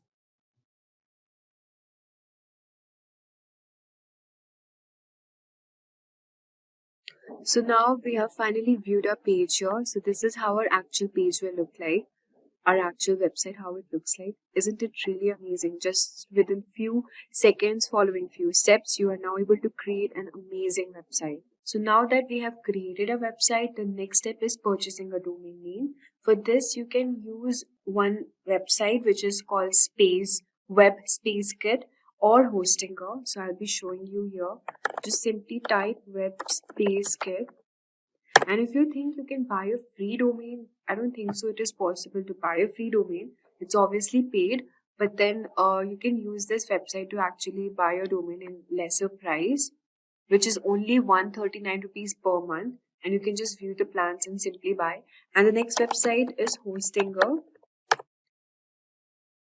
So these services will let you buy your domain and host your website in a very small fee. So all the links will be added in the description box if you want to check out these websites and create and buy your domain for publishing it online in the internet. You can use either Hosting It or Webspace Kit.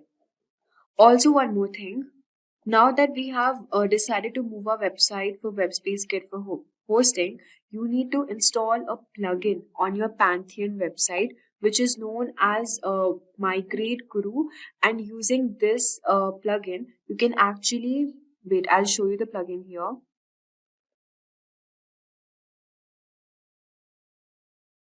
So you have to just simply click on add new plugin, and the plugin name is Migrate Guru. So we'll just search for Migrate Guru here.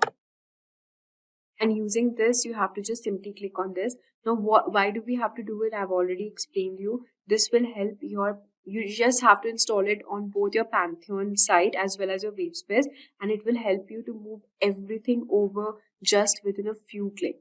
So we have now created a fully functional website using our AI.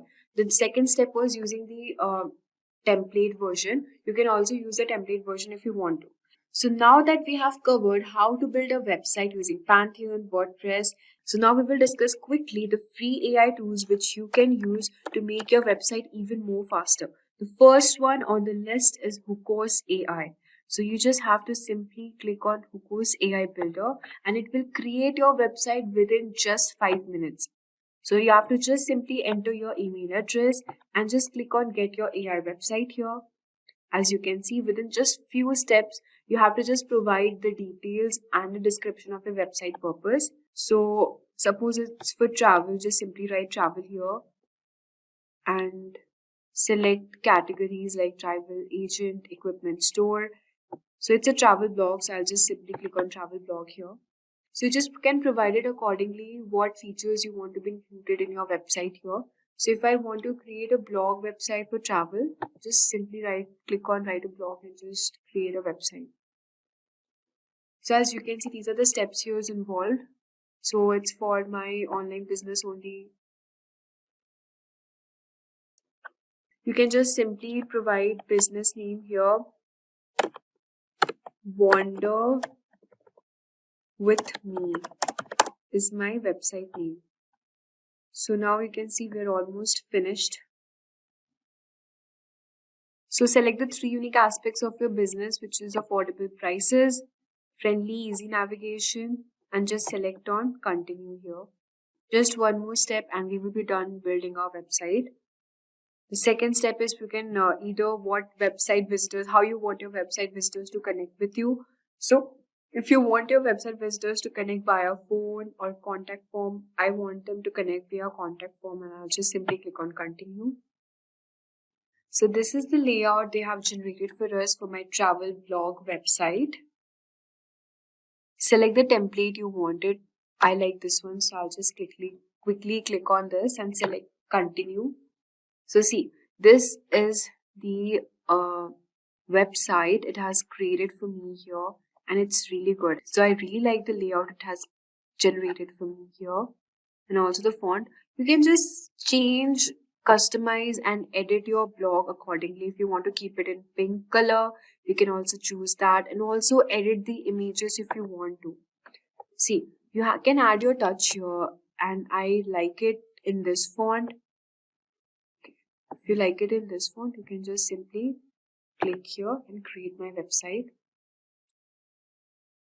So as you can see, our site is now created here, and this is really amazing. I mean, within just a few steps, you can create a fully functional website using this AI tool.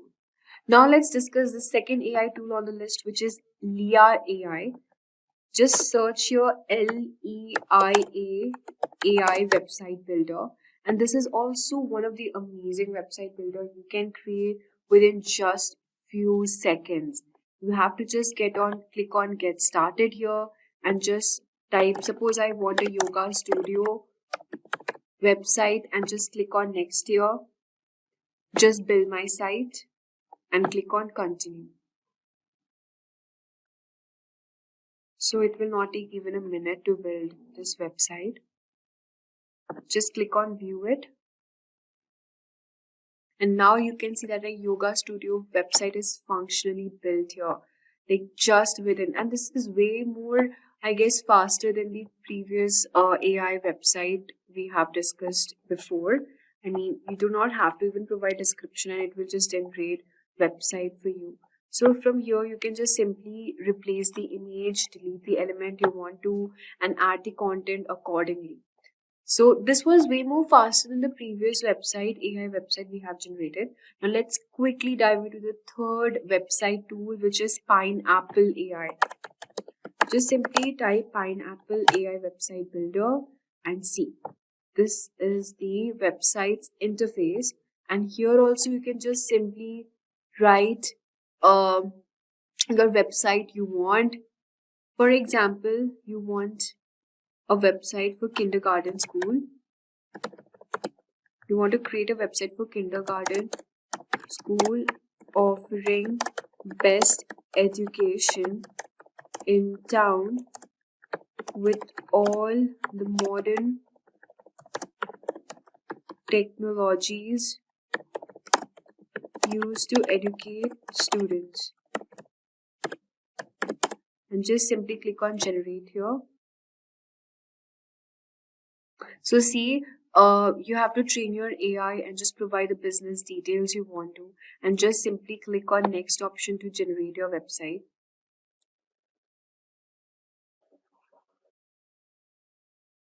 So you can just simply click on the website template you want to. So if I like this one, I'll just simply click here and just click on AI customize and see, it will generate a website for you. And from here, you can add details to start generation. And like this, you can create a website. I mean, it is good, but I like the previous two AI tools more, which could create really amazing website within just a few seconds.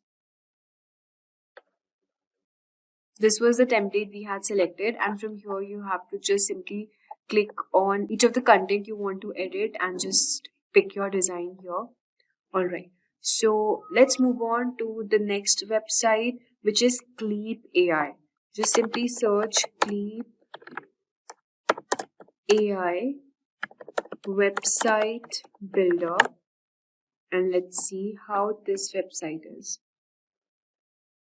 So you can just simply click on try for free option here and search for business. If your business is related to health and beauty, just select that. If you're an entrepreneur, select entrepreneur. What name it should be? Fit India. What's your goal to make money online? Location you can set accordingly. With AI, add some information. For information, you can use either Chatgpt or your Gravity to generate content.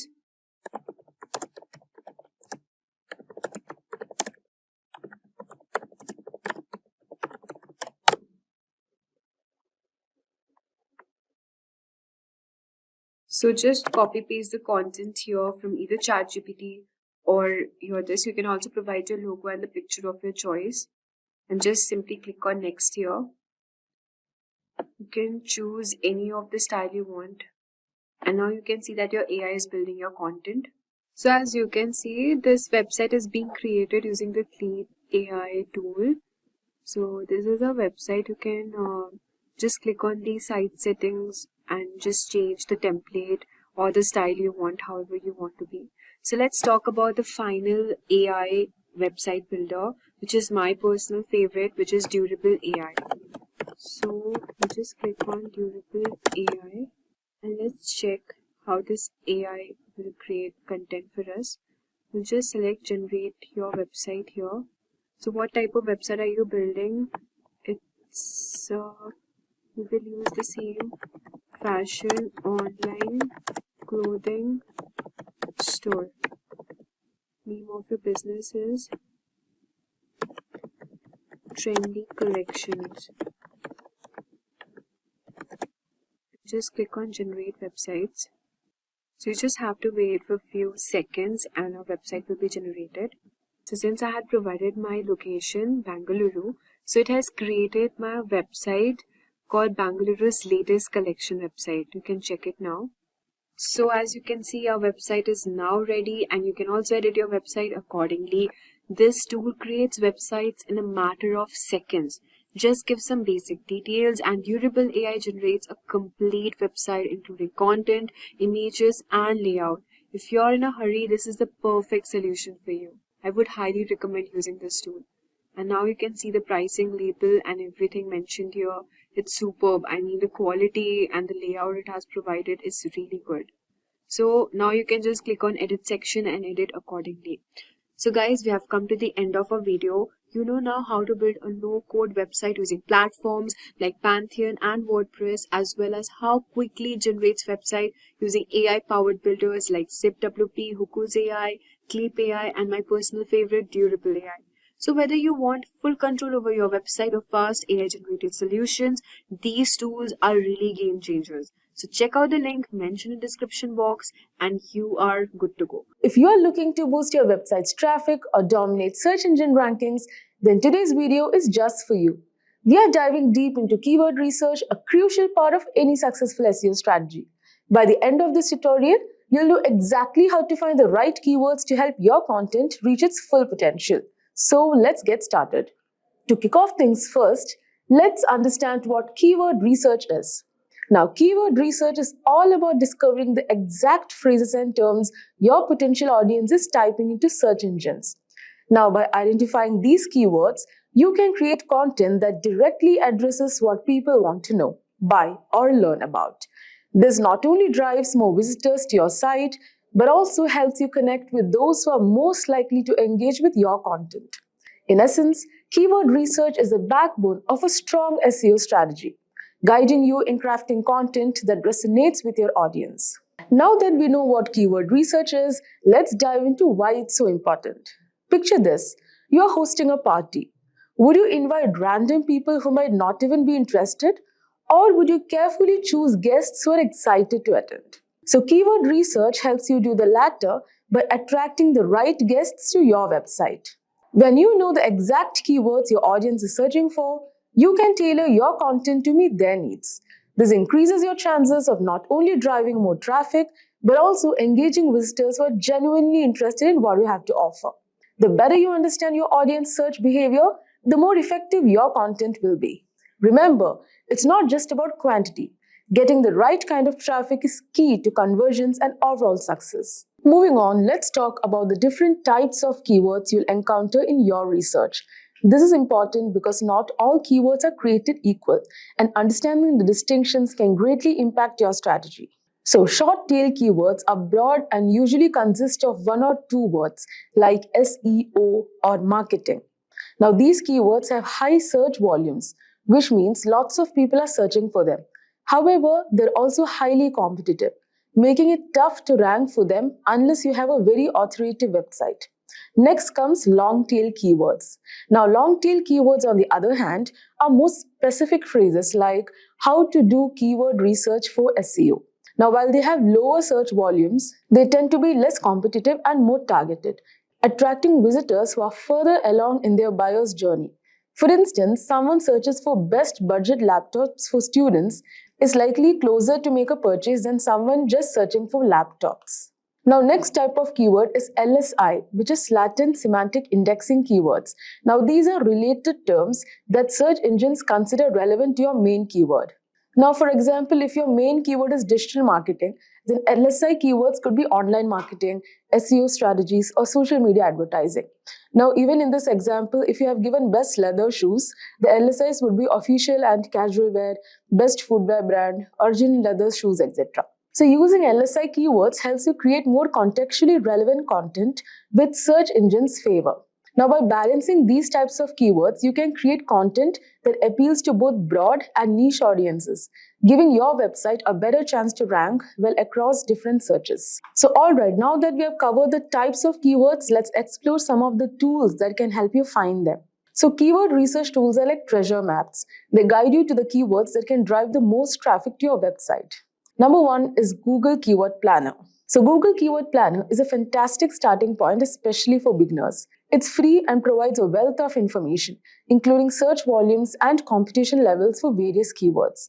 You can also discover new keyword ideas based on what people are already searching for. Next is Ahrefs. Ahrefs is a more advanced paid tool that offers in-depth analysis.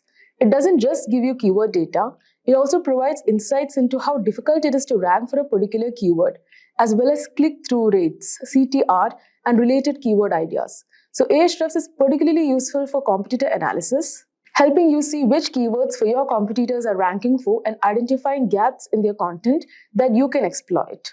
Now next comes SEMrush. Now SEMrush is another powerful tool that goes beyond keyword research. It offers comprehensive data on keywords, including trends over time, and allows you to conduct competitive analysis, track keyword performance, and more.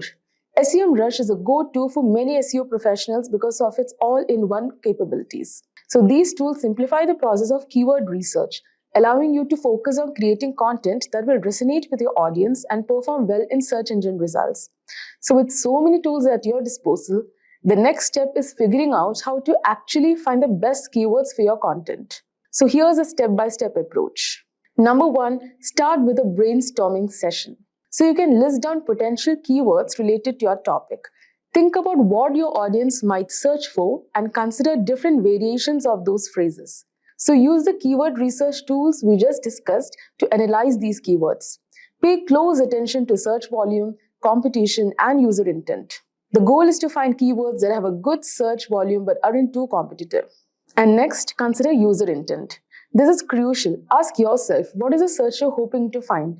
If someone is searching for best travel laptops in 2024, they are probably looking for product reviews or recommendations. Tailor your content to meet that specific intent, and you'll have a much better chance of converting those visitors into customers.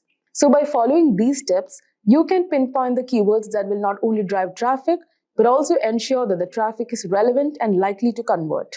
Now, one of the most effective ways to find high-quality keywords is by analyzing your competitors. This might sound like a spy mission, but it's completely above board and incredibly valuable. So tools like SEMrush allow you to see which keywords your competitors are ranking for. So this gives you insight into what's working for them, and more importantly, it highlights gaps in their strategy that you can exploit. For instance, if you notice that a competitor is ranking well for a keyword like affordable SEO tools, but their content is outdated or lacking in detail, you can create a more comprehensive and up-to-date piece to outrank them. So by leveraging competitor insights, you can stay ahead in the SEO game, ensuring that your content is always relevant and competitive. Now, finding the right keywords is only half the battle. The next challenge is using them effectively in your content. So here's how you can do that. Number 1, place your primary keywords in strategic locations such as title, meta description, headers, and throughout the content. This signals to search engines that your content is about, helping you rank for that keyword. Number 2, avoid keyword stuffing. This old school tactic doesn't work anymore and can actually hurt your rankings. Instead, focus on naturally integrating keywords and using variations. For example, if your primary keyword is digital marketing strategy, you could also use online marketing strategy or effective digital marketing tactics to make your content more readable and engaging. Now, the third one is using LSI keywords to add depth and context to your content. This not only improves readability, but also helps search engines understand the broader topic of your content, which can positively impact your rankings. Remember, the goal is to create content that's both optimized for search engines and enjoyable for your readers. Lastly, keyword research is not a set-it-and-forget-it process. It requires regular monitoring and adjustment. SEO is a constantly evolving field, and what works today might not work tomorrow. So make it a habit to regularly check how your keywords are performing. Use tools like Google Analytics to track your rankings and see which keywords are driving the most traffic. If you notice that certain keywords are underperforming, consider tweaking your content or trying out new keywords. So by staying on top of your keyword strategy, you can ensure that your content continues to perform well and adapt to changes in search trends. And there you have it, a comprehensive guide to keyword research. I hope you found this tutorial helpful and that you are now ready to start finding the best keywords for your content. Remember, keyword research is all about understanding your audience and creating content that meets their needs. If you enjoyed this video, don't forget to hit the like button and subscribe to the channel and ring the notification bell so you never miss an update. Imagine you started a small business, but it feels like no one knows it's there. That's tough, right? But today, we are going to help you change that. In this tutorial, I'm going to show you how to use MailChimp, a tool that helps you connect with customers through email. So, what is MailChimp? It's a popular platform that helps you send emails to your customers, make simple web pages, and even set up automatic replies, all without needing any tech skills. MailChimp is used by many businesses around the world because it's easy to use and help you reach more customers. Today, I'll take you step by step through how to use MailChimp, how to get customer contacts, create an email campaign, and set up automatic emails to keep your customers interested. And by the end of this video, you'll know how to use MailChimp to grow your business and make sure your customers always remember you. So, let's dive in. You'll find the link to get started with MailChimp in the description below. So let's get started with our MailChimp tutorial. First, just go to the Google and type MailChimp.com login and just simply click on login from here. If you have an account, it's good. If you don't, then you have to sign up. Since I already have an account, I just need to log in here. Enter your username and password as well. And just click on login from here. So as you can see, we are directed to our MailChimp's dashboard here. So this is our dashboard and we have opted for the free plan. So I'm using the free plan here. So this is the navigation bar as you can see. So after we have logged into this website, we'll go to the audience section here and just select sign up forms from here. And we'll start this tutorial first by creating a sign up form. So you can also change the audience settings from here. So this is our audience dashboard here. So you can import the contacts. So we'll start this first by looking at the audience section here, where you can manage all your contacts. You can import them, manually add them, or integrate them from another service as well. So if someone emails you to update their profile, like suppose changing a birthday or promotions, you can also do that here. So if you want to add your contact here, you can just simply click on add your contacts and you can set up your audience just by adding your contacts here. So this is how you can add your contact. You can do it from your SMS also, or you can import contacts using a CSV, this TXT file. So just skip this option for now. You can do it if you want to. So the next step is creating a sign up form. So we'll just simply click on sign up forms here and then we will select this option, create new form. So we want a landing page here to be created. So we'll just simply, you have all these options here. You can use form builder, embedded forms on your website and share them on social media. So I'll walk you through setting up a simple sign up form, collecting essential information like email, name, birthday, business, etc. So we'll just simply go to this create sign up landing page name, and here you can just, page name is like Tasty Bakes is my landing page name. Okay, and I'll just select begin here. From here you can select a template also. So I'll just simply click on the lead generation template. So this is my template here, and from here you can alter the style and the blocks also. So as you can see, if you want buttons, product, promo code, you can also add them. So if you want to add logo, just simply click on edit block. You can replace it with some file if you have. Just select upload here. And since I want a bakery store, I'll just insert this logo. So this is my logo here. And if you want an image to be added at the back of your form, just select image from here. And then you can just simply go on to this upload option. So as you can see, I have uploaded this image here at the back of my page. And I just want to make it small, so I'll just select again image display size, just make it a bit small. Yeah, I want to just keep it like this. Alright, and now if you want to just edit this content here, stay connected with our customers, you can just add whatever you want to be displayed here. Subscribe button is also there, and this is the About Us option. So here you can just simply click on this thing.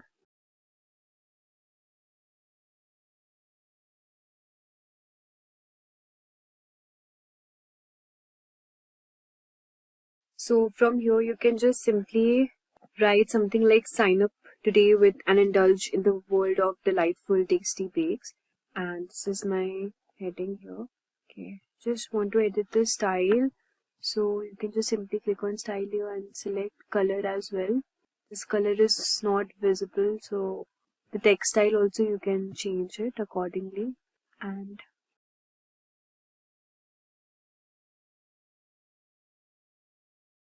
so I've just edited the text here. As you can see, sign up today for tasty delightful cakes, and this is my content here, and this is the form page. So if you click this here, you have the sign up form, and from here whatever fields you want the audience to enter, like suppose I want the email address, the first name and the last name as well, you can just simply select from here. If you want birthday, company, phone number, address, you can select that also, but I just want to keep it minimal, so I'll just select all these options, and then I'll add the button text is here, subscribe. You can also write something like sign up now, hurry up or something.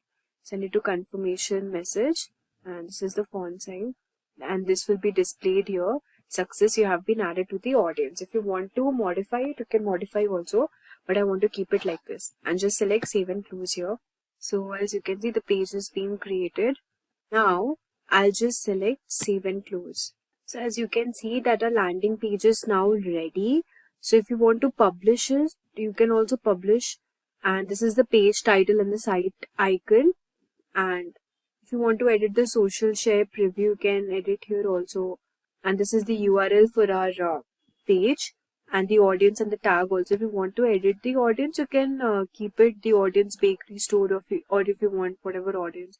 These are the tags. Contacts who sign up will be tagged automatically, and this is the content of our website and the settings and tracking. So I think it's good to go, so I'll just click on publish here. So as you can see that our landing page is now ready. So we can share a page also. We can just simply click here to our page, and we will be redirected to our page. So as you can see, this is the page we have created. You have to enter your email address, first name and the last name, and just click on subscribe. So this is the page we have created here. Like let's suppose you are entering your email address name, and just you click on subscribe. So this thing will be shown here, success, you have been added to the audience. And now we'll just go back to our page again here. So as you can see, this is the recent form which we created, the bakery store. So now that we have a landing page ready to capture customer details, let's send them some deals. We have already discussed what copywriting is. Let's begin with some examples of copywriting. So let's talk about Coca-Cola's Share a Coke campaign. This one was a game changer. By replacing their iconic logo with popular names and bottles, Coca-Cola created a personal connection with customers. It's amazing how a simple idea of personalizing bottles with names can drive people to buy and share more Cokes. Next up, M&M's. Their tagline, "Melts in your mouth, not in your hands," is a classic. It's straightforward and highlights a unique selling point. This catchy phrase makes you remember the brand every time you think of chocolate candies. Now, L'Oreal's "Because You're Worth It" is another powerful example. This slogan is all about self-esteem and empowerment, encouraging people to treat themselves with high-quality beauty products. It resonates deeply, especially with their target audience. So, these copywriting examples made a huge impact by transforming simple ideas into memorable campaigns. Coca-Cola's Share a Coke campaign boosted sales and engaged customers on a personal level. M&M's tagline became a staple phrase that people associated with the product, and L'Oreal's empowering slogan helped build brand loyalty and position their products as a choice for self-care. Now, before going forward, let's take a quick sneak peek into the history of copywriting, or how this evolved. Copywriting began in the late 1800s with John Emery Powers, known as the first professional copywriter. He crafted compelling ads for products like Murphy Varnish Company, highlighting its durability and shine. In the early 1900s, Claude Hopkins revolutionized advertising with scientific methods, creating effective campaigns like the famous Pepsodent toothpaste ad. And as time went on, Apple took copywriting to new heights with memorable campaigns like Think Different. Apple's Think Different campaign, launched in the year 1997, marked a major turning point for the company. Featuring famous people like Albert Einstein and Mahatma Gandhi, it celebrated creativity and originality. This campaign transformed Apple's image from a struggling tech company to a symbol of innovation and uniqueness. It connected deeply with people, increased brand loyalty, and set the stage for the success of products like the iMac, iPod, and iPhone. Overall, Think Different revitalized Apple and changed the way companies approached advertising. Today, copywriting combines classic techniques with modern strategies for ads, websites, and social media to engage audiences and drive results. Now, you can find various forms of copywriting around you. Let's see each of them one by one. First, there are print ads. Think about those catchy headlines and persuasive texts in magazines, newspapers, and billboards. Then there's online content. This includes website copy, blogs, and social media posts. For instance, Grammarly's blog posts provide valuable writing tips while subtly promoting their product. Next, we have email marketing. These are the emails you get about sales, new products, or just keeping in touch. For example, Netflix's personalized recommendations and new show announcements keep users engaged and subscribed. Now, product descriptions are another form. When you shop online, you see detailed information about products, right? Apple's product descriptions highlight the sleek design and innovative features, making you want to own that latest gadget. Now, social media posts are all about quick, engaging copy. For instance, Oreo's timely and witty "You can still dunk in the dark" tweet during the Super Bowl blackout became an instant hit. Finally, landing pages. These are standalone pages created for marketing campaigns with compelling headlines and clear call to action. Companies like Shopify use landing pages to highlight the ease of setting up an online store, converting visitors into customers. Now, copywriting is often confused with content writing. So, copywriting and content writing serve different purposes and require different approaches.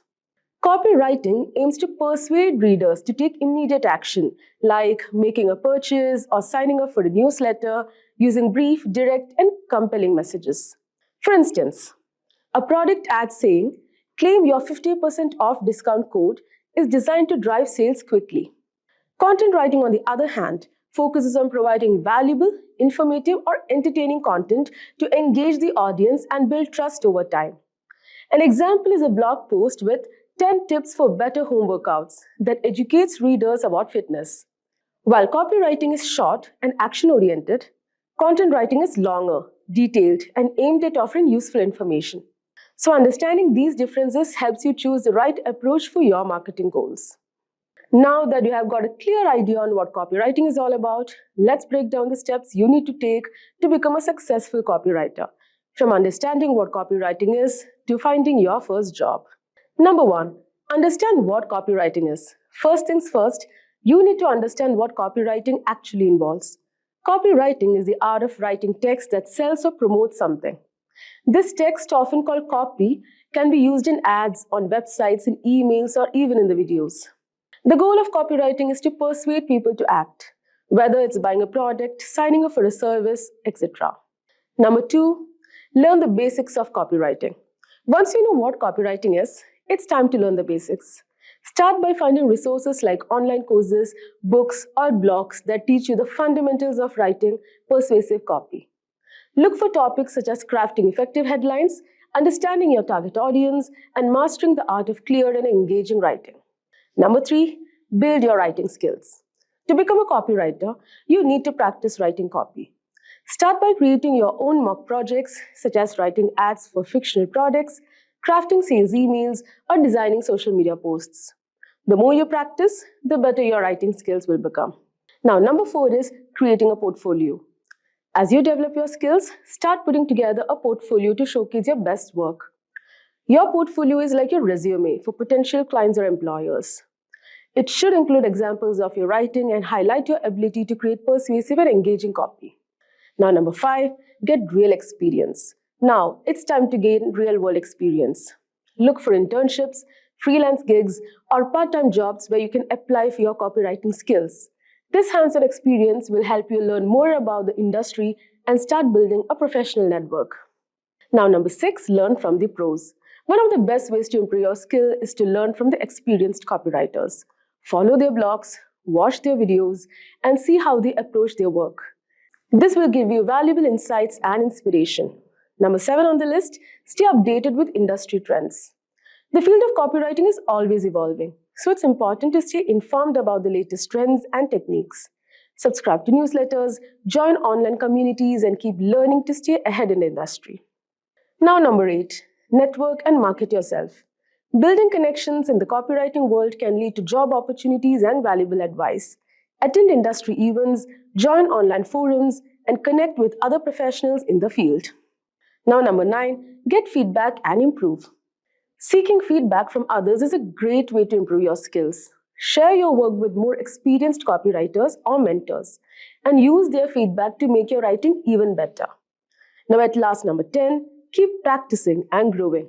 Finally, keep practicing your copywriting skills and looking for new opportunities to grow. The more you practice and learn, the better you will become. So, copywriting offers a wide range of job opportunities across many industries. As an advertising copywriter, you'll create engaging ads for TV, radio, and online platforms. Marketing copywriters focus on crafting content for brochures, flyers, and websites to attract customers. If you're an SEO copywriter, you'll write content optimized for search engines to improve website rankings. Content strategists plan and manage content strategies, while social media managers create posts and ads for social platforms. Email marketing specialists design email campaigns to nurture leads. Creative directors oversee creative campaigns and lead teams. Product copywriters develop appealing product descriptions for e-commerce websites. Now, one of the biggest perks of copywriting is the flexibility, especially if you choose to freelance. As a freelance copywriter, you can work with multiple clients, set your own schedule, and pick projects that excite you. This flexibility allows you to balance your work with other life commitments and explore a variety of industries and writing skills. Whether you prefer the stability of a corporate job or the freedom of freelancing, copywriting offers diverse career paths. It's a field where you can continuously learn and grow, finding the right fit for your skills and interests. So, there you have it. That's a wrap on a deep dive into the world of copywriting.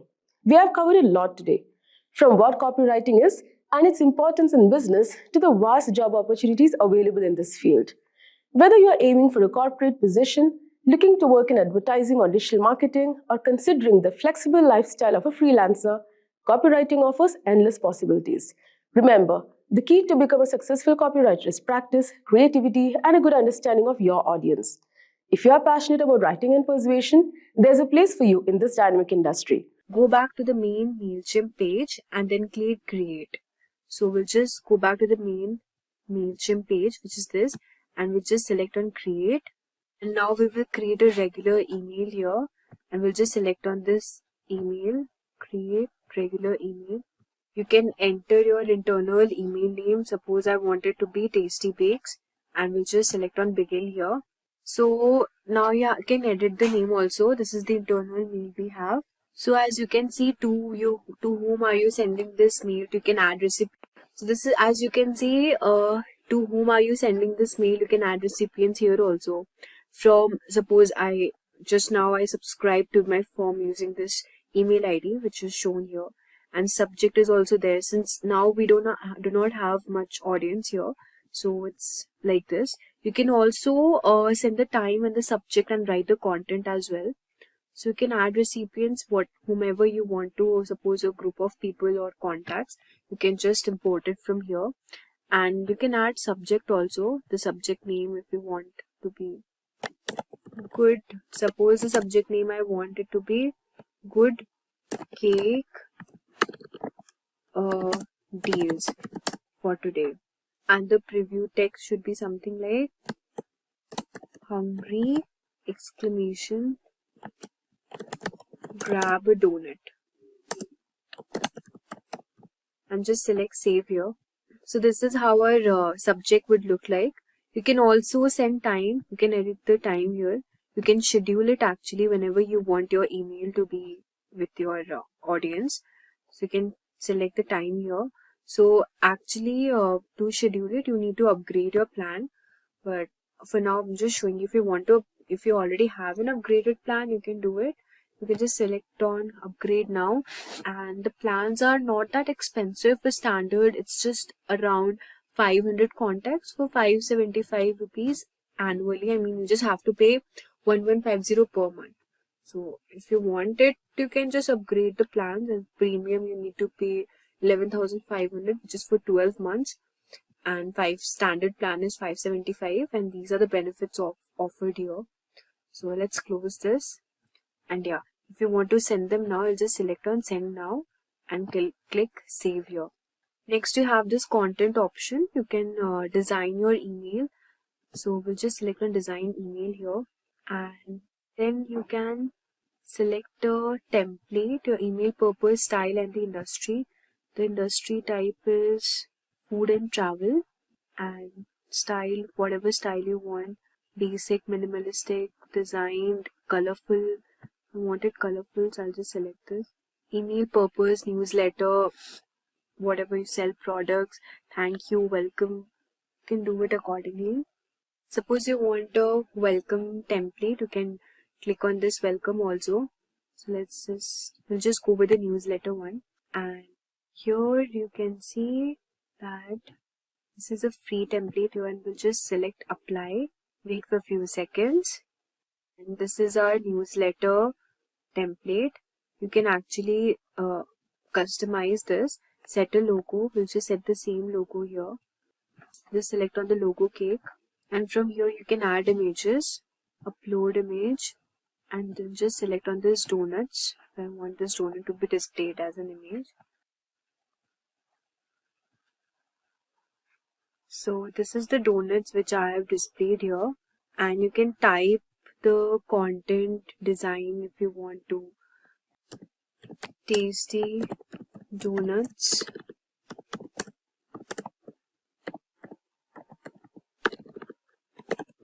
subscribe, and check out the check out for more discounts.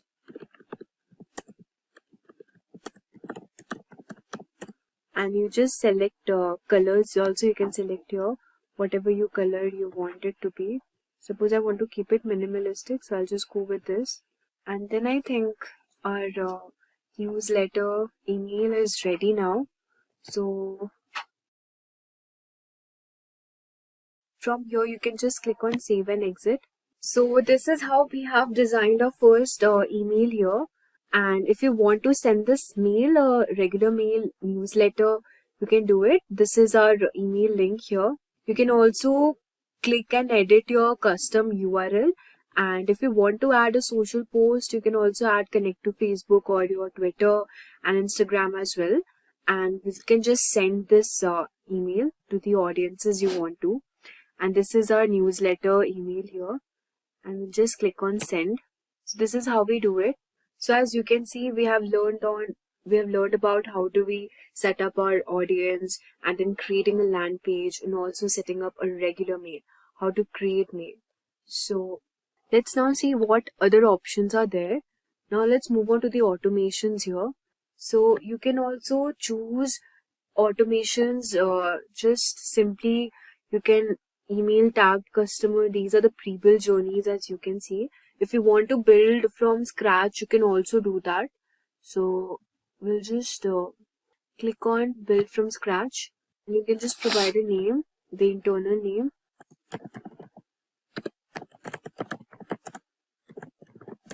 Good donuts, and just click on start building. So we are creating a map of our contacts journey.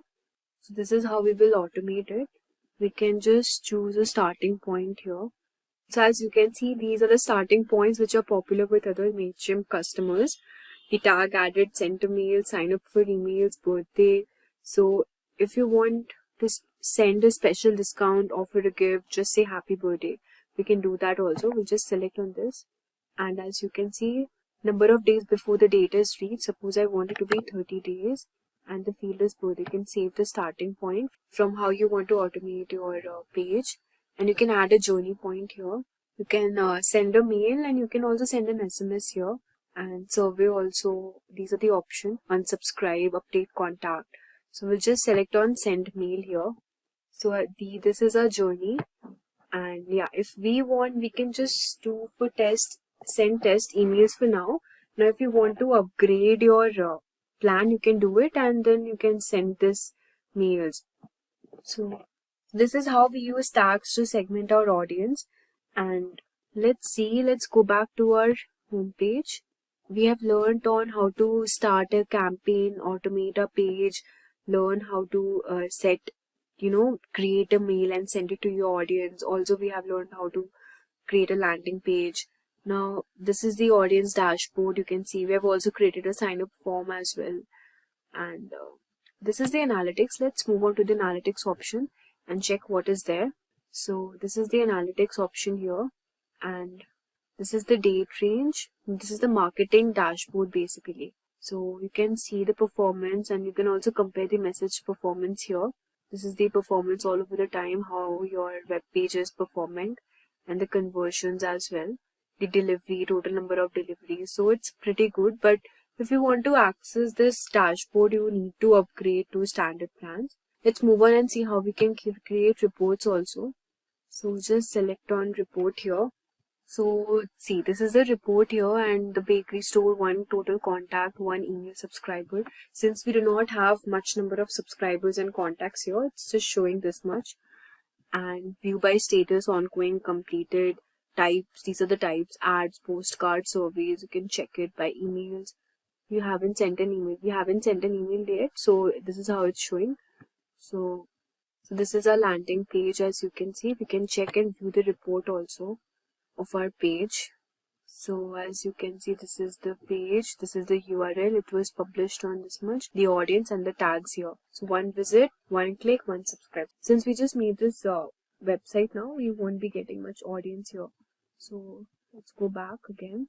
You can also send emails here. Let's see, we haven't sure we can create an email. Tasty Bakes and just click on begin here. So we had already learned about this. Let's go back to the main page. How do we send an email? I think I already told you before. I think that's it for this. We have this audience. We have already gone through this audience section here. Analytics as well. Let's check on the website. What do we have in website? So you can also create your website or you can connect existing Wix website as well. So if you want to create your website, you can set up your site here. You can also start selling products and offering services. But for this, you need to connect it to your store. So let's see what do we have if we want to set up a site. Just simply click on this option. So this is the name I would like to use for my website here. And just click on edit my site. As you can see, this is a logo for our website. And you can just simply edit from here. You can add pages also. So let's look at the number of pages here. If you want to add page, you can also add link as well, website address and the name.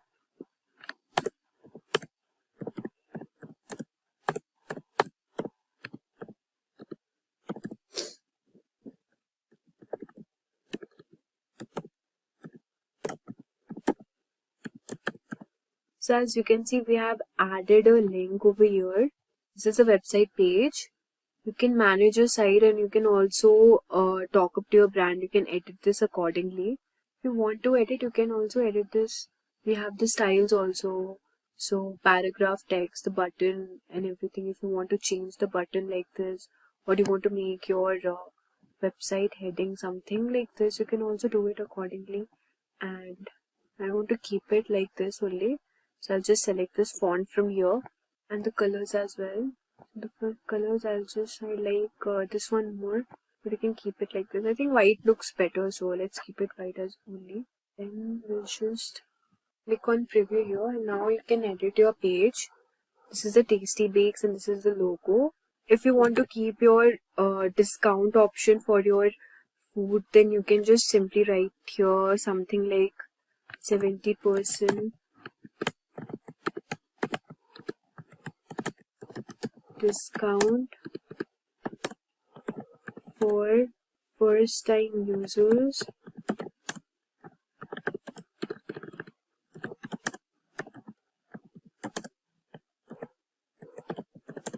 Grab a donut. Delicious cakes. So whatever you wanted your content to be displayed, you can just write here. I think the spelling is wrong. And you can just edit this also if you want it to be like this color. You can, if you want to apply a link, you can also apply a link here. If you want to add a link, you can also do that. So this is how we can make a website using MailChimp as well. Like, I think it's really amazing. You can do a lot of stuff using this tool. And now we'll just click on done and we'll just select publish here, accept the terms and condition. So as you can see, we have a website ready. You can edit your site whenever you want to. And this is our website address, web address, and this is the traffic highlights you get. So we have learned everything now, how to create a page, write an email, organize campaigns, automations, audience, surveys, analytics, website as well. Let's check out what is there in Content Assistant. So from here, custom designs in just a few clicks. You can just enter your website URL. And if you want to import a brand, you can just do it. Or if you want to set up your own brand, you can also do that. For this, you have to just simply click on set it up. And let's see what we have got. You can upload your logos. Just simply click on add logo. And now you can just select on continue. You can add your colors. Just click on next. You can choose your fonts also. Just click next here. Your brand kit is complete. So this is how we can also create a brand kit. These are the email templates here. And then we also have the integrations at last. So you can connect your apps and integrate it. So you can create, we have already learned how to create a website here. Also you can do a lot of stuff using this, and you can also import your site by using the Shopify store if you want to sync Shopify customers' products to MailChimp and create highly targeted campaigns. You can also do this. You can connect your store with MailChimp as well. Just simply you have to click on get started, and if you want to do it, you can just do it accordingly. So yeah. So we have covered a lot today, from setting up email campaigns, creating automation, building a website, and also scheduling appointments. But for that, you need to have an upgraded plan. Did you know that 93% of online experiences begin with a search engine?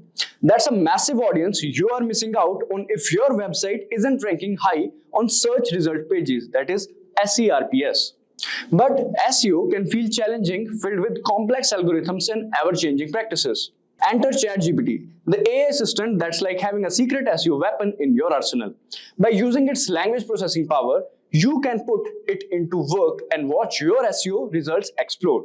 With the help of it, you can generate keyword ideas that drive targeted traffic. You can craft compelling content that keep visitors attracted. And you can also optimize your meta descriptions and titles for maximum clicks. So in this video, we will understand how using ChatGPT, you can boost your SEO strategy backed by actionable insights and metrics that matter. So in this tutorial, we will cover finding a title, generating the content, how to modify the content according to you. Then we will understand SEO prompts for statistics and FAQs. After that, we will understand plagiarism check, meta title and descriptions, and in the end, ChatGPT for summary. Alright, so now before using the ChatGPT's abilities to enhance SEO in your system, we need to install an extension. That extension is known as AIPRM. So the AIPRM extension is a powerful tool designed to enhance ChatGPT capabilities, especially for SEO and digital marketing. This extension integrates with ChatGPT, enables it to perform advanced tasks that improve your online presence. With AIPRM, you can optimize your content for search engines, ensuring higher rankings and better visibility. So let's first understand how to add this extension to your Chrome browser. So this is our Chrome browser. Here we'll go and we'll type AIPRM extension. Click on enter. So this is the first link basically. We'll click on it. And this is AIPRM for Chatgpt. Don't get confused with any other extension. This looks like this. And now we'll click on add to Chrome and then add extension, and that's it. Now let's just click on allow, and it is integrated, I believe. Yes. So as you can see, it is also showing a quick start tutorial. Select a prompt template, enter the Wordpress or more, send message. So we'll click on get. If you want to view tutorials, you can click on this. Otherwise, you can get started with AIPRM. So as you can see, the whole layout, the whole interface is changed. There are a lot of things over here. Let me explain to you guys what all these things are. Alright, so there are various options under public and on, from which you can filter prompts by topic, as you can see, or activity. And then prompts can be sorted by top videos trending, as you can see. And there are actually 4892 prompts available, and you can see the first 12 on this page, as you can see. And some examples of prompts here is like, you can say Yoast SEO optimized content writer, human written 100% unique SEO optimized article. So these are the examples of prompt. Now first of all, we'll ask Chatgpt to write a blog post for us on, let's say, fitness. All right, so we'll ask Chatgpt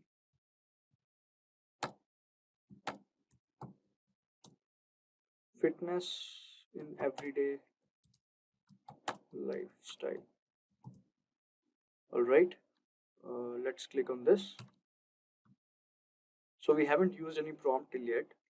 So let's just first put this input and let's see what Chatgpt gives us.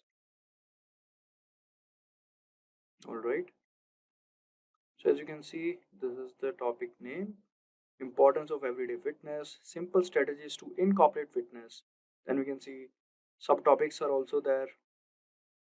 All right. And here's the conclusion. All right. So this is basically our blog post. So now let's say we want to optimize this blog post and we want to do SEO on this one itself. So let's first just copy this. We'll copy this and paste in our document. Alright, so this is our document and we have pasted this. Alright, now let's go back over here and let's say we want to write it in a more familiar, or you can say friendly tone, and in a more explanatory tone you can also use. So let's just write this.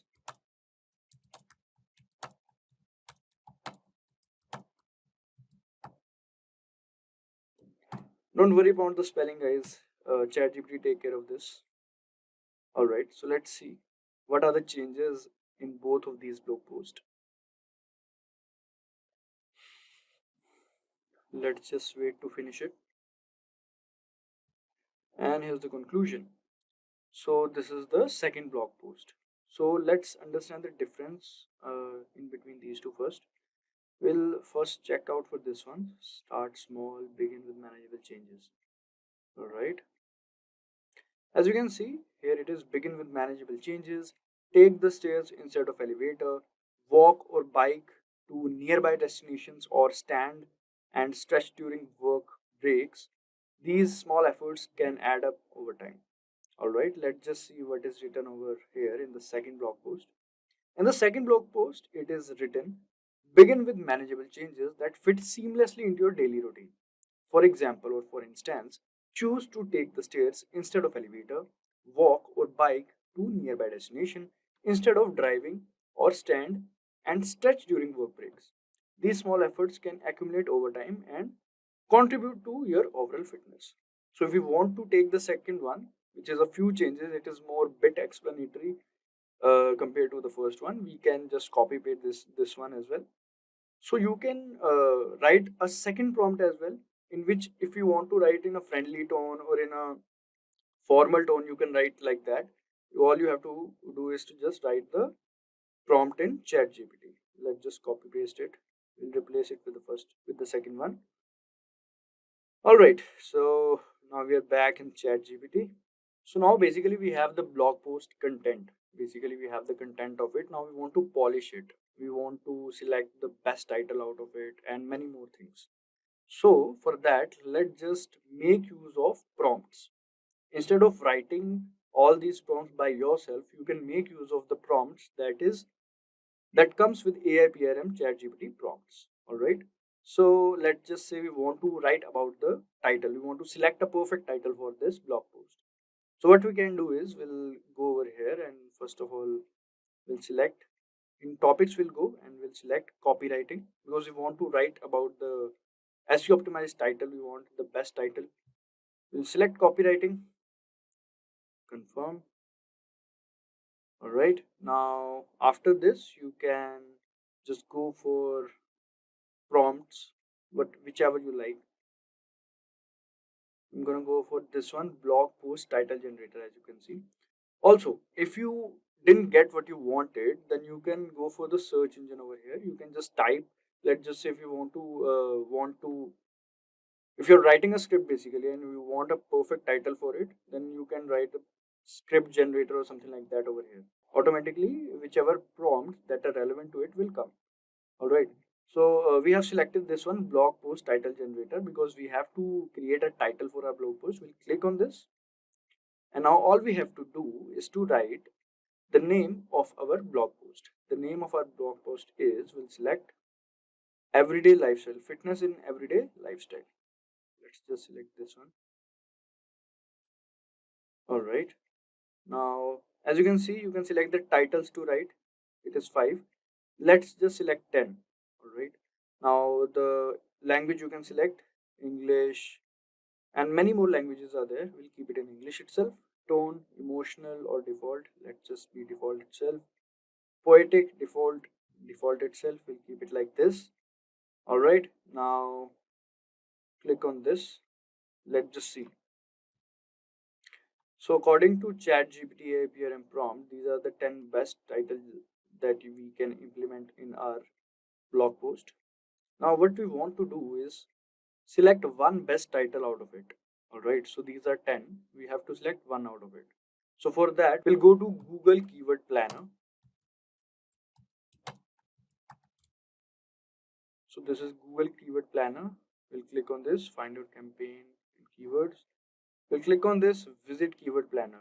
Now you guys might be thinking, what is Google Keyword Planner? So let me explain to you guys. So this Google Keyword Planner is a free tool that helps you find keywords for your online content.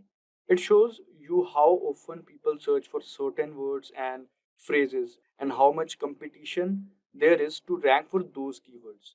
This way you can choose the best keywords to target in your ads or blog post or website to attract more visitors and potential customers. So it will give you the numbers basically which are mostly ranking and having the competition.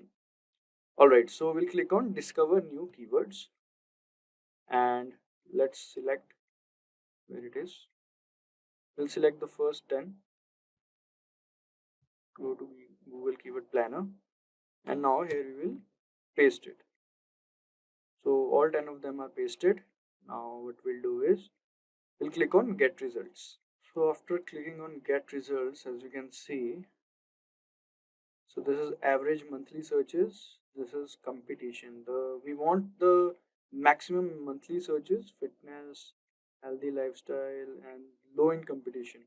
So according to your preference, you can select from here, and whichsoever, this is 100k to 1 million, and many more topics you can select from here, which has low competition. So as you can see, this treadmill has more average view, 100k to 1 million, but the competition is also high, so we should keep the competition low as well. So we should keep in mind, so we can select our best title from it, so whichever suits. Alright, after selecting the best title, we can go to our what we call this blog post to change the title. So this is the new title.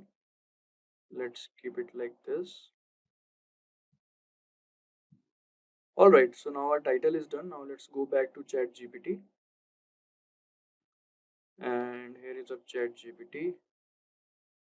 And now let's go to its layout. Now here we want to write the content regarding that title. So what we'll do is basically we'll go over here and we'll select SEO. And once we have selected it, we'll select this prompt, human written 100% used SEO optimized article. Now based on that title that we have generated, we'll write a complete content on it. We'll use the help of this prompt. So as you can see, GPT 3.5 Turbo, GPT-4, GPT-4o. We'll select this and paste our title. So this is our title, transform your life, how everyday fitness can boost your health. So now this prompt will generate the content based on this title. Alright, now let's see. So as you can see, transform your life, how everyday fitness can boost your health. This is the content outline, the article outline you can say.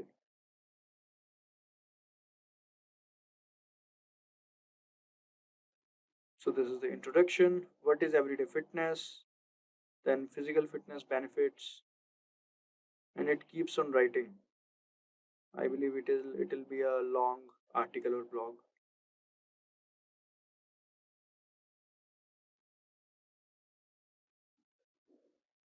So you don't have to write too many prompts for this. You can just do this and the whole thing will take care of it on. As you can see, FAQs are also being generated by this prompt. Otherwise, we would have wrote another prompt for the FAQ. And many things are there that should be in there in the article or blog. So yeah, now we can select our article or blog, we can say. So we have the title. We don't want the outline, let's say.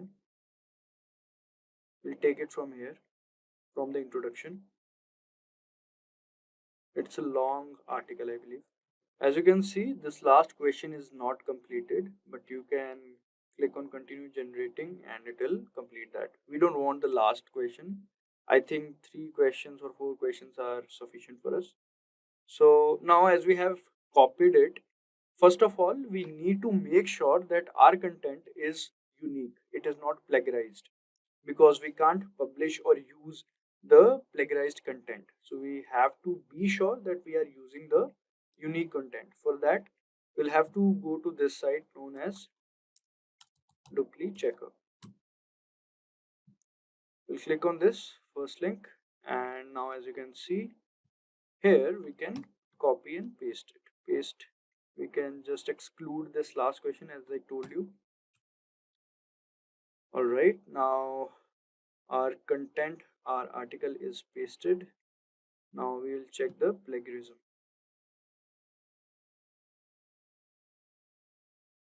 Alright, first of all, we'll have to tell them that we are not a robot, and then we have to click on check plagiarism.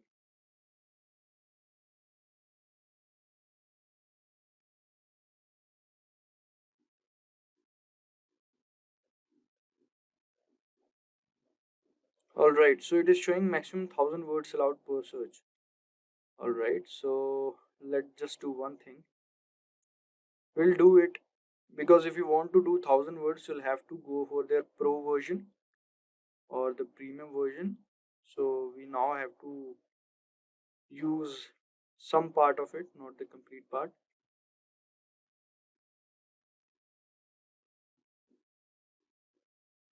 It's actually a long article. So from the role we'll take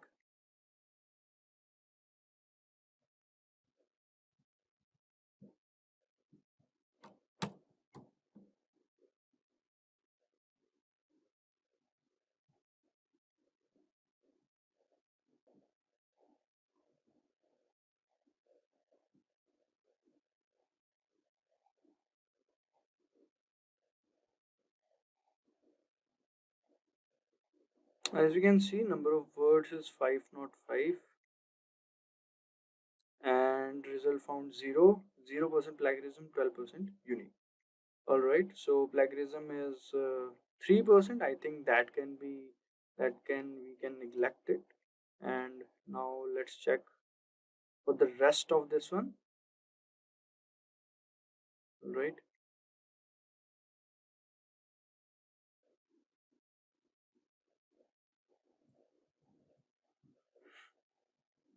Alright, here we'll copy and paste it.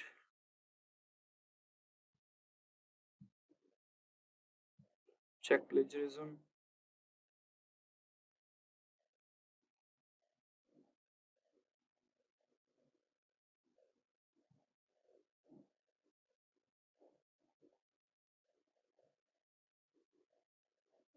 As you can see, number of words 671, 0% plagiarism, 12% unique. So I don't think it will be a problem.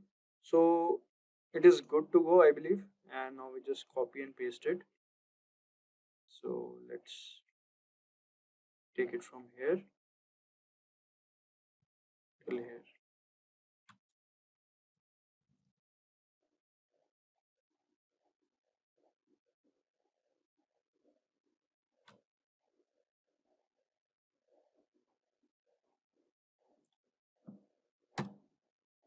Alright, so this is our content now. So our content was not plagiarized, but let's just say if it is plagiarized and is not unique. So what should we do? Then we can simply put a prompt in ChatGPT that make it non-plagiarized or make it unique or rephrase it. But let's say that plagiarized checker, the duplicate checker, mentions the particular lines or where there is plagiarism. So you can select that line, put into ChatGPT, and ask them to rephrase or make it plagiarism free. By doing this, you can make the complete content plagiarism free. It is very easy. Or else you can use a prompt from AIPRM. As I told you, all you have to do is to just type plagiarism free content writer and a particular prompt will come. You can just put your content in that prompt and the rest ChatGPT will take care of. All right. Now to boost your SEO strategy, you must focus on EEAT, that is expertise, authoritativeness, and trustworthiness, and keep that human element strong.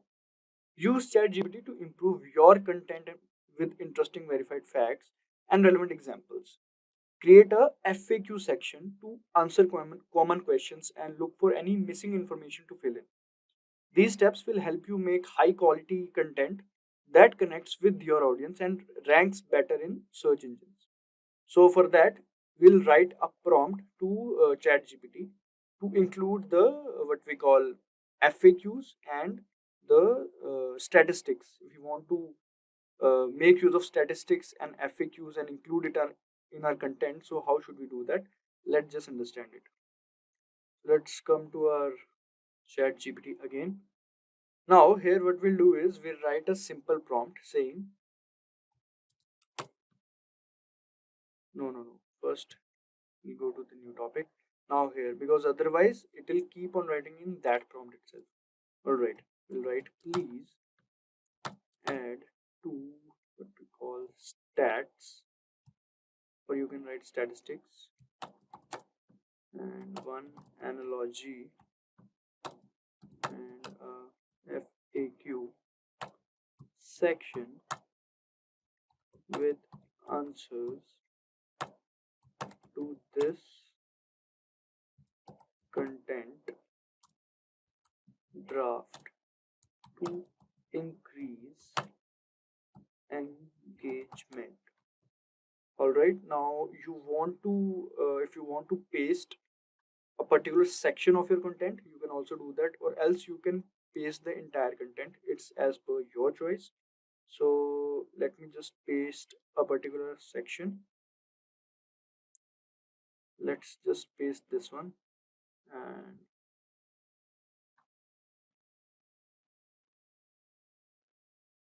all right, let's see.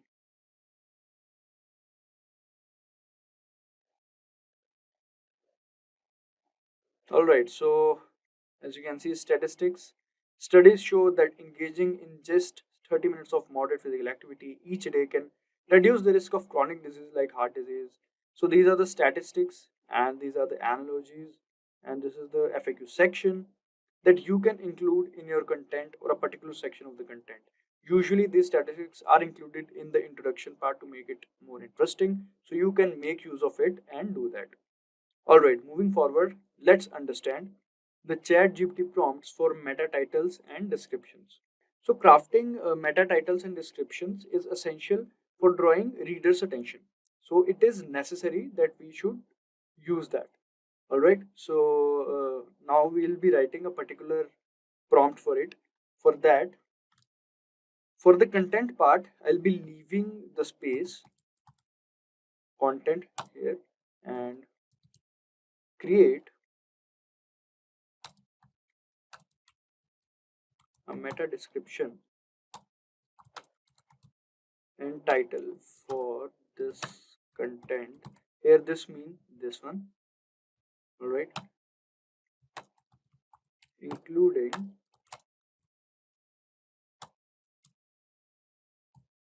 the keyword. Now here we'll mention the keyword. Alright, so whatever is the focus keyword or the primary keyword you want to include it in. Alright, and make it easy to read and add a CTA. So let's just paste our content over here. So where is our content? This is our content, and let's just use this one again. You have to use the entire content, but I'm just showing you, so you can use this one itself. It will be more than enough. You don't have to worry about it.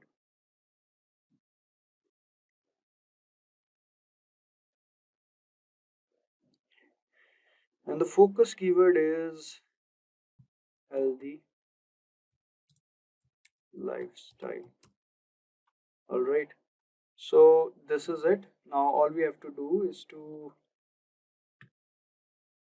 wait, we've done something wrong. Here we'll paste the healthy lifestyle.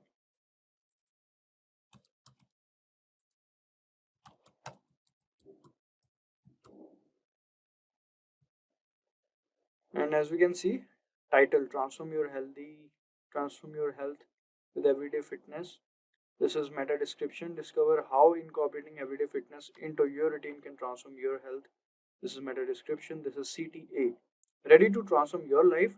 Start incorporating everyday fitness into your routine today. So you can make use of it using this prompt. And yes, now let's understand the ChatGPT prompt for writing summaries. So now, like, writing blog summaries and posting them on LinkedIn and Twitter helps you reach a wider audience.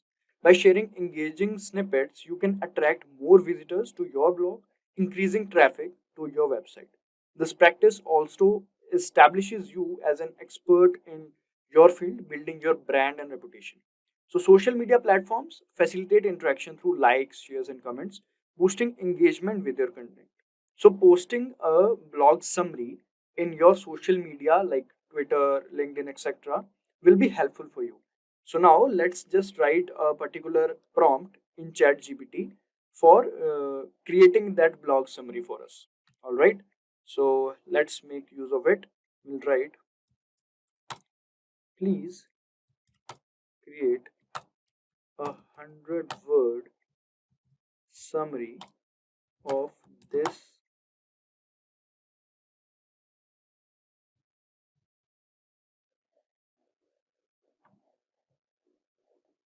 of this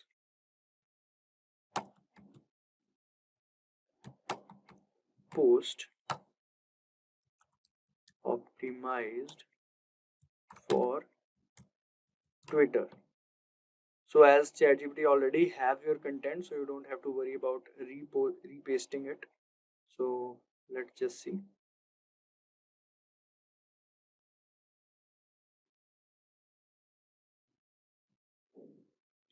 Alright, as we can see, looking to improve your health without spending hours at gym, everyday fitness is the key.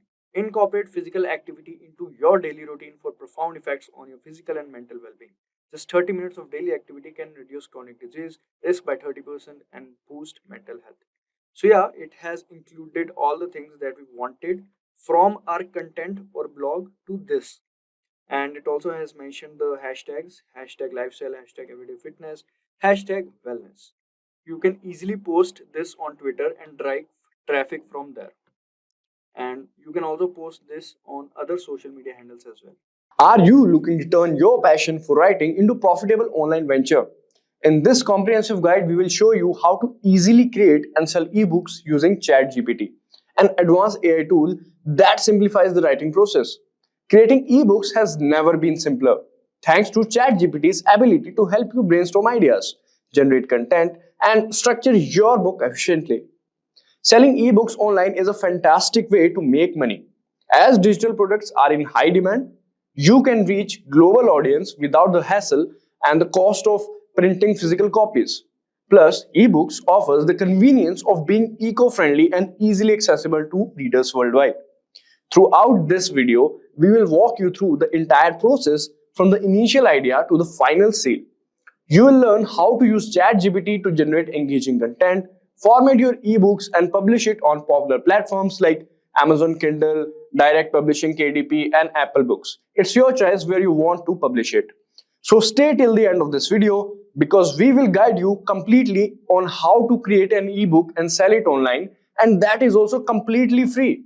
Yes, you heard it right, completely free. Alright, so now let's understand what is an ebook and what are the benefits of creating it. So an ebook is like a digital box that you can read on devices like tablets, smartphones, or computers. It's convenient because you can carry many ebooks in one device without needing physical space. Creating an ebook offers several benefits. First, it is cost effective since you don't need to print copies. Second, ebooks are eco-friendly as they save paper and reduce, I repeat, as they save paper and reduce carbon footprint. Third, they can easily accessible globally, allowing authors to reach broader audience. Fourth, ebooks can be interactive with features like hyperlinks, multimedia, and search functions, enhancing the reading experience. You can make money from ebooks also in several ways. Firstly, selling ebooks through platforms like Amazon Kindle, Direct Publishing, or Apple Books allows you to earn royalties on each sale. Pricing strategies can vary from offering, promoting to setting competitive prices based on the market demand. Secondly, you can leverage ebooks to build authority and attract clients or customers in your niche. For instance, an ebook on digital marketing strategies can showcase your expertise and lead to a consulting opportunities. Thirdly, offering premium content or bonus material alongside your ebooks can justify higher prices or subscription models. This approach enhances the value proposition for readers. And lastly, licensing for selling rights to your ebook for translation, adaptation into other formats such as audiobooks or courses, etc. So there are many benefits of creating an ebook and selling it online. It is primarily used for money making, also to get aware for, I repeat, also it is used for the awareness of if you're launching a product, people use ebooks to firstly show the demo of what that product is. So you can use the ebook in many ways. So in this video, let's understand how to create ebook. For that, let's move on to the browser and understand. All right.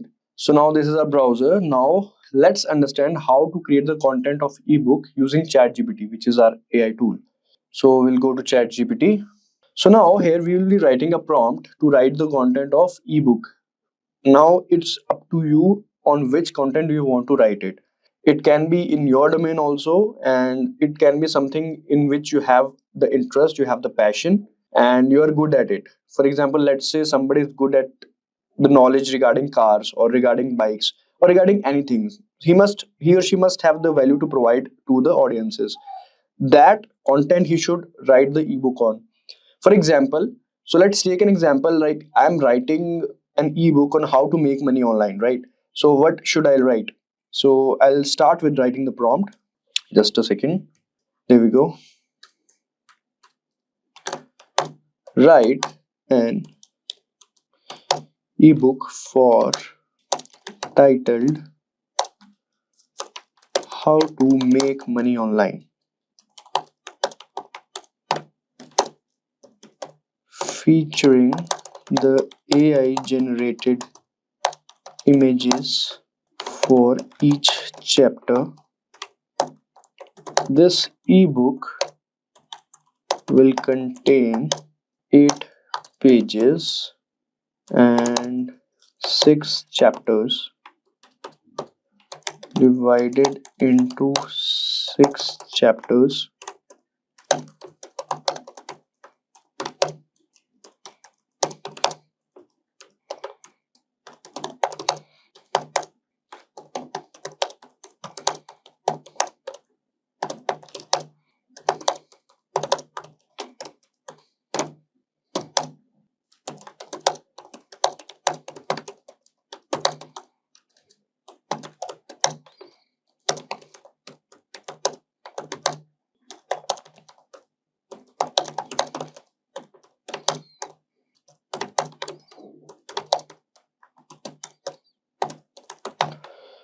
Alright, so let's have a look what we have written. We have written is write an ebook for people out there titled How to Make Money Online, in which we are featuring the AI generated images of each chapter for each chapter so that it will be easy for people to understand it.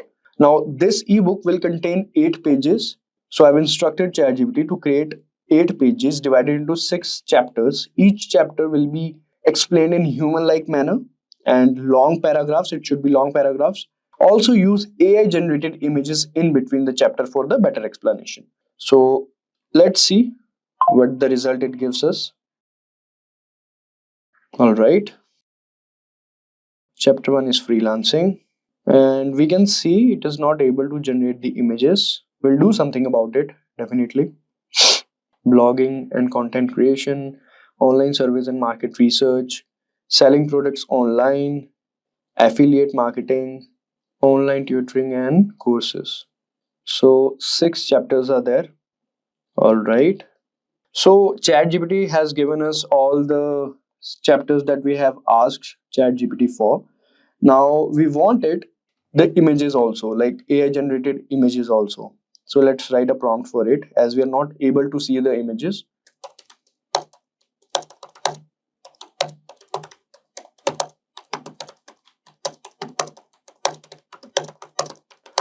So I'm writing where are the AI generated images that I asked for.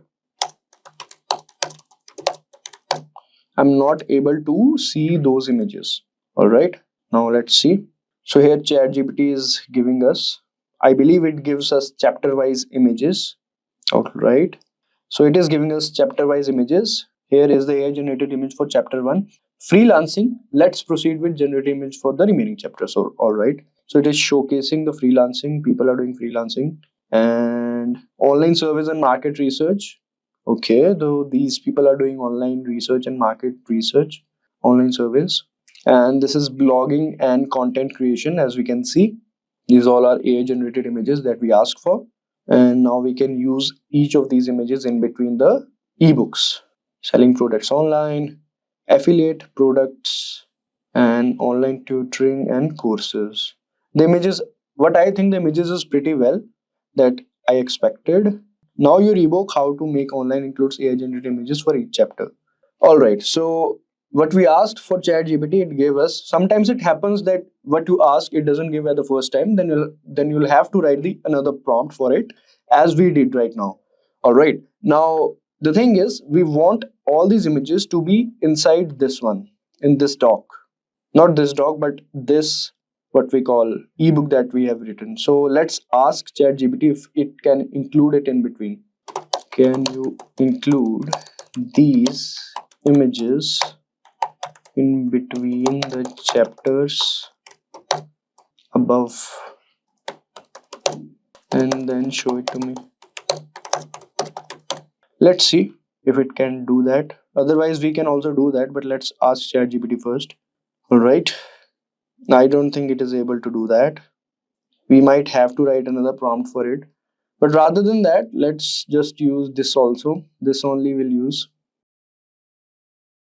Anyways, we have got the photos for each chapter, so we don't need to worry about that. So without worrying about this, we'll move on to the next step, which is compile all the tables, chapters, and images into a file that we want. So this file can be PDF file also, can be doc file also, or in any other format. So let's just write compile the tables, chapters properly, images properly into a document file. All right. I think Chatgpt is saying I'll convert all the images to PNG format and then add them to the document. So let's just add another prompt. Let's just stop it and just copy paste this one, and we'll be adding another prompt so that we can tell Chatgpt that use this format instead of that one that it is suggesting. We can write that convert the images into a specified format. Like we can write convert the images into JPEG format. Now let's see.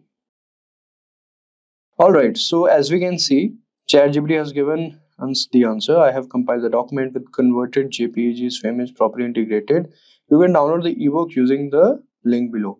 So we'll click on this file to download it. And as we can see, it is getting downloaded. And let's just open this file. As we go, Word automatically saved images to the normal document template. Do you want to load it? Yes. Let's see. Okay. So this is the ebook that ChatGPT has created. You guys must know that anything that we have written inside it is not on our own. ChatGPT helped us in writing all of this content, and we can see how properly it is written, the color scheme and all. And this is how to make money online. So now we can also make the changes in between. The profit of writing the document in Word is that only. We can always convert this document into PDF by going to various sites. But let's just create first in the document file so that you can also do editing and changes. And if you want to add something, then also you can easily do that. So that's why we have created into the document format. So as we can see, freelancing, then there is the image. As we can see, we can also resize it. All right, as you can see, we have resized it. So this way you can also edit it and whatever you like. I mean, it's up to you. It's very subjective to people what they want to do for their ebook. So it's up to them. If they want to add something in more detail, or they can also showcase with the help of an example, then they can definitely do that. And after all the editing is done, then they can, go for the PDF format. It is very easy to convert doc into PDF by going to various sites. So as you can see, we are resizing the images, and according to me, the images are well. I mean, what I expected is it is better than that, and it is also showcasing what we want, what we are explaining over there. So yeah, as you can see, conclusion is also there, introduction is also there, so you don't need to worry about that as well. And another thing is, let's say I want to change it a bit. Like let's say online service and market research is there, then there is blogging and content creation is there. But I think this blogging and content creation content is bit like not that explainable. I want it to elaborate more. Then what will I do is we'll simply copy paste it, or you can use from ChatGPT also. We have copied it, and now we'll go to ChatGPT. All right, now I'll write the prompt. I want you to explain it in more detail so that people can easily understand it.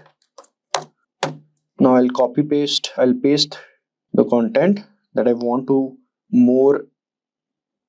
ChatGPT to more explain it in an elaborated way. So here it is: blogging, a path to sharing, earning, choosing your niche, setting up your blog, creating high quality content, monetize your blog, and advertising, sponsored post, everything. There are various points. There are 5 points that ChatGPT has written. And now what I'll do is I'll just simply copy it. Let's say I've copied it. Now I'll go back to the doc. This is the doc, and I'm just showing the example, right? I'll just paste it. Now let's see.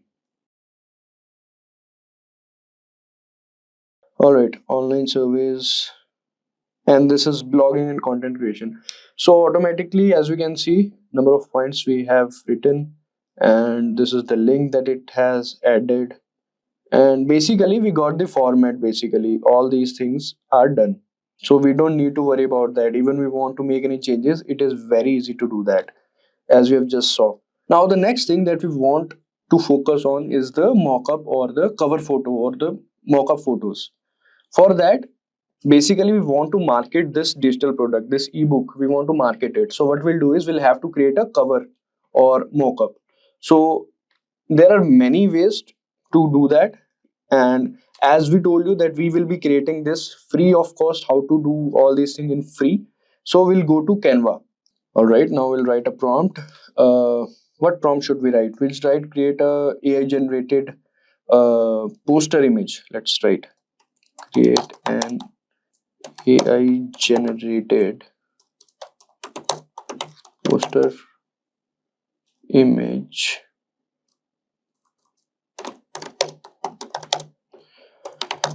for ebook that I can use as a cover for it.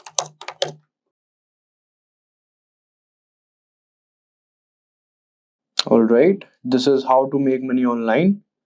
So okay, we don't want the entire cover photo, but yeah, so don't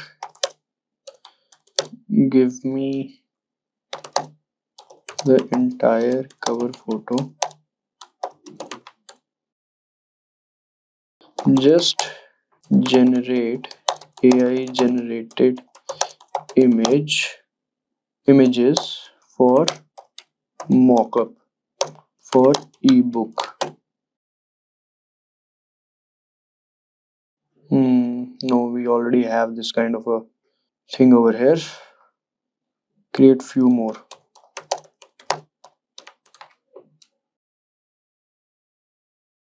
Only create image and not the background.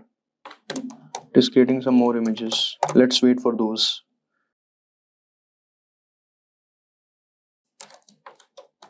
Give me the inside image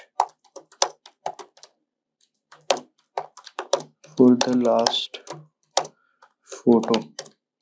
So basically you have to manipulate Chatgpt to give you the exact thing that you are asking for.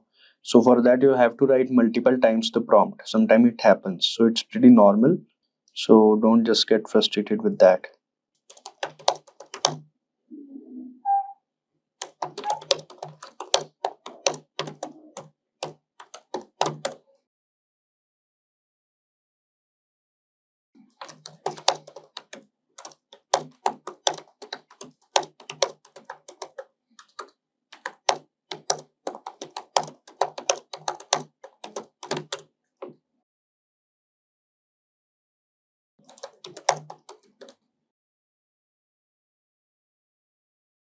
I think this one is better. Anyways, it is not getting us what we want. Can you convert this?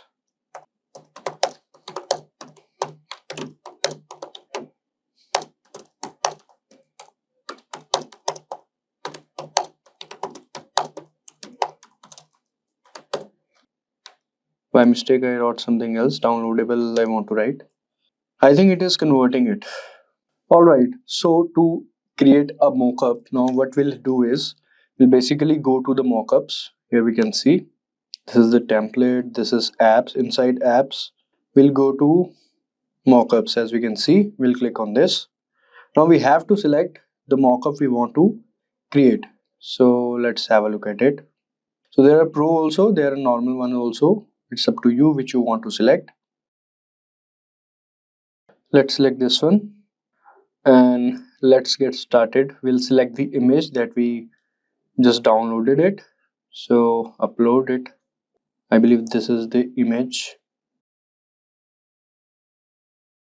Sorry, this is the image and it is uploaded. Yeah, but the size of the image is bit small, right? So we'll have to make it in portrait or something.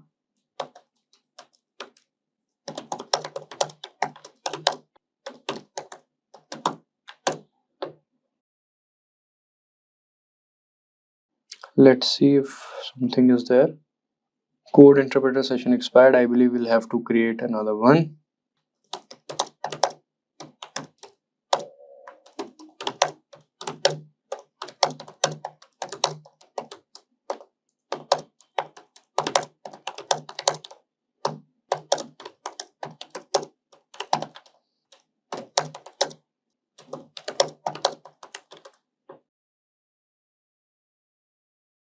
So let's say we want to download this.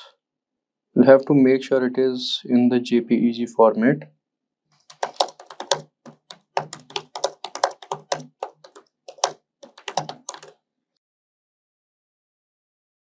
So it is downloaded. Now we'll go over here and delete this one. Select, upload. I believe this will fit. Let's see. Yeah, it is looking bit good than the previous one. And let's see, save mockup. So this is how you can create a mockup for your digital product, your digital ebook, and then you can easily download it. So once you have downloaded it, you can put it into use. Now the next thing is how you can market it. That is the next challenge. For that, you have to go to the free websites that lets you to upload all your ebooks and sell it. There are many websites, some are paid and some are free also. But before moving there, let me tell you guys, the version of ChatGPT that I'm using is ChatGPT 4. You can also do the same thing with ChatGPT 3.5 also, but it doesn't give you the feature of downloading all these images or whatsoever you want. So for that, you don't have to worry. All you have to go is to go on Canva and you click on it. And now here you can see there are many things. Now the first thing you'll do is you have to get the ebook template. So you'll search for ebook and you can select the ebook template whatsoever you want. You can select as per your choice. For example, let's see this one. This one is free. So you can customize this template and then you can copy paste from ChatGPT, as ChatGPT 3.5 doesn't give you the feature to download all these things. So all you have to do is just copy all the content that we previously done and just paste it over here.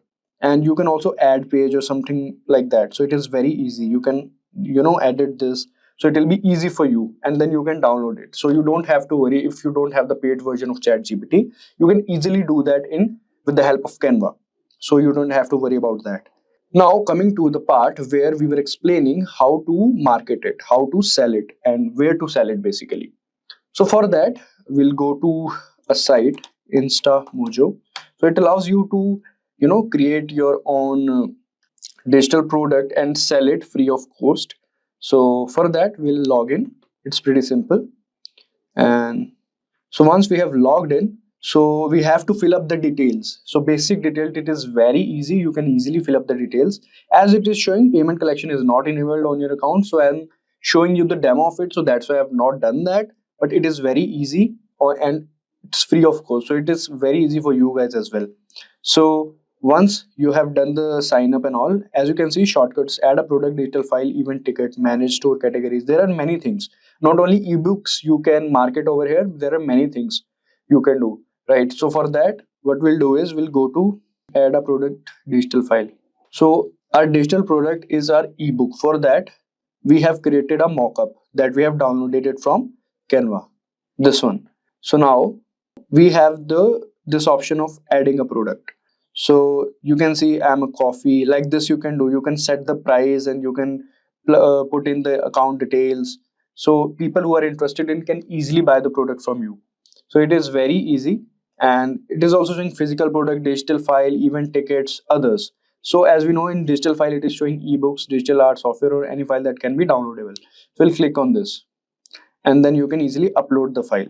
So once we have uploaded, then we can here add the image, product image, that is our mockup. that we have curated. All right, so now it is done. And once you have uploaded that, you can also product video. YouTube videos are only available on the growth plan. Then the title of it, the description of it, the price that you want to sell it for, the fixed price, and discounted price that is optional, and limit the number of downloads per buyer. So you can easily do all these things. It is very easy. You don't have to worry about that. And all these features are there. Then in the end, you can just market it. So using ChatGPT, you can easily create money. And we have showcased this with the help of a fine example. All you have to do is to just implement the things that I suggested you on your own. And you have to add the account details that I can't do. You have to do it yourself on the InstaMojo, where you can freely do that. It is very easy. You have to put in your account details, and that is done. And for the people who are thinking that they don't have the paid version of ChatGPT, you don't have to worry about that. As I told you, using the non-paid version of ChatGPT also, you can do the same thing that I've done, but you can't download the content that I did previously. For that, you can just copy paste the content and put it into the Canva. So Canva has this template of ebook. All you have to do is just paste it over there and then download it from there. And I have also shown you how to create mockups and all. So you don't have to worry. All the things are there available for you. All you have to do is just put in the work and do what you want to do. Imagine harnessing the power of artificial intelligence to kickstart your own digital business. AI has unlocked endless possibilities, making it easier than ever to create and sell digital products online. From generating captivating art to crafting engaging text, AI tools are your gateway to effortlessly producing a wide range of digital products that can elevate your business or even be sold for profit. The beauty of AI lies in the accessibility. No need to be a tech expert to dive in. In this thrilling article, we will explore the diverse digital products you can create with AI, reveal the best tools at your disposal, and guide you through the process step by step. Get ready to unleash your creativity and see how AI can transform your entrepreneurial aspirations into reality. So, let us understand what are digital products. Whenever we hear the term digital products, we generally think of images, arts, or files that can be downloaded. While these are the majority of the products we can find online, the definition of digital products is much broader.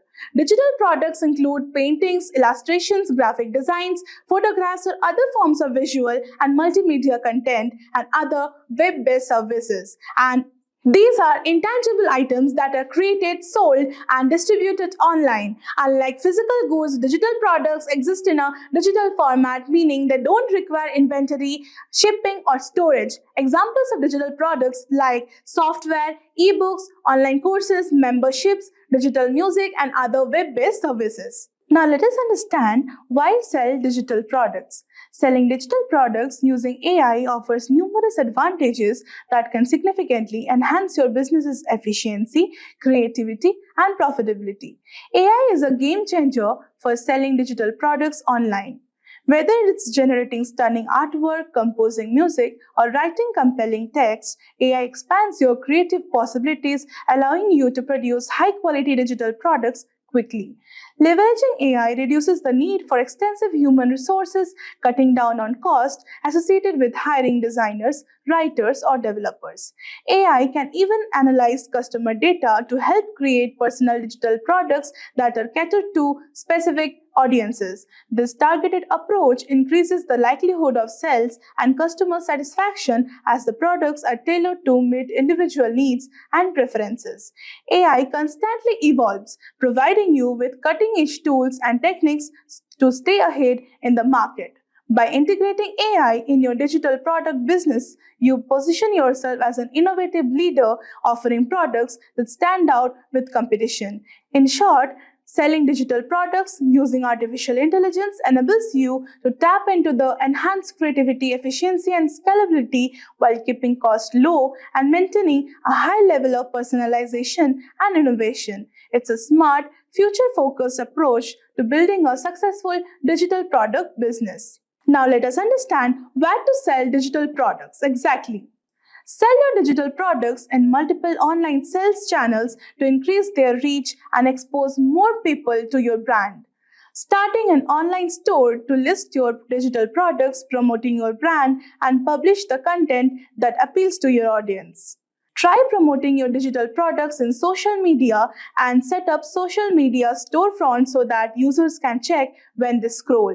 Most importantly, initially use an e-commerce platform which already has a bunch of perks like huge audience, easy setup, and so much more. For example, Etsy, Gumroad, and Shopify. Now let us understand the top 5 digital products to sell online. The first product is generating guides. There are some famous shops in Etsy that have guides for everything, including the real estate guides, Airbnb cleaning checklists, cooking guides, and so much more templates. Basically, they have good templates with attractive fonts. With the help of AI, you can make it personalized depending on your interest. For example, you can ask the Chatgpt all the things an individual needs to know on Airbnb cleaning and make a good guide of it. Here, 75% of the work is done by AI, and you yourself need to copy the template to Canva or Word and ultimately make it look good. The next product is logo design. Let me tell you, one doesn't need to be a graphic designer to design logos, as Midjourney has the ability to create logos for almost everything. Take up the list from the Chatgpt on which business you can create logos for, and you're halfway there. Finally, you need to utilize your idea and write your prompt in the Midjourney, and the result will shock you for sure. It is one of the most profitable business among all, but you need to understand the language of AI, Midjourney, and a bit of Photoshop. The next product is business cards. This is one of the top selling cards online as it is demanded by most businesses. Basically, it's a card carrying information regarding the type of businesses, their landmarks and contact details, etc. You need to go to the Midjourney to tell it your exact card design and pick up a design and put it in Canva to make it personalized and usable. The next product is resume templates. Without any doubt, this product is booming in the market. With the advantage of AI, it can be one of the most profitable businesses overall.